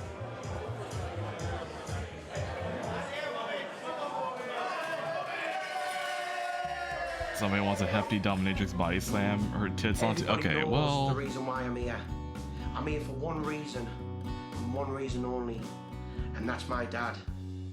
But I say dad, my dad, Isaac William Harrop, I love with all my heart. I would die for. But Iceman's another story. I thought he was invincible. But then you live and you learn. And I realised that all you are is an old man that can't walk away. Ladies and gentlemen, the winner of the Games of Death, one last time for Iceman! So let's do it on the biggest weekend in deathmatch wrestling history. Me and you, Jack and Iceman. Last. Dang, I kind of wish Jack the Red Panda still stayed a little bit. I know this, Dad. When it's all said and done, I'm not your son. You're not my father. We're just two grown men saying goodbye. He'll have to go to his own match. Oh yeah, that was good. Did you think when you had your first You ain't my dad. Here, almost Not a year? almost a year. A year and a half, 2 years? Do you think we'd ever do it twice in America and all over the country? Fuck that. Countless times around the country. I'm sick of looking at him. Sick of looking at him. I prefer him being with me than anybody because I can look after him. Nobody can look after a child like a parent. It's the same as deathmatch wrestling. Do you think you'll miss sharing the ring with your son? Not a chance. Hopefully, I'm awful. What more can you do? I'm open. Yeah, I think there will come a time when it's like, fucking hell, I did that, I missed that. I'm open. He'll get out of his system and he won't do it no more. Do what? Wrestling. That's the plan. We're just two grown men who have homosexual tension being relieved of blood and sweat. I haven't got it out of my system in 28 years. You know what I'm on about? I have expected someone to be like, oh, he's not your dad anymore? That means... I have expected someone to mention that.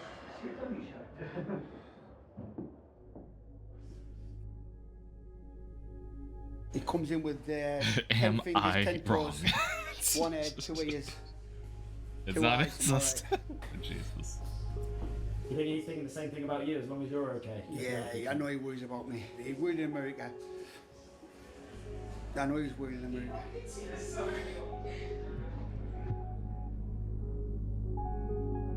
Imagine having a dad. Okay, Darcel.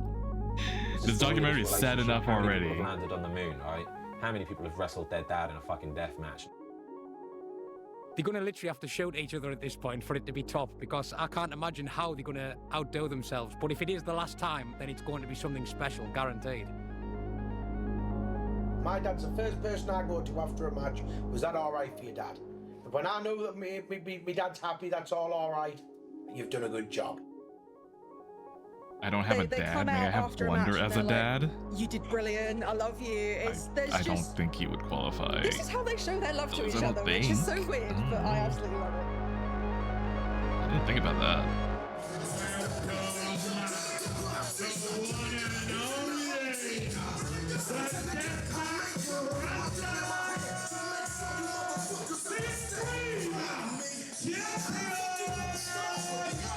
This is foreplay to them. God.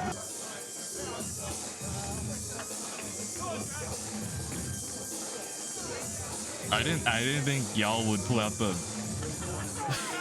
Never mind. I'm not gonna.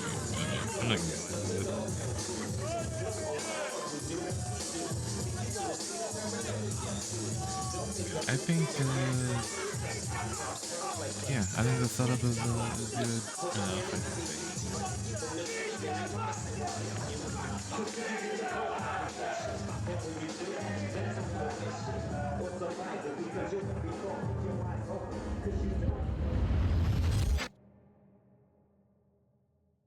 This kid is the future.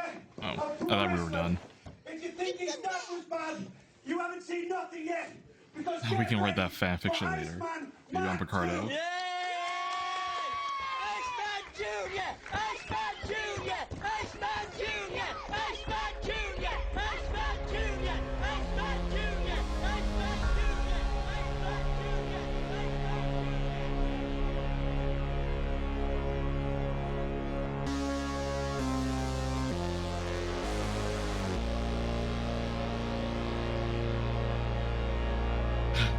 The Rock sponsors this by providing boss boost to the contestant. I hate that.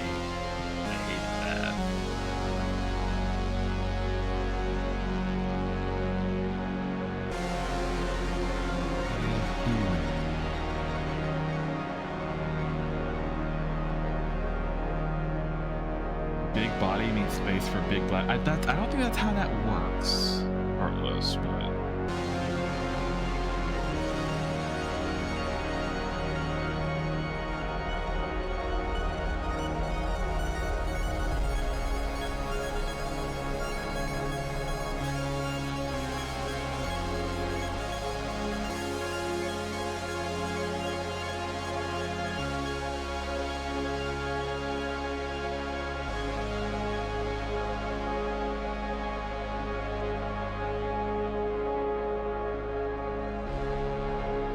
Be hotter if it's just tits squirted. Okay, I'm not even gonna complete that sentence.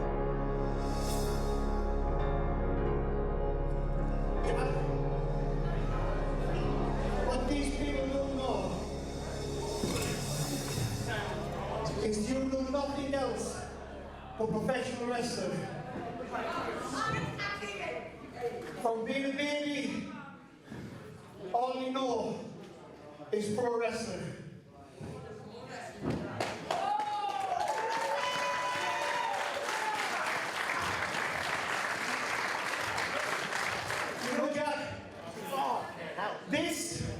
This, shut the fuck up, was normal to you. Is it? This was part of your life. Take it off at this point. Yo. And you wasn't very old, you told me, Dad, I want to be a wrestler. And I was like, no. And I was like, no, Jack, you're not being a wrestler. I said, you don't need to be doing this. But deep down inside, I was fucking over the moon. And he's just gone from better to better. And I'm getting emotional because he's my baby. And he's on his third, next in August, he's doing his third tour of America.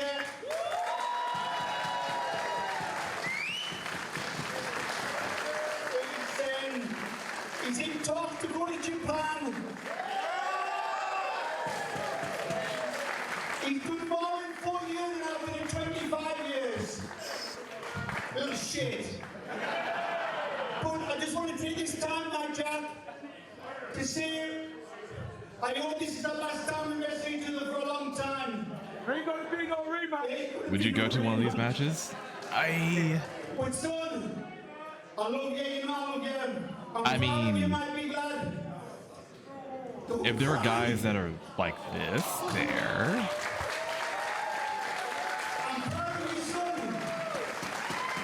Maybe, or I mean, the chicks would also. And when I'm long gone, listen, it used to be known as Iceman's Kid. I'll have to wear goggles though if I do go. Yeah, that's the thing. Like, I don't want the shrapnel from glass or a thumbtack being launched at my face or anything.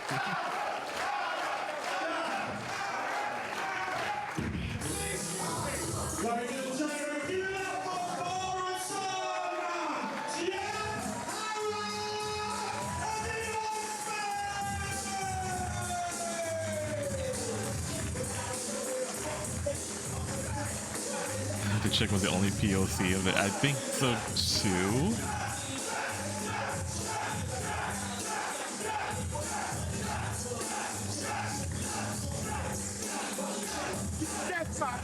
Fucking wrestling.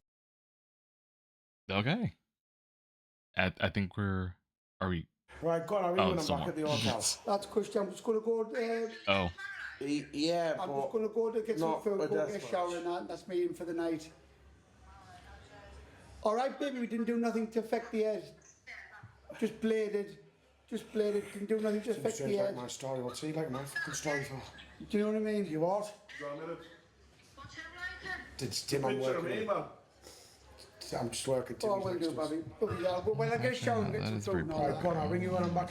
I'll back it up. Okay, I love you, bye. Why do actually yeah, why do white people want to be beat up so badly? Dorsal, do you have an answer to that? Oh, we can wait.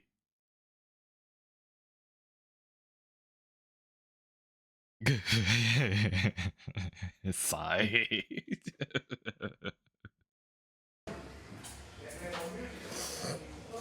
And all good.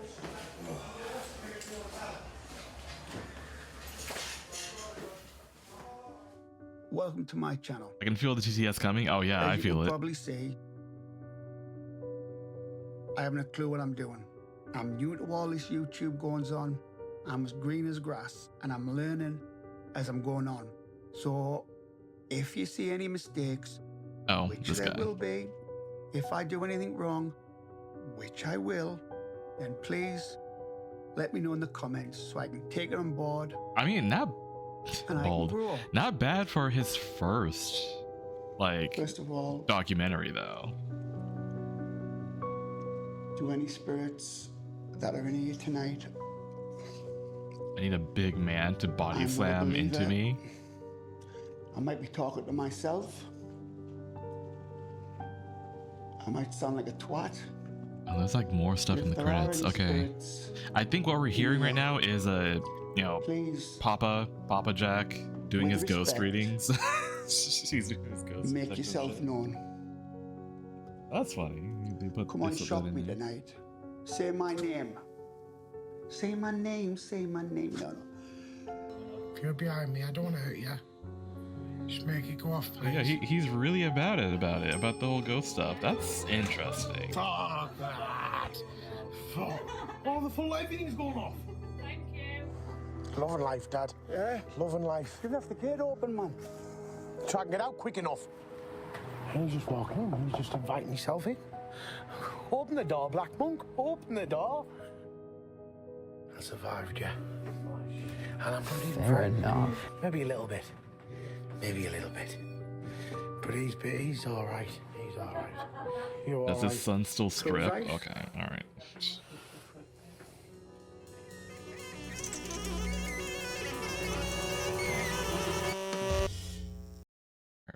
That's done. Okay, let's do. That was a little thing. I knew there was like a little bit of a treat, a little eye candy for some of you. Let's do. 'Cause, I mean, obviously we have to do something Christmassy, so let's do that. Actually, let's liven the spirits up a little bit more. Hold on, I got something else. I was gonna do like another thing, but I was like, let's.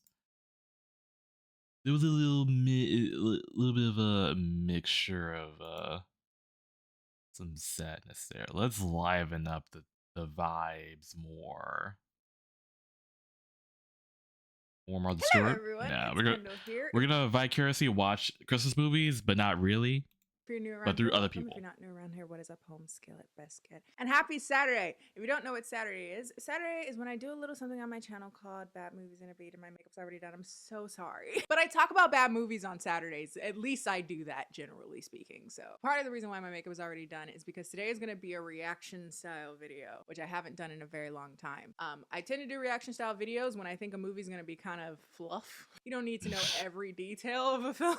But I wanted to do a reaction style video because one, I'm very late filming this video. It is 8 p.m. the day before. I just came in from New York. Best time, I gotta say. I would live in New York if it wasn't $80 billion an inch. To see friends, you know, do businessy thingy majiggers. Is gonna be about. Maybe here. Last time we were here, we Yeah, okay. watched Barbarian. Apparently, it's not The Barbarian, as you guys were very adamant to tell me. A scary movie that you don't know where it's going or where it will end up, and it made me mad. But if you like, check that out. That'll be linked up above or in the Bad Movies in a Beat playlist. Okie dokie. Artichoke. Today, we are talking about the new Lindsay Lohan movie, Falling for Christmas. I told my friend about it, so I'm gonna talk to her on the phone while we watch this together on Netflix Party. I'm also gonna Now send we out a have Netflix seen this Party movie. link. By the way, I if mean, you don't know where some I of put us up at links least. for teleparties, I usually But put them on Twitter. if so you follow me haven't, on Twitter. then One of my friends is this a would be big, a like, nice Hallmark substitute, I would Christmas think. romance movie person, and I was actually on the phone with her just before I started recording this. Before watching the movie, just based off of your knowledge of Hallmark-esque Christmas film, what do you think this movie is gonna be like?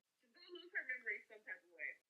And then she's going to like be adopted in some type of way by this gorgeous man who owns a lodge, and he's gonna take her in, and she's probably a bitch, just really like ignorant to how real people live. But then, of course, because there's always gonna be some biracial curly hair child that comes in and she falls in love with the kid, and she finds out that the biracial child is actually the really fine man who owns the lodge. That's his child. And then she ends up falling in love with the guy, and then the little girl is gonna be like, Daddy, I want a mommy. And he's like, oh, I know, mommy died a very long time ago. And she'll be doing something just innocuous, just regular person stuff, looking at probably like a little snow globe or something, and he'll be watching her in slow motion, and the music go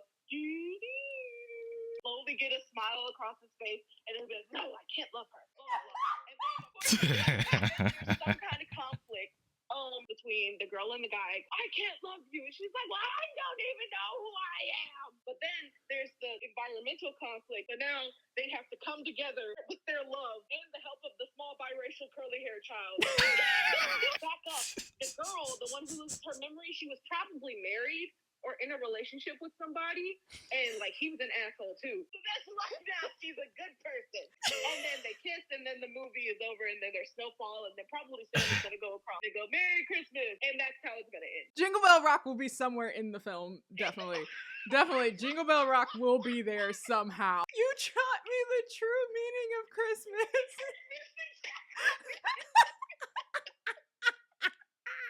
Let's do a quick read on what the movie is supposed to be about. A young, newly engaged heiress has a skiing accident in the days before Christmas. After she is diagnosed with amnesia, she finds herself in the care of a handsome cabin owner and his daughter.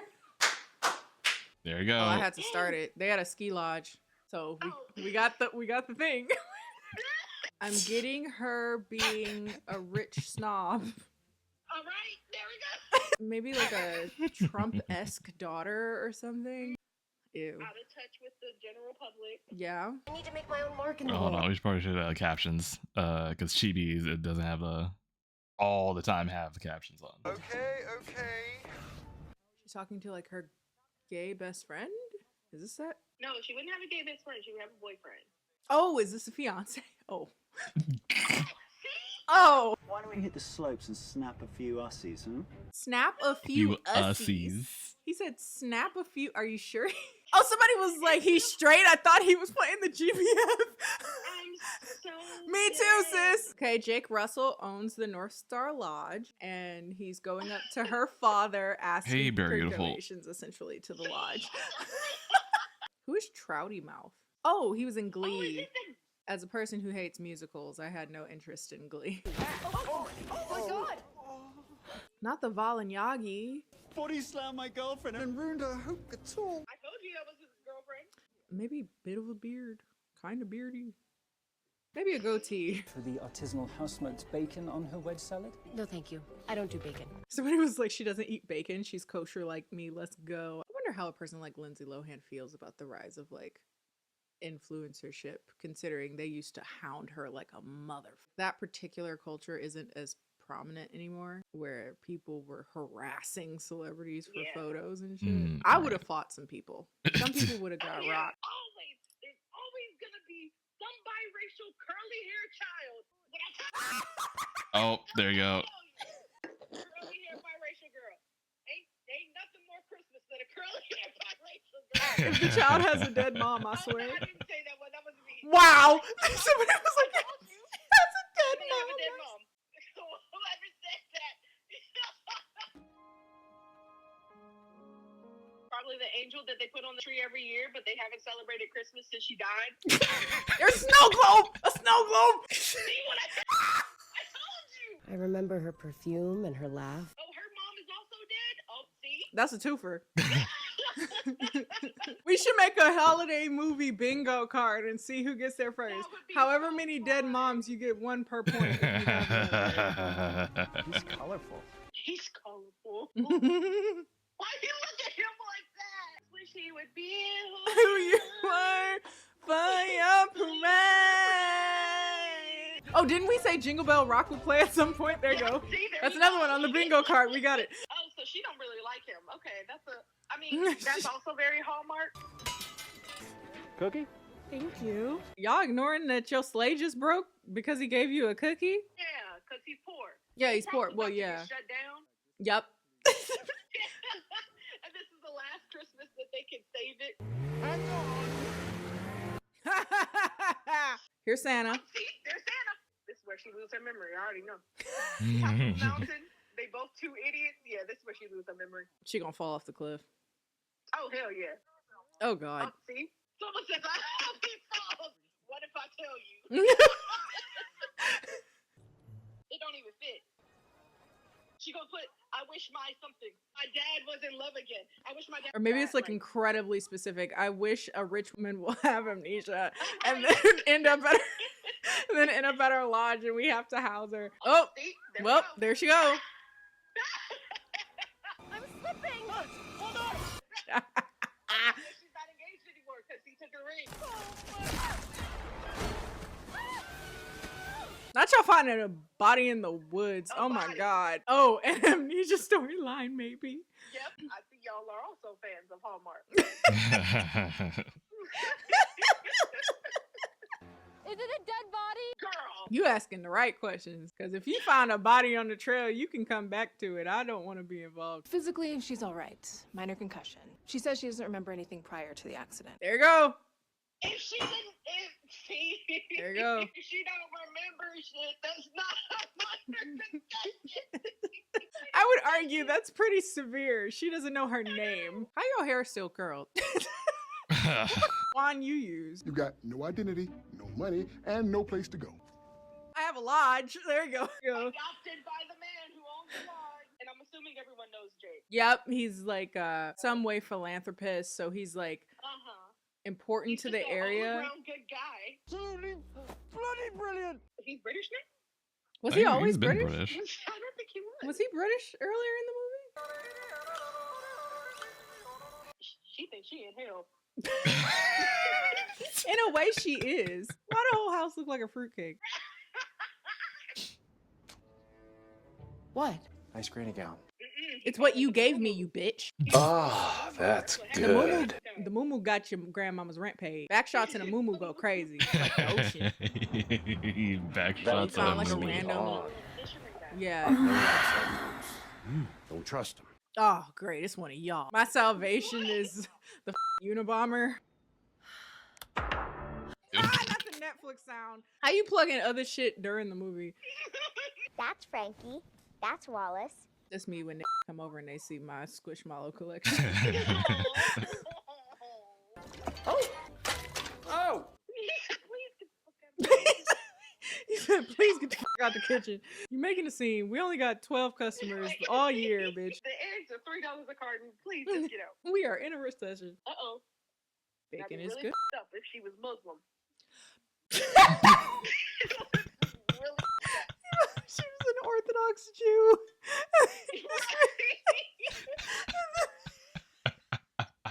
Be really up. Eating her bacon. Like during the time at her most vulnerable, she don't remember who her name She is. ate hella bacon. She ate hella bacon. Moment where she's like, it's either giving up bacon or giving up my ethics. And then she realizes that maybe bacon is just more fulfilling than like animal welfare. Why are y'all would ship any two people, wouldn't you? They trying to ship the fisherman and Tad together. Somebody give the LGBT community better representation because y'all be grasping at anything. What is happening? But the doctor did say that if I did normal things, my memory might come back. Normal things. Okay. define So normal since she was things. rich, she probably didn't do housework. So they're gonna get. Yep, they're gonna get.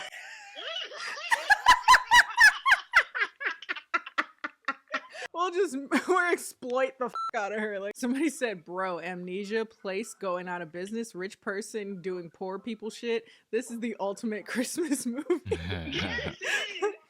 How she get the toilet? Oh my Please stop shipping them. Y'all are so sad. Y'all are so disappointed. Does the accent switch or am I tripping? Somebody asked that. Okay, so we're not crazy because he was not always British, was he? You're so strong. See? They right to ship them. Don't you worry about me. I got big feet. Come on. Here we go. Yeah, I'll let y'all get out if you're even still paying attention at this point. If you're still even here.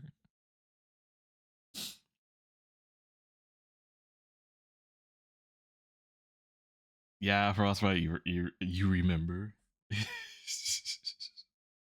Oh. The gay agenda strikes me.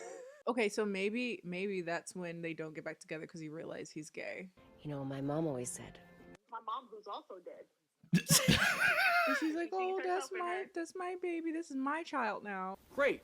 This is the last thing I need right now. Someone was like, they're gonna have angry sex. This is a Christmas movie. Yeah, I already got the gay agenda. I was gonna say, y'all already got the gay agendas. Now you're being greedy. She gonna fall down the steps and you gonna catch her? Maybe not catch her, but maybe like be there for her in her time of need. Yeah, there you go. Yep. I was like, sue his ass. He don't have no money, sis. He has no money. See? What I tell you, I ain't even impressed because I knew. And it's beautiful. And she fell in love with it and guess who's gonna buy it for her? And it'll help her remember because she held one at one point, yeah. Oh, I thought the mayor was black. I was about to say, wait, hold up. He is black. Look at him. Who told you that? Oh, that's crazy how like your boyfriend can tell you can't sing and even though you don't remember he exists. You don't remember. They don't remember you, but they remember how you made them feel. You Exactly. Told them, which is crazy because Lindsay Lohan was a rock star. I'm tired of people lying, saying what they want about me. Okay, she's remembering her mom, who's also dead and deceased and passed on. What if they died the same way? Died around Christmas. Something about Christmas to just be killing moms. I don't know what it is. She they is. always know how to find Lindsay Lohan's like. Look at her waving at the people outside the line. She feels a part of it. She now knows how to do a bed because the abuela taught her how to do stuff, which feels a little racist, actually, as I said that. Just the right amount. Bitch, you got a cup for that. She's still doing it wrong. Oh my. Not cool. He threw that hard as shit. I know it's marshmallows, but he was like, actually. I'm so happy I didn't actually write a script off of this. There is nothing to talk about. She's crying because she's remembering her daughter. Right. I bet she's gonna say, I haven't seen him this happy. Ooh. She died. Going. This might be our last Christmas at North Star. Oh, see? Told you. Mm-hmm. We on the brink. It's gonna be their last Christmas. She's gonna find the angel. Mm-hmm. She gonna find the angel. Now, and then he'll see her finding the angel because there's something like traumatic about it. Like in relation to the dead wife. It's the last thing she gave him or what if she breaks it on accident? Oh my god. That seems a little dark. That seems a little dark. I don't think they're gonna do that. Ooh. Oh, see? Carla and I bought it together. Bought it together. First Christmas? That is the skinniest Santa Claus I've ever seen in my life. They made him walk to house this year. Okay, black woman. She's gonna be the one that tells her all of the great things that he does for the community. Mm. Well, either the abuela or her is gonna be like, "Oh, I can see the light in his eyes since he met you." See, there she goes. She says, "I don't know what we do without He volunteers. He donates money. Someone was like, "No curl patterns tighter than 4A on my watch." You better wand curl that shit or don't come because otherwise it's not Christmas. Not Kwanzaa, all right? This is not a kinky Christmas, babe. Oh, they're standing under the mistletoe. Oh no, it's not gonna happen yet. It's not gonna happen yet. Oh, Ah. no. I mean, what if you're with somebody? That would be unfortunate. Because that would be my favorite. I'd be like, that would suck. But the guy that she was like gonna get married to, what did he say? He's like, oh, it's all riding on him finally being who you are. By a parade. What's it for? A North Star fundraiser. No, absolutely not. Oh, Not yeah, him being prideful too. He doesn't want a handout. Oh. Yeah, even though he went to her dad earlier. In his mind, that was networking. It wasn't begging for money. Okay. So this is the conflict. And what do you know about memories? I mean, you can't even remember your name. Oh, damn. There we go. Wow. That's the one. We've made me feel things that I didn't ever think I was ever going to feel again. What did she do? She stood there and held a snow globe. I guess I'm just, afraid of making new ones, even with somebody like you. Such a turn off. I am afraid to literally just have human interaction. So I'm gonna be a dick to you. Like, you're 30, sir. You've been doing everything you can to hold this family together. We are all right now. Are you? I'm like, are we all right now? Something I've been saving for the right moment, but we need Sarah to help us put it up. I don't know why the little biracial baby shrug just made me mad. It felt almost animated. How about that? It's not perfect. It's literally about to fall over. This is what you get for getting someone that's 4'3" to tell you where the center of an 8-foot tree is. That conflict lasted about not even a whole scene. And also like you just said, bitch, that's why you got amnesia. And then he's like, I'm sorry, it's just because I'm in love with you. Like, what? For real, Tad X Ralph. We gotta stop lowering our standards, guys. Oh, the dad's finally back. Like, oh, we lost your daughter 6 days ago. That's crazy because I would have lied. Had all you can eat sushi. Oh, Okay, I wish so I had this is when that. she's gonna say like, I've never seen him smile or something like this. Right, just being with you. Is it her daughter's clothes? Oh god, that's creepy. This is what we were gonna make her wear in the casket, but we figured it'd be better for a more festive occasion. This is giving very mean girls coming down the stairs. Oh, but I don't like the gold with it. Giving very like on our way to the bingo hall. Everyone's just roasting the jacket. Yeah. It's giving early 2000s weirdly business casual going to the club though. I slay all day. Oh, nice! She dressed like Anita Baker. Summit Springs Town Council has put forth a proposal to have the North Star Lodge declared an historic site. This white woman has been here for 3 days and she get a shout out, but Abuela been here for years. For years. Oh god. Ugly ass, chiclet ass ring that you got. A yellow diamond. Thank you so much. Forget about it. Don't forget about it. You just got your memory back. That is true. No actual bonding happened. So to do a montage about them getting closer is definitely a choice. Not her making her bed. What the f is that?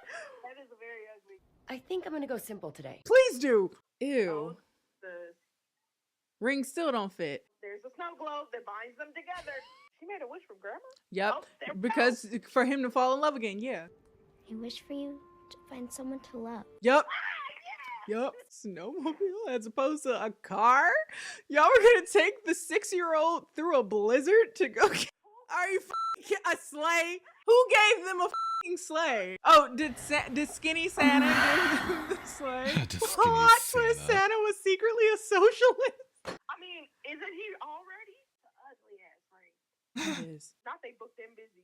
Let Abuela sit down. This is not her job. Watch, this is where she has a heart attack and dies. It's okay. I'm gay anyway. I fell in love in the ice snow with a rocket man. That sounded like a TVXQ song for a second. I fell in love in the ice with a rugged man who lived off the grid. Harry? Yep.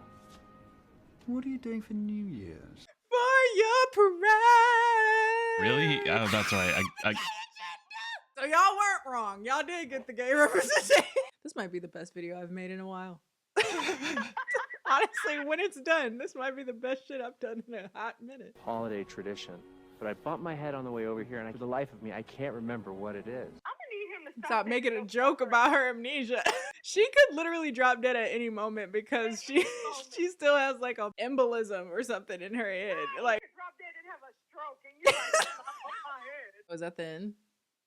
Why did they keep having the people in the hot tub? Why are they still there? They might be dead. They probably been cooked in there a little bit. Rock is playing. Oh yeah, we did it! Call bingo! Okay, it's beginning to look Why is there a rap part of this song? Why is someone rapping? I told you there was gonna be a rendition. It's never just Jingle Bell Rock. Okay, fine. They literally said the lyric, "Bring it back in, Lindsay Lohan." Movie sucked, but it was a fun time. This is the best, most wonderful, awful thing I could have done with this day. I'm so excited to actually edit this. And I'm never excited to edit videos. This is gonna be a rest. That's all for today, folks. Say bye, Chibi. If you like this video, feel free to like this video. Follow me on all my social media, Instagram and Twitter, both of which are KennyJD, and I will see you guys next time. Bye. Hi. This is hi. Oh, everyone, it's Kendall here. If you're new around here, welcome. If you're not new That's around here, a damn great friendship. I love Happy it. Saturday. If you don't know what Saturday is, it's when we look at some movies, all right? Sometimes I put on makeup, but for the next 2 weeks, we're not doing it. The year's coming to an end, and I'm very caffeinated. Let's go. Let's bring the Christmas spirit in. God. Quick updates before we get into it. I have my nose ring back. I am reborn. I got banned from PSN because I said the N-word. As an N-word. And I'm banned for 7 days, so that's fun. Also, I love your customer service. They literally said, what? Kept me on the fucking line for 30 minutes just to say, well, we sent you an email, so thank you for that. This is Chibi. Hi! And today we're doing another of the highly requested series of bringing Chibi to watch holiday movies for me for Christmas. Roll off the tongue title. And for the next 2 weeks, that's what we're doing because we're pre-filming, baby. Look at us being proactive. Before we get started on that, let's send it over to Admiral Kenny, bills and all that. Skip the Admiral Kenny. You have a baby to provide for. I'm gonna be an auntie. She's gonna be an auntie. Anyway, send it over to Admiral Kenny. Hello everyone, it's Admiral Kenny, and today's video is sponsored by HelloFresh. HelloFresh. Oh god, I actually am hungry. Last week when we were here, we talked about Fat Man, the story of a man who is played by Mel Gibson, who is also supposed to be Santa, who gets a hit put on him by a 12-year-old boy who was very upset that he had gotten coal for Christmas. Shockingly, not as interesting as it sounds. Insane premise. And hopefully, insane premise. I'll say that, if we though. get that script again, we can redo it and have less pizza Mel beat? Gibson. So if you want to check that out, almost that'll be linked up above. 1 Or you can check it out in the Bad Movie playlist. And this week, we're watching a movie that Chibi recommended, referred to as The Princess Switch. It's a movie with Vanessa Hudgens, Sam Palladio. And nothing's open. Because I want to say, that's the problem. Like, nothing's Spanish? Open. Am I supposed to it? Palladio? I think he's just a white man. The Princess Switch is a 2018 movie that is the beginning of a very long-going series of movies that unfortunately we won't be getting to this year. But I'm curious how this will go, considering they kept making more movies. I'm just so curious, like, why when a down-to-earth Chicago baker and a soon-to-be princess discover they look like twins, they hatch a Christmas time plan to trade places. So before we get started, last time Chibi was here, grocery this is store gonna to be a buy reaction frozen video, pizza. by the Damn, way. so, But I mean, if you recall, like, last time we were here, oh yeah, no, we were discussing don't. some Yeah, like I don't. very quintessential Christmas Also, time holiday I'm gonna go out movie there. Hallmark-esque tropes.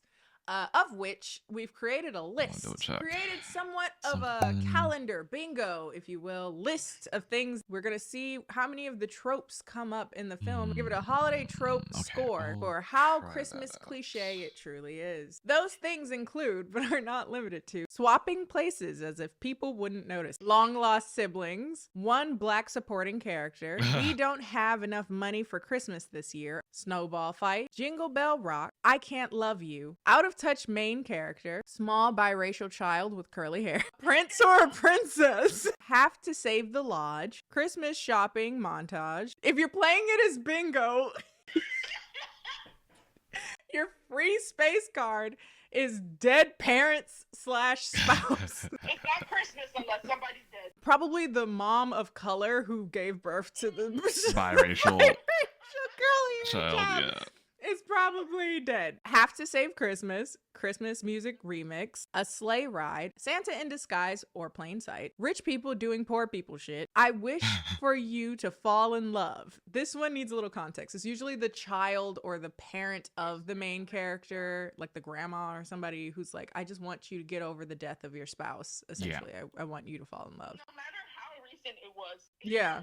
Yeah, it could be literally 3 months ago. It's like, move on. Forgetting someone you just met. A race to stop a person from leaving, often going to an airport or getting married. Airport. Memory loss / dementia. Snow globe. Love interest is a saint in the community. And evil mother-in-law. So those are our 5x5, 25 things that we're looking for trope-wise. And we'll see how many points that this movie particularly will get. Actually, let's do a Netflix party. And we are going to let people come and watch it with us. Follow me on Twitter if you ever want the links. Oh, I'm just so hyper aware of all the caffeine I drink now ever since that TikTok. Apparently, the average coffee I drink from Starbucks, like 1.5 times the amount of caffeine that she had, and it scared her. Well, that's not true. In one drink, it scared her. But she was drinking 4 of them. Jesus. So I'm surprised she didn't have a whole like cardiac arrest. I'm surprised I haven't died yet, honestly. You were doing that with pre-workout. Pre-workout and espresso, and then like, why am I up in the middle of the night having a panic attack and listening to Bo Burnham? I was like, yeah, when I stopped working out, my mental health got way better. And it's like, is it perhaps correct, because Ramens. you are on crack, ma'am? Correct. Is it perhaps because you but are I'm doing literally tweaking? I'm trying to do like a more And it's not really your mental health that was at stake, but the amount modern Probably rendition. both. And it's always when More your mental accurate health rendition. is better when people want Because to he's be supposed like, to be hey, older, you were on so my mind. physically I'm trying to capture that. Yeah, this virus is crazy. It really got me thinking about how I was infected by your love. And I hope you've been good. Blah, blah, blah. Like,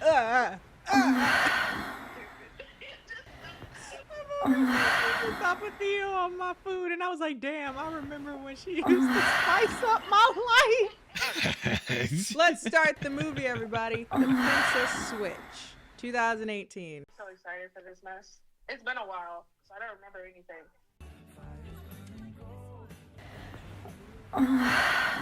She's in a bakery. Was the bakery one? No, it wasn't. But they always have Christmas cookies of some kind. Oh, yeah. A bonus, yeah. Dad! Oh. Well, we don't know if she's biracial. She could. No, she's biracial. She does have curly hair, though. Is that She like does a have half curly hair. point then? I guess so. It's gonna have to be. Half point. But she is a black supporting actor. Mm. Oh. So that's a point.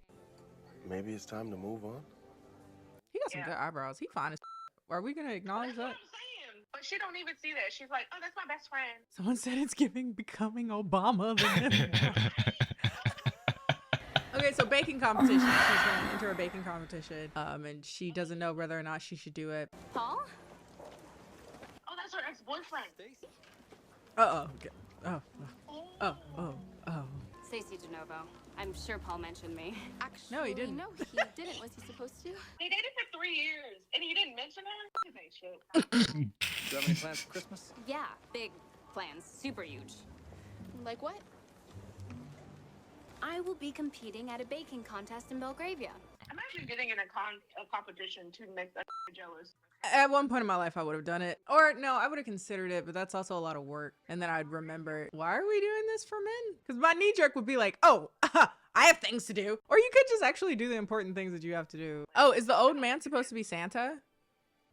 I think he is. Yeah. Oh. Probably. So let's do a tentative 1 point for Santa in the wild. We could even get some stockings for the fireplace. He's so fine. Only thing is, and we gonna say it because it's always my thing I have to say, he needs what? Most men need it, okay? He doesn't need it though. He's fine without it, which is a rare breed that looks okay. A without rare facial hair. breed. Look at his profile. That man is an Adonis. We supposed to just be like, oh yeah, Christmas tidings. I want to smash. He would make me consider actually dating a man. That sounds very familiar to chat, actually. Whenever there was like a man and it's like chat's getting like, I need to milk him. I need to milk him. Drain him. Yeah, Frost? Yeah, Darsal? Like, oh yeah, Christmas tidings. I want to smash. That chat points at chat. He would make me consider actually dating a man with kids. I mean, hey. I'd consider it. She go to school 8 hours a day, and she got a mama. No, I think her mama is dead or something like that. Are we sure about that? Can we give her a dead mama free pass? I would wait until the conflict Because they're gonna have a conflict. They always have a conflict. And that's probably when the dead mom's gonna be brought up. She's gonna be like, damn, how did I catch this straight? I'm over here cozy in a casket. Hey, slow down! Would you watch where you're going? They almost ran her over. Oh, is it Jennifer Lopez? I'm so dead. Go play Millie Bobby Brown. Allegedly, according to random people online, so maybe that didn't happen, but it's a funny story. It's an incredibly funny story. If it did or didn't happen. Just hilarious. Oh my god. He's so fine. Actually, you know, Look how soft his hair looked. I don't like those shoes. Okay, twins. I have notes about the outfit. I don't hate it. I don't hate it. It's just a lot. I wouldn't go with the pearls because it's a detailed neckline. You don't need that. I don't like the pink of the purse. Oh. I would Why eat. did she bow like that? She bowed like her back hurt. As a master shari. Sound like Sean Connery. Yo, this baby is so funny to me because all she do is dance. And everybody just be ignoring her. I really wish you and Stacy were a thing. Oh, we need a mommy for Christmas. Daddy, I want a mommy. So what's up in the card? Stacy, I think we were destined to run into each other. I'm supposed to marry Prince Edward on New Year's Day, but I don't know anything about the people here. I want to be you. It'd only be for 2 days. No I one want to will be notice. you. Let's go. Caesar the Husky is on board Oh, with the dagger. yep. Caesar, hello. Welcome on board. Will this be like a rich woman doing poor people shit thing? Yes. Okay. Does he happen to have one of those fancy limousines? I believe so. Why do you ask? Because he almost ran me off the road. There is Kevin. And Right, she looking at her man. Exactly. As she should be. Right, because you ain't gonna make. Because if you sit on your hands, and I will sit on him. I just realized she cut her hair. Oh my god, what? She cut her hair for a hoax? Yes, for like 3 days. Wait, she's gonna fall in love with her actual fiance? That just almost ran her over? please do come in. Yeah. I wish I would curtsy for my husband. Is there a problem with the sofa? No, not at all. You seem to keep staring at it. I have a lazy eye. Oh. Yes. What? Time, just when I get fatigued. Jackass. That's crazy how he forgot he almost killed a person earlier. It's a regular occurrence. I'm sure J-Lo doesn't mentally take note of everything. Allegedly. However, if that is a thing, Millie Bobby Brown has every right to sue her ass if it did happen. God, he fine. Jesus. A lot of sights to see. Oh, it's a different person. Oh, wow, I forgot. She's like, wow, he fine as he do look like Obama. He do look like Obama. Hello, Americans. We are hosting a baking competition. My fellow Americans. Me and Michelle are... The dear girl has been through so much already, losing both her parents. Dead parents. Oh, Did dead I already parents. take note of that? At least another one. These are the hats my dad was trying to buy me when I said I wanted just like a winter hat for Christmas. He was giving me deadass. He sent me pictures of like a red church hat, like I was Carmen Sandiego. And what is with her and her like rebellion against shades of pink that belong together? Like, what is it like? She's like, let me go with the bluest pink blazer and then a peach dress, peach pink dress. It's ugly. She sit down like a Sims. Did you see her?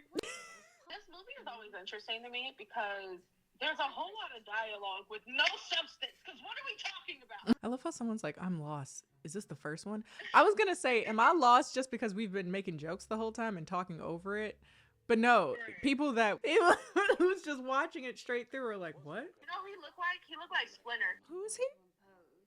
Splinter from... No, I know who Splinter is. No, who is he in the movie? The butler guy. Wait, let me double check. You don't have... Yeah, he looked like Splinter. Yeah, right. Y'all slowed that shit down like, oh wait, he saw her as if he's never seen her before. This is the same person, but I just see in a new light now. Give an Old Navy commercial. Her slow walk in. Winter sale, buy one, get one 50% off. Girl, why do you have a crush on him? He nearly ran you over. Right, there's no chemistry between them. Someone just set the green screen in the background. I didn't even. Oh shit, it's the same green screen from Falling for Christmas. It's the exact same green screen. Someone said I went to the store, came back, and I truly feel like I've missed nothing. Nothing at all. Hey there, princess. Ooh. Well, baby found out. She's gonna kill her and sneak away to freedom with Barack's. And let's forget about that. Oh my god. It's like he's sculpted. Oh, Splinter. Stop calling him that. He didn't do nothing to deserve that. These need to go to the kitchen. She said, "Get your maid bitch ass on." Your maid? You should wear your maid outfit. Hey, maid. I see you got on your maid outfit like you always do. It's been passed down from generation to generation for over 300 years. 300 years, so y'all own slaves is what I heard. Yep. Colonialism. You want to see who made this beautiful house? Slaves. Yeah. I think my period just started. Oh no. Not in the middle of the movie. Everybody continue to watch. Entertain the people, GB.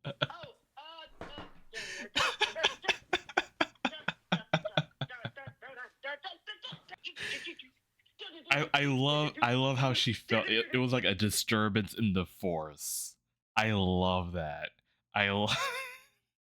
It was just like her body trying to escape the movie. Colonialism. You want to see who made this beautiful house? Slaves. Yeah. It's like she had like a vision.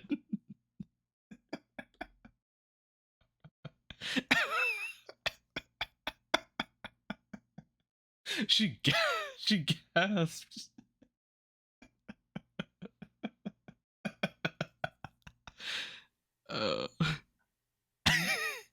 I think my period just started. Not in the middle of the movie. Everybody continue to watch. Entertain the people, GB. Oh god, that's so funny. It's like disturbance in the force. Disturbance in my uterus. Oh god, that's so funny. I'm back, and yes, I was correct. Paul, the man who broke your heart. Right. I think it's time for me to get over Paul. She said. She said. Sure, Barack, we can find another. Ooh. I'm back from eating eggnog pie. That's Okay, a better. thing? Yeah, better. What the hell? I didn't know that was a thing. Do you hear that? Oh, it's a fire alarm. Is that your house? Okay, so it's definitely my apartment's fire alarm. Oh, now I want to stop.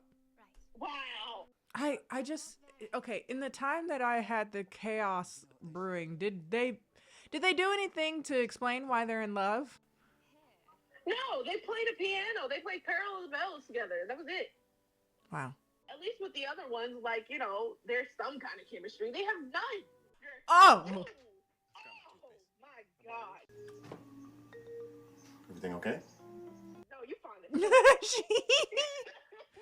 He got some big old titties. You're right. He got some. Chat. Again. Chat. He got some big old titties. Chat. Looking at you, chat. Looking at you, chat.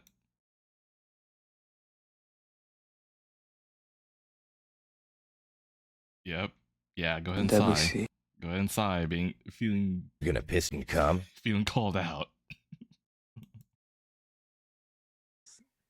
You're right. He got some big old tits. She keeps saying it. Big old Put my face in the milky. She keeps going. Come and mop up, boys.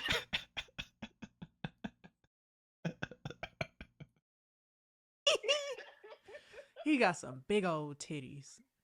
You right. He got some big old tits. Big old milky. You whore! Put your titties away. Oh, she's wearing a color other than. This is cute. This is cute. Where are the presents? We don't have the budget for a present. Budget? We don't have the budget. We don't have a budget. We got the princess coming in, but she can't lend us dollars. Has been coming every year before she even showed up. And they're still broke? Walk in red bottoms. I hope you broke orphans get something one day. And you're a princess in your heart, but not in any of the monetary ways that it matters. It's a family shelter. Family shelter that they go to read a book but can't lend a dollar. Open your purse. Next character out of touch with reality. Ah, yes. You don't know what Twister is? Whole mic. Whole mic just. Why do they always have to make the kids in the shelter look poor? Like, damn. I'm going to make it a tradition to come here once a month and get to know you all. Get to know to open your purse. It don't matter if you know us. Who cares? Oh, mistletoe. That's another one we should have wrote down. Oh, wow. Oh, I didn't think about that, yeah. You hater. You hater. He said, okay. Karen and I weren't meant to be. Oh, they're divorced. Oh, they got divorced. Not dead for once. Oh, wow. Oh. The whole. The vein showing up in his arms are wild. I would take it to the hilt. Why did I think the mom was dead? We all thought the mom was dead, okay? Yeah, She I usually thought. Once again. In the movie. Oh, that's nice. That's cute. Kiss. Kiss. Do it for me. Chat. Last few days, I feel like it could be more. Oh! Oh! Ah!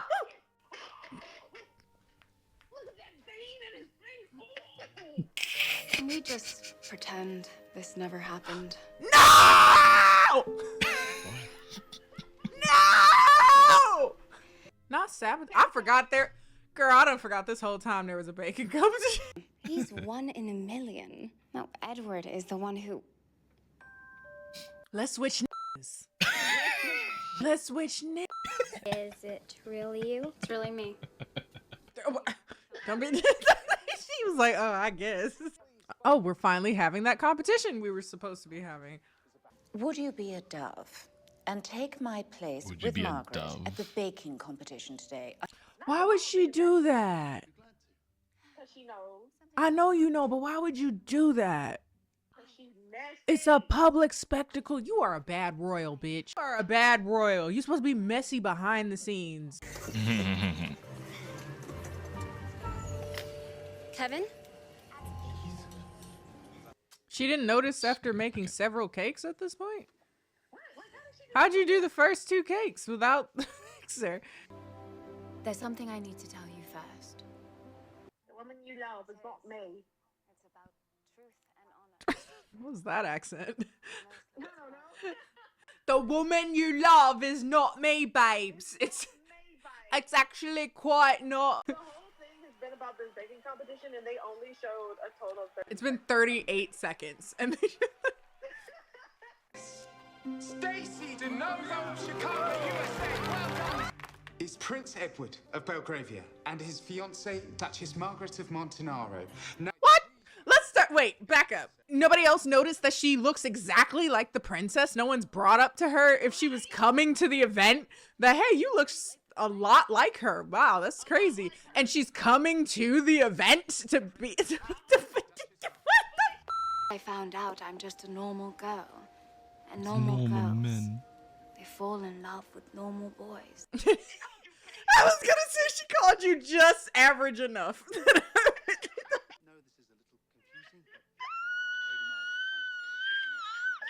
Wait, please. Stop. Edward, you can't be in love with me. Can't be in love with me. Oh my God, he's proposing. Oh. Oh my God, he's proposing. Oh no.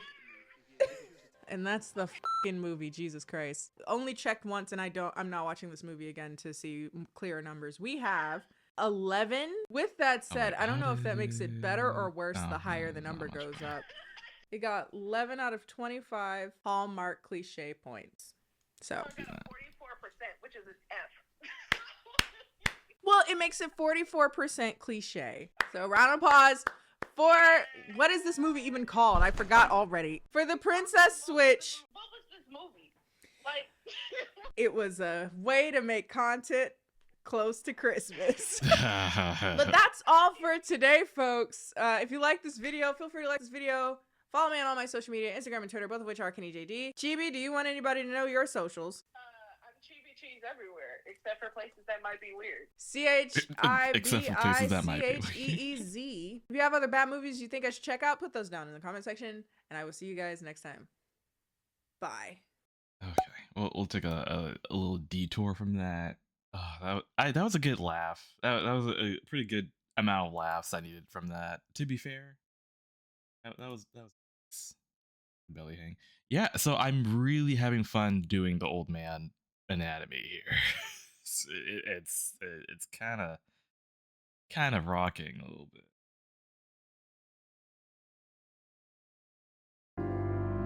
It was loud. Wish you a merry.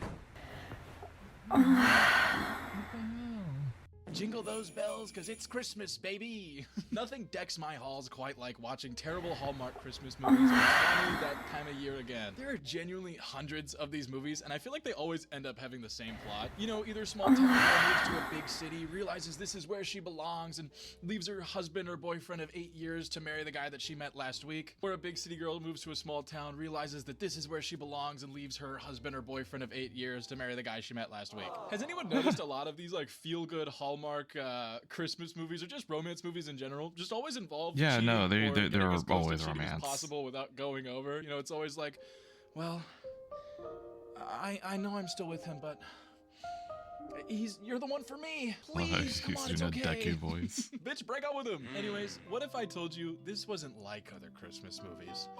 No, this one's dark and twisted and fucked up. It's called Christmas Crime Story.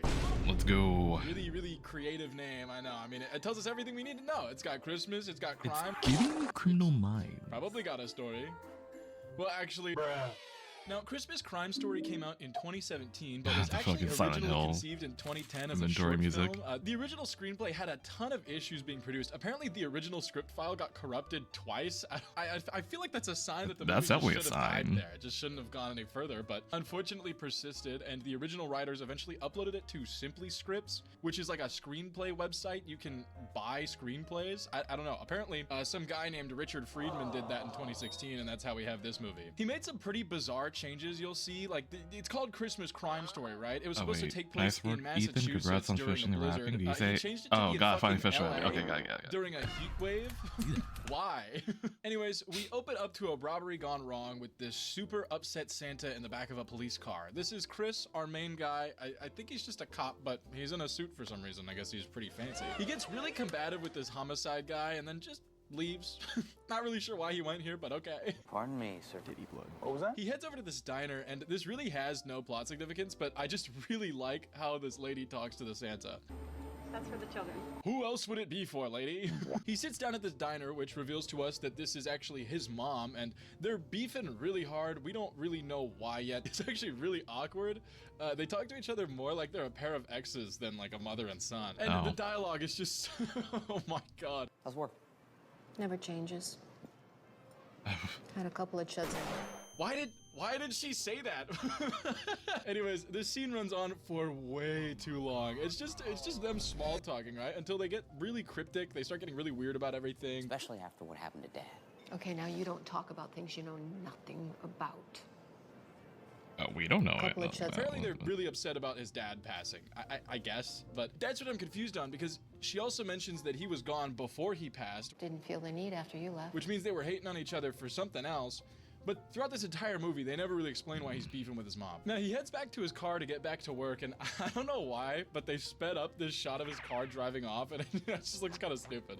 As he's heading out, he hears some guy blow past him, and we have a solid 30 seconds of just completely generic drone footage of people driving at night, right? But they didn't even show the guy drive past him, so you just kind of have to infer that after they show all the footage. Now, the dude that he pulls over is just acting really odd. He's definitely not helping his case. Could have killed somebody. The fuck? And then all of a sudden, Chris hears a bump in the trunk. Uh-oh. He asks him to pop it, and the guy gets out of the car like a robot and fucking blasts him. And Chris is dead. Chris is actually dead. Oh, This caught me so off guard. I will say, it kind of got me. I kind of wanted to know what was going to happen because I was pretty curious where it was going to go from there. I don't know. And you know where it's going to go from there? Backwards. Sponsor time. Not too long ago, I realized I had subscriptions and bills coming out for things that I had completely forgotten about, like my subscription to the Jelly. Skip. You can't need more. It's the video time now. We go back in time to about 30 minutes before Chris entered the diner, right? Oh. That dude he pulled over, David. My name is David. He's just sitting in this diner with this lady, Sasha, and we can assume that Sasha is the one who he had in the trunk yet, but we don't really know because their argument is interrupted by some carolers singing at them through the window, as they do, I guess. Weird. I've never seen a caroler do this, but okay. Now, Plot after this, twist, I don't even know how to describe this shot, so I'm just gonna play it.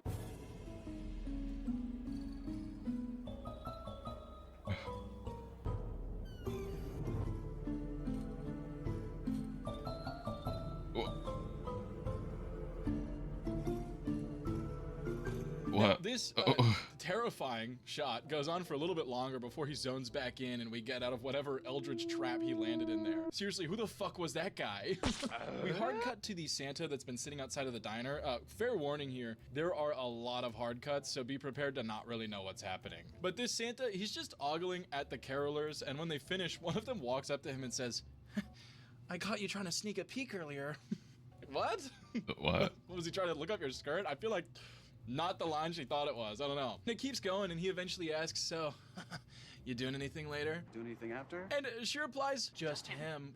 What the hell? Oh. Why did she approach him? Lady, if you knew you were married to the point where you were like, just him, you walked up to him. Like, I feel like their conversation was objectively a little flirty. You could have just not. What would Mrs. Claus have to say about that? So far, this movie actually has pretty decent camera work and visuals. I think they color graded it all right. I don't know. That's usually where a lot of these B movies falter, but oh my god. This one just shoots itself in the foot with the dialogue. The acting is whatever. The acting is very passable, but the dialogue is just, it's so bad.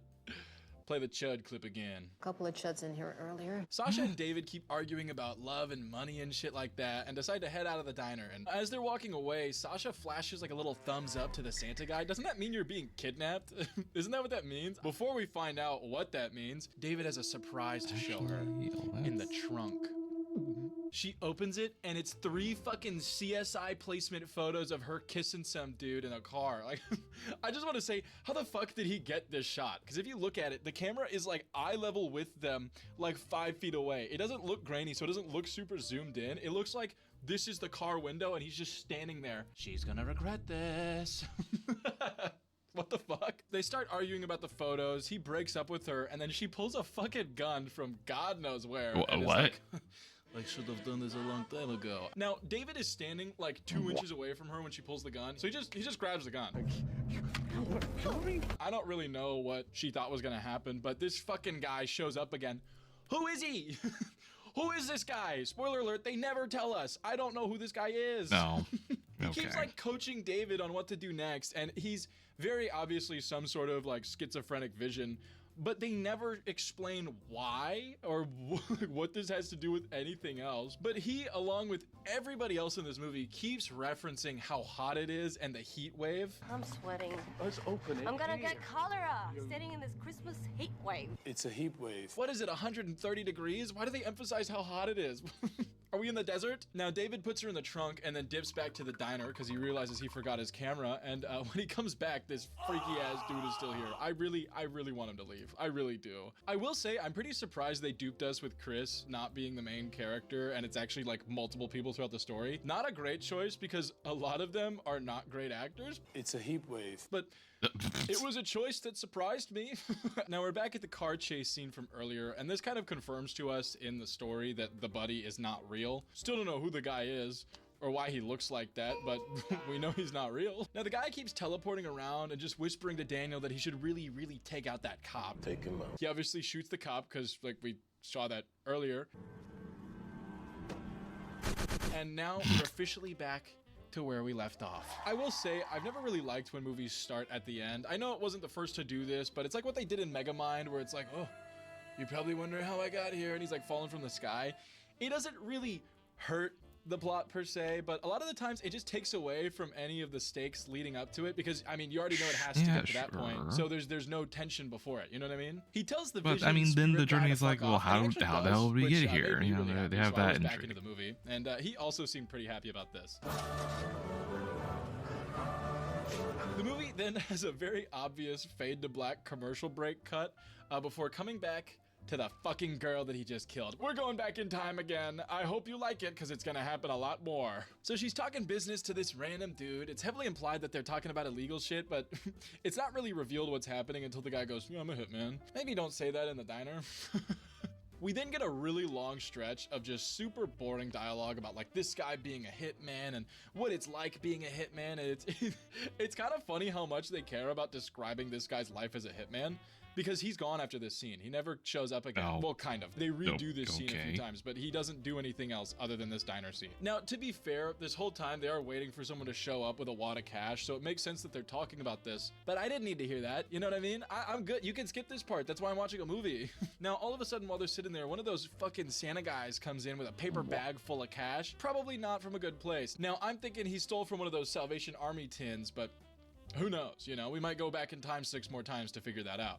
That's exactly what happens. Now, the hitman guy looks through the bag of cash and finds a fucking scratch card, like one of those lottery cards, and forces Santa to scratch it for him.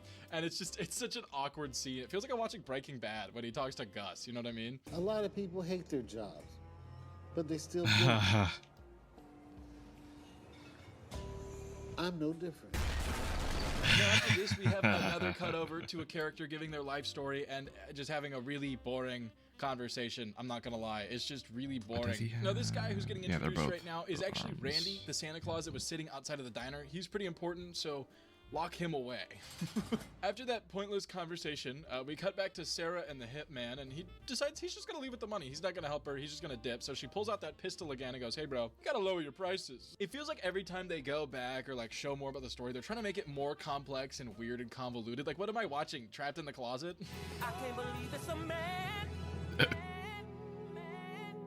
Anyways, the hitman leaves with the 10K, and right as he does, David comes in. Also, I just want to say, if I was a hitman and you held me up, I would just take your money and pretend I was going to help you, and then just not help you. Why the fuck would I kill some guy for you after you just threatened to shoot me? David and Sasha don't really say anything before cutting back to Randy, the Santa Claus guy, who is baby raging out on his car before the boss guy comes out and tells him to fuck off. We get some like somber Christmas music before he drives away, and oh my god, this movie takes itself so seriously for how stupid it is. It feels like the outro to a sad romance movie. We get some like slow rolling pan shots of all the main characters, and I just it's so stupid. It's called A Christmas Crime Story. Where's the crime? The crime's only been like 5 minutes of the movie. And then guess what happens after this? Guess what? We get another cutback. Now we're getting a backstory on fucking Randy, the Santa Claus. I don't care. I don't care about this guy. We get a lore dump about Randy and his poor finances and home life. Oh, and how his daughter has stage 4 neuroblastoma. What? What am I watching? This feels like they grabbed 12 different short films and went, okay, now what if we put them all together so we can sell this? Because why am I looking at this guy? I don't care that Randy's a bum. Like, I don't want to watch this guy. He gets in his car and his daughter calls back, and we get fucking gut punched with this girl asking for money for Christmas so she can help her parents pay for her medical bills. I want money so we could pay the doctors so they can make me all better. Again, what the fuck? I thought this was a crime story. Why, like almost a full hour into the movie, am I getting an extremely heartbreaking story about this guy trying to make ends meet so his daughter doesn't die? Okay. Did I also mention that earlier Randy flashes his 6-month sobriety coin? chill. Give this guy a break. Damn. Speaking of sobriety, he stops his car at a liquor store and tells his wife, I've got a way to make us some money. I'll be home soon. and that's when it hit me. The guy that robbed the store at the beginning of the movie is fucking Randy. Holy shit. They did it. It actually all ties together. It makes so much more. Oh. It's actually a different guy. Oh, what? I don't even have words Okay, anymore, whatever. man. Turns out it was the other Santa Claus, you know, the one with the paper bag for the hitman. It was that guy. They never really did a good job of differentiating the two, so I kind of forgot there were two Santas in the movie for a while. But again, this is the one that dropped off the money bag for Sasha. Randy walks into the store after he hears fucking gunshots and goes, hey man, what's going on? So the Santa drops the gun and sprints out. And then this brain-dead imbecile grabs the gun and tries to walk into the building. Huh? So of course the cops get there and they're like, oh, it's this guy, isn't it? And the weirdest part about the whole thing is he just kind of accepts it. He's like, okay, you caught me. Dude, you didn't do it. What do you mean they caught you? Your daughter has a stage 4 neuroblastoma and you're taking a hit for this random fucking guy? Why not ask about the cameras or literally anything? Because all he says is, yeah, it was another Santa that robbed it. And they're like, yeah, right, buddy. And he's like, okay, I guess. You have the right to remain silent. Anything you say can and will be used. Just stop. Excuse me? Don't bother, man. It pisses me off so bad. This movie tries to be so like in-depth and detailed with all these moving pieces all colliding at once, and it's just done so poorly that every time they switch to a new character, I'm pulled further and further out of the story, you know? Speaking of random cuts, by the way, we're cutting back again. We're going back to the Santa that actually robbed the place, so I guess we can see how he robbed the place. Okay. Fucking stop! The overall story isn't even that bad. Like, it's kind of a fun way to interweave a bunch of people's stories, but the way that they go about it is quite possibly the worst way they could have structured this movie. He heads in and talks to the clerk, you know, the one that we heard got shot in the first 2 minutes, so hey, we know how this one ends. Hey guys, what if we write a group of stories, but we tell you the ending before you read all of them, so there's zero stake or reason to watch the story at all? Guys, I think we might have hit the jackpot. This one's genius. Sorry, I'm getting really hateful on this one. I don't know why that made me so annoyed. Anyways, the clerk gets really weirdly flirty towards him. She like offers him drinks and offhandedly mentions that the cameras don't work. Don't even worry about it. It hasn't worked in years. How convenient. I wonder if that's gonna be relevant. It actually isn't even relevant. They don't bring that up. I don't know. I think it was just to make me mad specifically. I feel like this entire movie is just here to make me mad. They have a lot more pointless dialogue before he sticks up the place, and she just keeps trying to goad him out of it. She's like, oh, it's that girl. She's not even good for you. She's not good enough for you. She's obviously trying to blackmail you. You should talk to the cops. Oh, lady, it's not gonna work, man. As she's filling up the bag for money, she pulls a gun on him, points it at him, and then just doesn't even shoot or anything, so she gets laid out. And this is some of the worst editing on a like firefight scene that I have ever seen. What? Like, did they even put a muzzle flash on it? It I looks don't think so they did. bad. We then get the 7,000th hard cut, this time over to the mom opening the red envelope that Chris left like an hour ago. Remember that part? Too bad, because we immediately cut back again to Jason handing Sasha the money. You know, the scene we've already seen like 3 times at this point. Oh, but there's more context. No, there's not. No, there's not. We knew from the beginning that he was in a shitty situation because of how he was acting. He walks in and he's like, here's the money. He looks like he's about to piss himself. Of course he's not happy here. Oh, but the lottery tickets. Shut up. Oh, shut up. Oh, no. Now, I will admit, maybe I was a little too harsh, because something does actually change. It turns out he won the lottery ticket after all, but he just kind of lied so he could keep the money, right? Oh. We then cut back to David burying Sasha with some of the weirdest shots I've ever seen. Motherfucker, come on. Like, what the hell is that music, man? Why does he look like Hunter Biden? Oh, you wanted to know what happens and why he looks like Hunter Biden? Too bad. We cut over to Abby and her mom, remember Randall's daughter, as they bump into Jason, you know, the evil Santa Claus that shot the clerk. Now, Abby starts talking to him and eventually tells him her wish, and he gets all depressed because, I mean, of course he does. It's a dying kid asking for her medical bills to be paid off from Santa Claus. That's fucking awful. Hot take? It's kind of evil that hospitals charge money to keep your child alive. I know. Guys, you don't have to clap. I know, it's a progressive take. Stop. Anyways, he somehow knows her name, and the mom like gives him a weird look, so she sends her in the restaurant, right? And I'm thinking she's gonna be like, how the fuck do you know my daughter? But they actually don't address that at all. And they just start going into detail more about how expensive medical bills are and how he feels bad. And it really starts to feel like a St. Jude's ad or something. Like they get really specific on medical bills, which I agree with what they're saying, but it's just really oddly placed here. And you know, his final On act the of first good day of is he Bear decides Miss, to my give bee that just gave woman to his me. winning lottery ticket, and she graciously accepts it. She's like, oh my god, thank you. And I think this part's just kind of funny because it's supposed to be a symbolic statement of like spreading Christmas cheer and like helping other people like that. This dude shot a woman like 15 minutes ago. I don't think I want to take advice from this guy. Maybe choose a different character in the story. Oh, also the carolers found Chris shot dead in the street. And then we just cut away. We're just done. This movie kind of feels like I'm scrolling TikTok, and every once in a while I'll get back to the story I was watching because they just love immediately cutting away anytime you start to pay attention to what's happening. I think he's just getting booked for the night, but we get a hard cut to what I assume to be Jason hanging himself because he killed that girl and his girl died. Oh, did I mention he watched her die and didn't do anything at all? He was literally standing there like this. And he didn't do anything. He was like 5 feet away. Anyways, the cops tell Caitlin about Randall, and wait, Randall killed himself in the jail cell? What?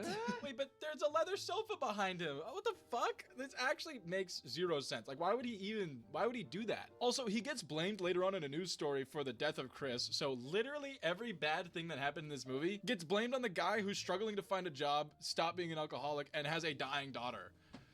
So the moral of this story is be evil, rob a store, and then a random dude will take the fall for everything? Like, what were they trying to say with this story? Now, we do get a final little resolution. Basically, Jason goes to David's house, shoots him, and then we get this really uncomfortable shot before he shoots himself in the yard. Oh, there's a pinky. The end. Isn't that awesome? Now, this movie made absolutely no sense, but the weirdest part of the entire movie to me is the last like 5 to 10 minutes is literally just them replaying scenes that we've already seen. It's not like from new angles or anything. It's literally just grabbing shots that we already saw and just putting them here for the last 5 to 10 minutes. I think they were just padding their runtime. I really don't know why they did this. But with that, we finally finished this movie, and honestly, I can't even tell you what we just watched. I mean, there was crime. There wasn't really Christmas. It was LA and a heat wave. It's a heat wave. That's about as far away from Christmas as you can get. And I don't know if I can say there was much of a story either, because what the fuck even happened? I still seriously think the biggest flaw of this movie is just the pacing. Like, why do we keep bouncing back and forth and going back in time all the time when it genuinely would have just felt better if they ran the whole movie chronologically? Like, also, where'd the hitman go? I just remembered that he was there for like 5 minutes and he was supposed to be like this pivotal piece of stuff happening. Where the fuck did he go? Like, he just showed up, took that girl's money, and then dipped. I get he was supposed to kill David, but at a certain point, if he's not even important to the story in any way, why is he even here? I don't normally like being this hateful in these videos. I like to try to find something good about the movies that I'm talking about, even if they really, really suck. But oh my god, this one was just so unbearably long and pointless. I actually cannot think of a single good thing about this movie, except for when she says chud. That was awesome. Couple of chuds. Anyways, thank you to the patrons. You guys are awesome. Everything over on the Patreon is 100% free. Subscribing to it just supports me and what I do. So if you like this video, you could go check that out, maybe. Thanks. With all that being said, my name is Prisk. That's Reggie. Don't look at him. And I'll see you. All right, I think that's good. Wait a minute.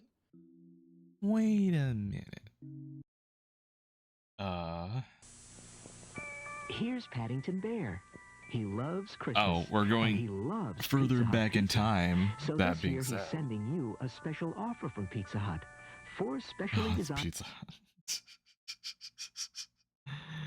Oh, do I want to do this to myself? It's just gonna make me hungry. Gonna make me more hungry. Paddington Bear Christmas ornaments.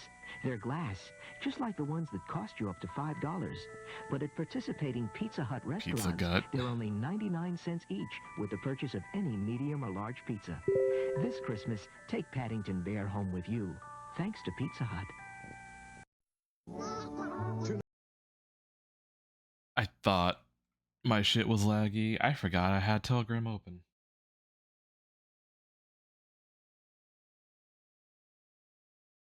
I want to smash.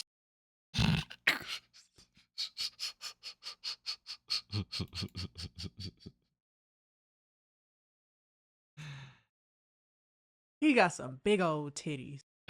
Oh, that's so clean. That's so clean.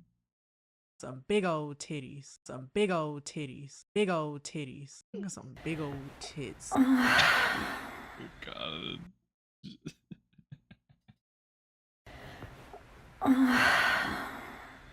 God damn it.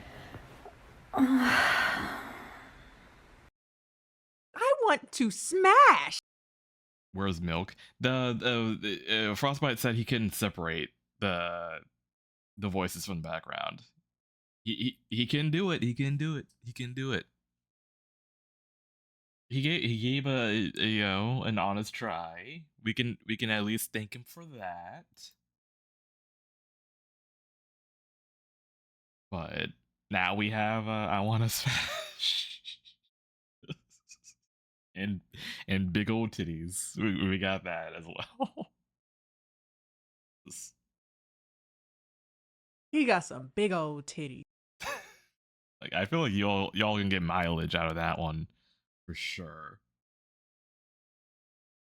Tonight, your favorite Disney characters invite you to share some wonderful Christmas memories. Join us as Donald plays in the snow. Goofy learns to ski. That is so loud. What the fuck? Mickey decorates his Christmas tree. Merry Christmas, Bob. And God blesses everyone. And for the first time on network television, we bring you Mickey's Christmas Carol. Hurry to Frank's for a super selection of beautiful fresh-cut Christmas trees. Your choice, $9.88. None higher, $9.88. Now at Frank's. All right, get some rest, Darcel. I might be wrapping up here. Where Christmas dreams come true. The Kmart Toy Store. And help Goofy jerk the ween. Where the Oh, let me do Seeds that. collection is on sale. Look for the Turnip Seeds telephone that gives sounds and messages, the cassette radio, which actually plays music, and SewMate, the sewing machine that seems like the real thing. I got a feeling I'm gonna get something really good this Christmas. Oh, R.I.P. Kmart.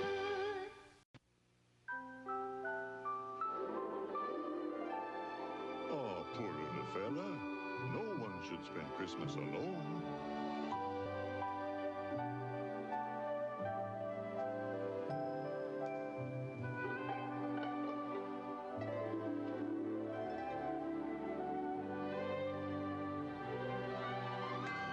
Merry Christmas, little fella. A holiday wish of joy and friendship from Kellogg's. Hi, I'm Bernie Balsam. If Ew. you think it's tough to be a turkey around Thanksgiving, well, you wouldn't believe how dangerous it is for an evergreen like me around Christmas.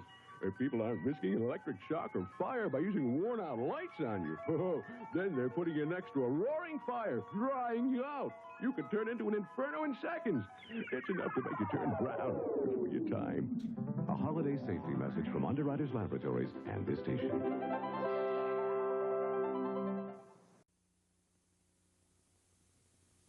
I'd like to teach the world to sing in perfect harmony.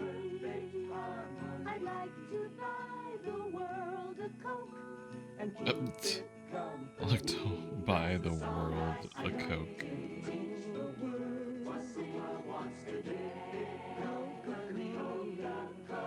I'd like to buy the world a Coke. That's the song I sing. For centuries, women have impatiently waited for the men they loved to return from the sea. At Christmas time, there's no better way to express that love than a gift of Old Spice. Old Spice. Fresh, clean, masculine, sensual. A wonderful Wait, gift for a man. how old is A this? wonderful way to please a 1980? woman. I didn't think This Old Spice was that Christmas, Give old. Old Spice to someone you love. Merry, Merry Christmas from your Kmart Christmas store. Save on bowling balls and skirts, sweaters, rods and reels and shirts. Cameras, TVs, bikes and plants, handbags, bath oil, slippers, pants, mirrors, perfume, gowns and socks, toasters, roasters, robes and clocks, candy, records, film and toys at Santa Land for girls and boys. Christmas spotlight every face that's gay.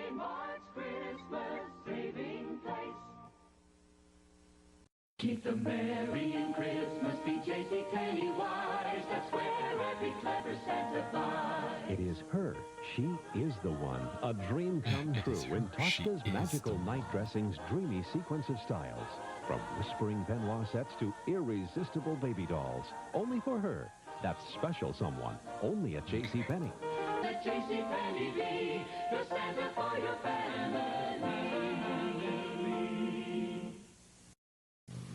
Thank you. Estee Lauder brings you the offer of the holidays. The great makeup organizer. 17 shades for eyes, lips, cheeks, nails. The zoom in on her, like, smiling. That looked so unnatural. Estee Lauder brings you the offer of the holidays. The great makeup organizer. 17 shades for eyes, lips, cheeks, nails. All in a sleek tray to use over and over again. This $85 value is just $17.50 with any Estee Lauder You die. purchase. Merry Christmas from Estee Lauder. Oh, that being Estee Lauder's said, special holiday offer is available at Saks Fifth I'm Avenue. considering Christmas gift values up on the to wake $15 now with the only wake of $4.97. Resident Evil 9 on the horizon. I did consider maybe I should do like some Resident Evil playthroughs, either doing like chronological to like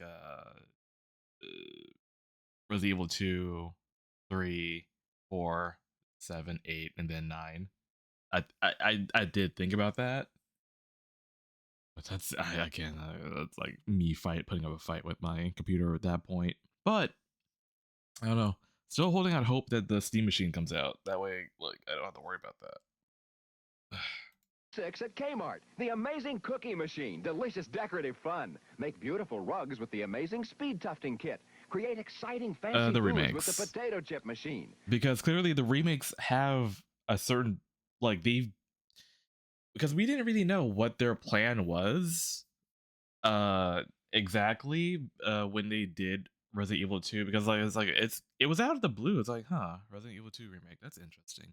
But now knowing with Resident Evil 9, it's like, oh, so the whole plan was like just to, like, you know, see Leon and his journey. Omitting 6 because you don't want to talk about that. It seems that, like, the fact that they're not remaking 6 is like we're just doing RE2, RE4, and then RE9. So it's like, okay, so the Leon story arc, but also it seems like I don't know if it might pick up a story beat from RE8. I don't know, but we'll see. The Gabe cube, yeah, I want a Gabe cube, dude. It looks so cute. I still want an Outbreak remake. We'll see what happens. I mean, there is rumor of Code Veronica. That one also needs a remake. That one desperately needs a remake, but we'll see. The bottle and jar cutter recycles throwaway bottles and jars into beautiful glassware. The rhinestone and stud setter stylizes jeans, shirts, anything. Homemade ice cream is easy with the automatic ice cream machine. Bubba? Get these No, he great doesn't do Christmas any gift rings on values his for finger. just I want to give him rings $4.96 on his only finger. at Kmart. He's a pirate. Icicles growing, hearts overflowing with cheer. It's that wonderful season we all find so pleasing. The Toys R Us time. Oh, Toys R Us, R.I.P. He has a toe ring. Yeah, I've it's on there. I put it on there. But I wasn't sure if I put any rings on his actual fingers. Apparently I didn't. So I'm like, let me give him some. At Abdalla's, you'll find the perfect holiday gift for the man who demands style and appreciates the unmistakable mark of quality. Classic gifts that will fit his casual or elegant moods.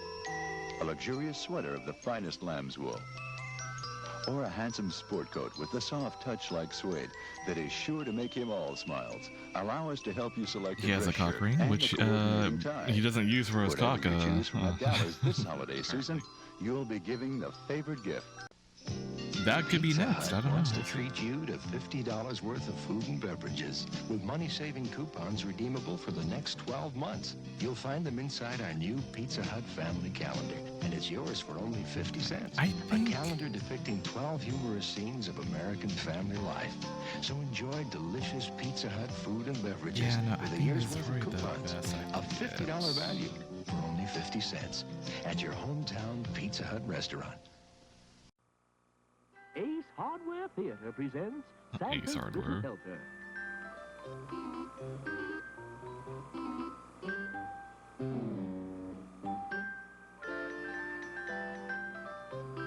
Actually, I think I know what happened here.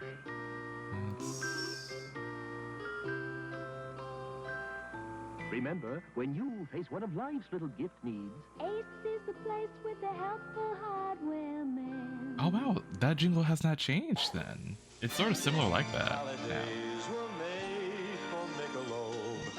Holidays were made for special friends. What better beer than Michelob for the holiday season? Special enough to make the right impression, friendly enough to show you care. No wonder Michelob has become a holiday tradition. Holidays were made for Michelob. I never Monday, heard see that. the story of the reindeer who saves Christmas for us all and earns a place in Christmas history. Rudolph the Red-Nosed Reindeer, Monday at 8, 7 Central and Mountain. Butterball presents The Spirit. Butterball. She planneth her Christmas feast. She listeth ham. I'll fix that. Turkey. You wrote turkey on my list. Turkey? We're having a great idea. this year. Please your family with a juicy Christmas Butterball. Honey, let's have turkey every Christmas. My idea exactly. Thou art truly a ghostwriter. Your special Christmas, a plump, juicy Butterball from Swift. Don't call it plump. Christmas will be here before you know it. So Pepsi-Cola invites you to save on some very Fucking special Pepsi. gifts inspired by a very special mouse. Details of these great values are on Mickey Mouse's general store displays at participating stores. There are Mickey Mouse watches, hi-fi radios, Please your cameras, family. and more. Even a free Disney hand puppet. Just save It sounds so purchase from ominous Pepsi, when he said Diet it. Pepsi and Mountain Dew. Order early and try not to open before Christmas. Wait, Mountain Dew existed back then? I guess it did. Oh, Chris, what are we going I to don't get know for why Grandma this year? I keep being surprised by these products. Her grandma? Yeah. A puppy? I don't think so. A Kodak camera. Now you're cooking. Of all the gifts you can give, here's one everybody likes. The Kodak Extralight 10 camera. It's got electronic It's flash very built minimal, right in, so which you're always probably is ready in the a point. flash. It's Kodak's most popular pocket camera. Right, Chris? Right, but there's still nothing Give wrong with him the football. more, but you know what? I Kodak, probably should. American storyteller.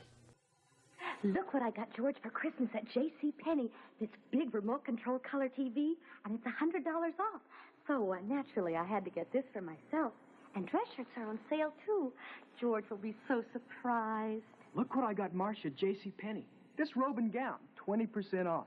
So I even grabbed the sale shirt for myself. And when Marcia sees her big new remote control color TV, will she be surprised?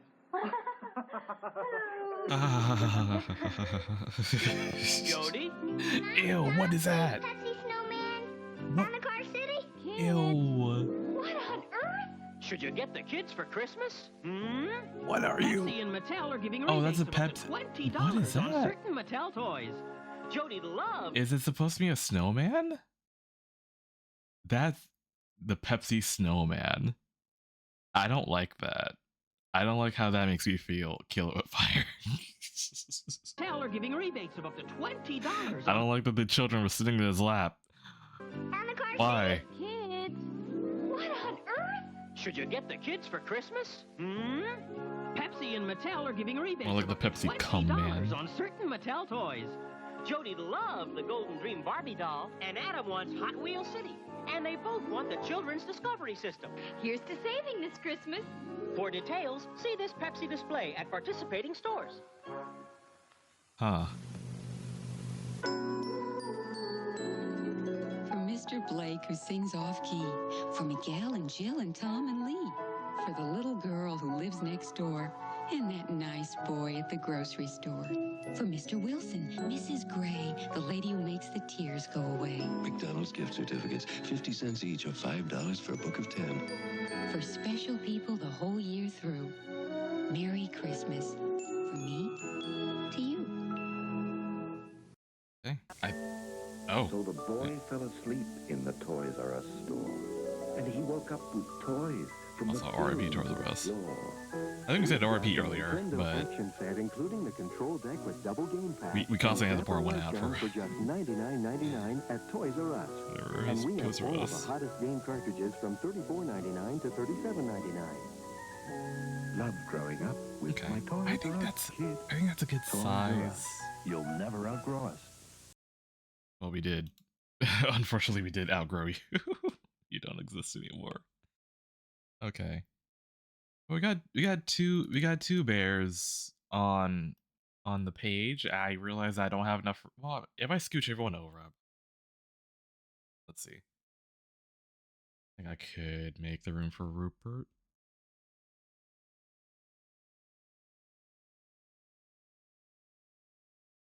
Very. I don't know. Yeah, no. Maybe I think I have room. I think I have room for Rupert.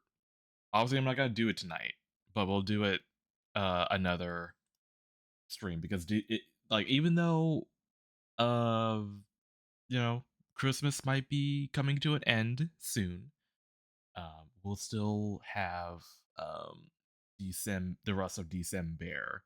So that's actually the goal of this picture would be, you know, me working on Rupert, Bubba, and Rupert for the rest of the month.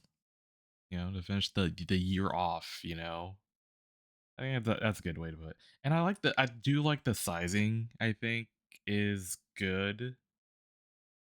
I think I might peck a little bit more on Blunder a little bit. Like it might be the armor throw. Thanos snapped him. Might be the armor. Maybe the posing. It could be his posing. Could need some work. I'm happy with the face though. The face is actually spot on to what I want. But maybe like posing wise, I might adjust a few things. But I do like the sizing of Bubba, like compared to like polar bears are bigger bears, so I think that makes sense for him to be bigger than Bubba. Actually, you know what? Maybe I might make him big. Well, no, I can't make him bigger because the weapon. I'll figure something out. But I do want to make Blunder a little bit bigger. Bubba, I might make him shorter, actually. I might make him shorter at some point. But I do like the, well, I mean, if I ask Ethan, it's like, hey, how does it make, I think he'll say yes no matter what. But I do like this better. Like, it does give more old man vibes, old like I was once a sailor type vibe, instead of this where he's like very you don't like it. Well, I guess that's the thing with remakes. The older media is still existing. Does that. But I do think, I don't know, for me, I do like this a little bit more because like this is the age where he's supposed to be. Like he's supposed to like look like this, I feel. Let me adjust his I'm not even on the right layer. Because like this is a guy who's like 20 years out of the game kind of deal. Has not, like, the only thing he's done is ran a bar. I feel like this is what should look like. This is how he should feel. Which I don't mind. I think this is like the look I should have gone with a long time ago. I think this was a good start, like a good basis, but I think as a final design, I do like this more. Like he still has like good amount of fat to him, but it's like very clearly like it's aged, he is aged. I might add a little bit more. Ooh, I might add a little bit more to the neck, maybe, or less to the neck. We'll see. But yeah, we got 2 bears down in one night. I think that's pretty good. That's pretty good. And then obviously next stream it'll be Rupert. So we'll see what happens. I'm gonna put on my my Christmas jams. Put that on.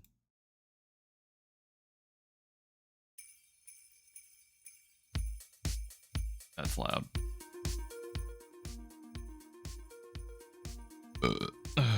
Man, what a stream.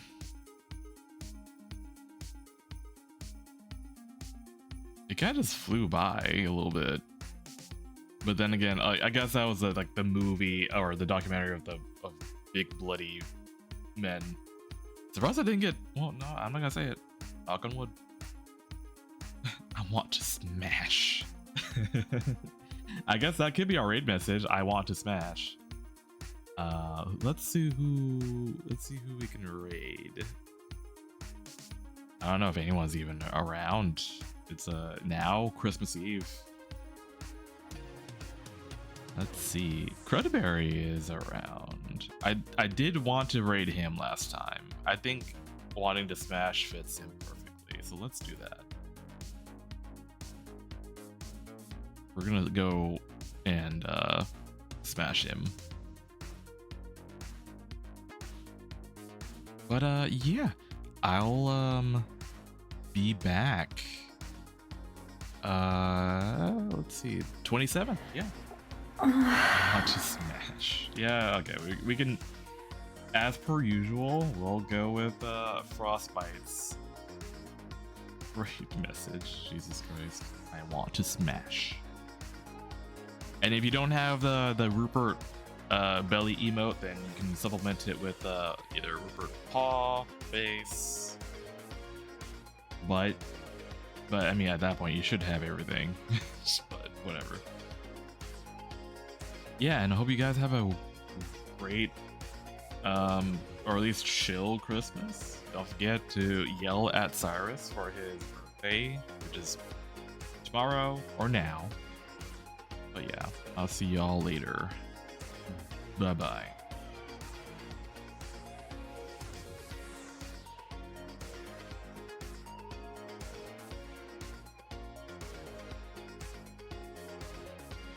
Come and mop up, boys.